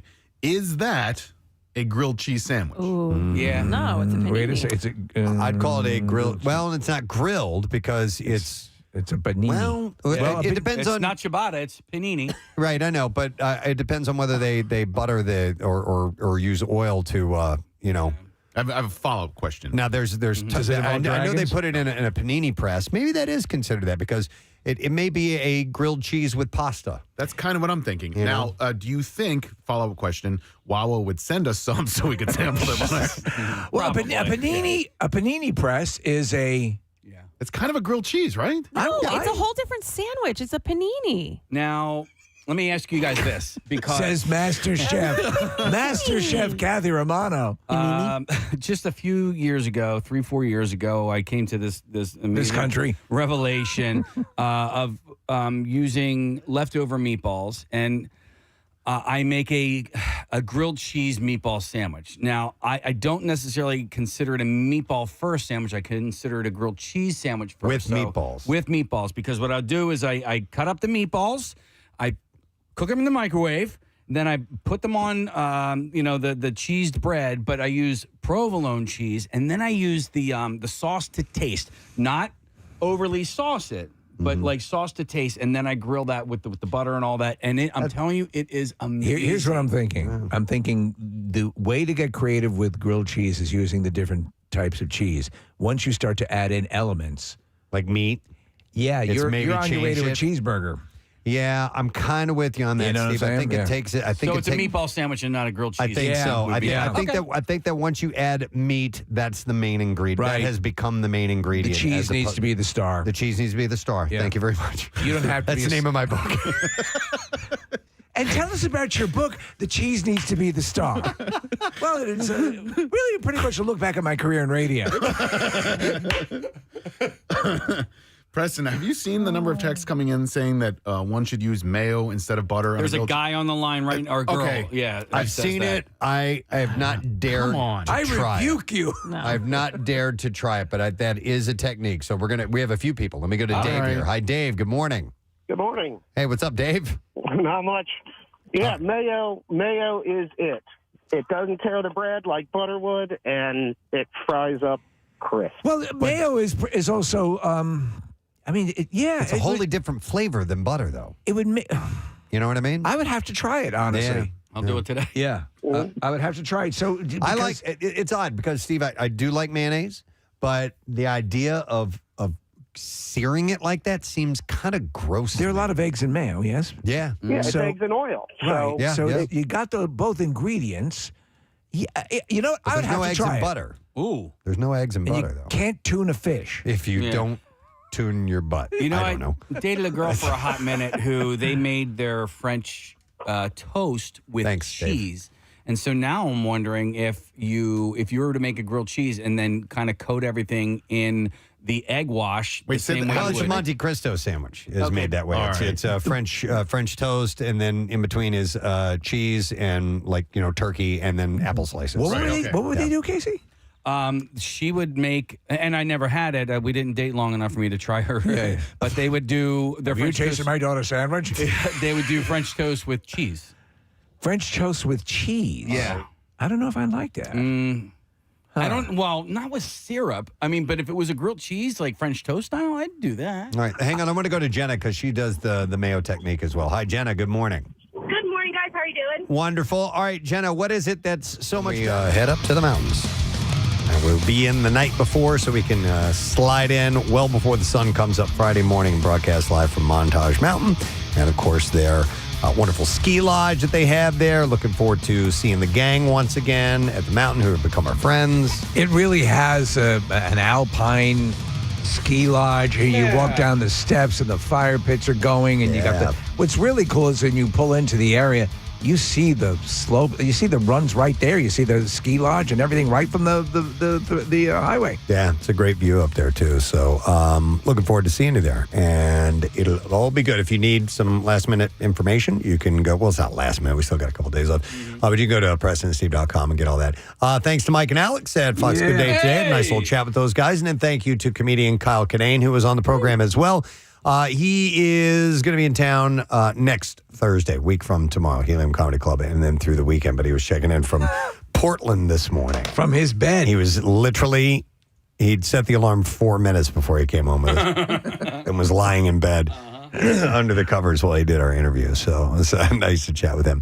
What's up, Matt? How you doing? What's up, Prez? Nice to see you, man. Have any of you guys been watching Love Story? Oh, I Love tried Story. to. It's the JFK Jr. and Carolyn Caroline. Bessette. Not the Ryan O'Neal and No. Allie. No. Ali McGraw. Ellen Girl. I was going to say Ryan O'Neal and Allie McBeal. We love it. Yeah, it's fun seeing all the 90s things. Calvin Klein's in there. Annette Bening comes in for a fitting for the Bugsy. Well, the music is all Y100 DRE. Oh, yeah? Because it takes place from 91 to like to when the plane crashes. 99. Spoiler alert. Yeah. But it's like Breeders, Last Splash, Stereo MCs, Connected, and Vogue songs. Oh, wow. I mean, every song is like, whoa, there's another one, Mazzy Star. And nice. And the guy who plays JFK Jr. doesn't he look just like him? Oh, my God. It's really good. I'm going to dive back into it because I And couldn't then- get through the but first the episode. weird thing is Naomi Watts plays Jackie O, and she's got this most annoying voice, like almost like a British accent. Well, that's not correct. Jackie O didn't have a British Right, accent. right. It's really annoying. She's trying for a Bostonian accent or a. Yeah, is it her take maybe on a Boston accent? Yeah. It's weird. It's, Martha's it's almost like a little Hyannis baby Ford. voice, too. Yeah, And then there's Natalie Portman did a turn as her and had the baby voice. Yeah. She was talking. Yeah. But the girl who plays Daryl Hannah, man, she is so annoying. They make her so annoying. Yeah? Yeah. Because, Daryl Hannah kept coming back into his life. That's right. He didn't want her. Yeah. And he started dating Carolyn Bessette. And then, there'd be a picture, wherever he went, they'd take pictures of him. Okay. And she'd, storm out of the rooms like, you were with Daryl. He's like, she just showed up. So she was kind of like the, I don't want to say stalker girlfriend, but kind She's of. really, if I'm Daryl Hannah, I'm hating this. She is. She's made it known she's not people in her camp, she's professed to not seeing it, but people in her camp say it is completely unfair the way she's depicted. All right. Anyway. But you're saying it's worth checking out? Yeah. Okay. Yeah, you'll like the music. What's it on? What streamer? FX maybe? Yeah, it's FX. There's so commercials. It's on Hulu. Okay. Yeah. Yeah. All right, It's a Ryan Murphy, the same, all that stuff ends up on the same channel. A lot of drugs, sex, and rock and roll. Sounds like me, man. I'm all It's over all it. you, man. Lots of cocaine. You'll love it. Let's do the letter of the day. Here we go. Preston and Steve on 93.3 WMMR. Now, the Daily Letter. The Preston and Steve show is brought to you today by the letter E as in evanescence. All right. And we have two more letters to go. And while we're at montage, we'll give away the $500 gift card to Nifty 50s. You can head to Nifty 50s this month and try the Shake of the Month Irish Potato. And you can find Nifty 50s 10 area locations. Just head to nifty50s.com and you'll be covered. What's happening on the show? All right, speaking of evanescence, Amy Lee, is our featured artist, Women's History Month. So we'll do a block of her. We'll do a block of Yes, it would have been Chris Squire's birthday. Unfortunately passed away. And a block of Van Halen. And Pierre's vinyl cut today, Eric Clapton. Lohan. Great, another great album. Yeah, another great album. Yeah. Yeah, side one, Cocaine, Wonderful Tonight, Lay Down Sally, Next Time You See Her. But I think I might go with The Core. Okay. You know that one? No. With Marcy Levy. It's like 8 minutes long. Wow. Yeah. All right. Well, make sure you check that out. That'll be special. Matt's got it for you. I want to thank our sponsors today. They're special as well. The Preston and Steve Show brought to you today by Duncan. And the Preston and Steve Show runs on Duncan. Also brought to you by the new pan pizza from Papa John's. You can order today at papajohns.com or on the Papa John's app. Tomorrow on the program, Alfonso Ribeiro will be joining us, and we'll have comedian Des Bishop as well, and we'll fill in the cracks with all kinds of good stuff. So that's it. We are done. Rage on. Have a great day in the morning, and we'll see you tomorrow, my friend. Bye-bye.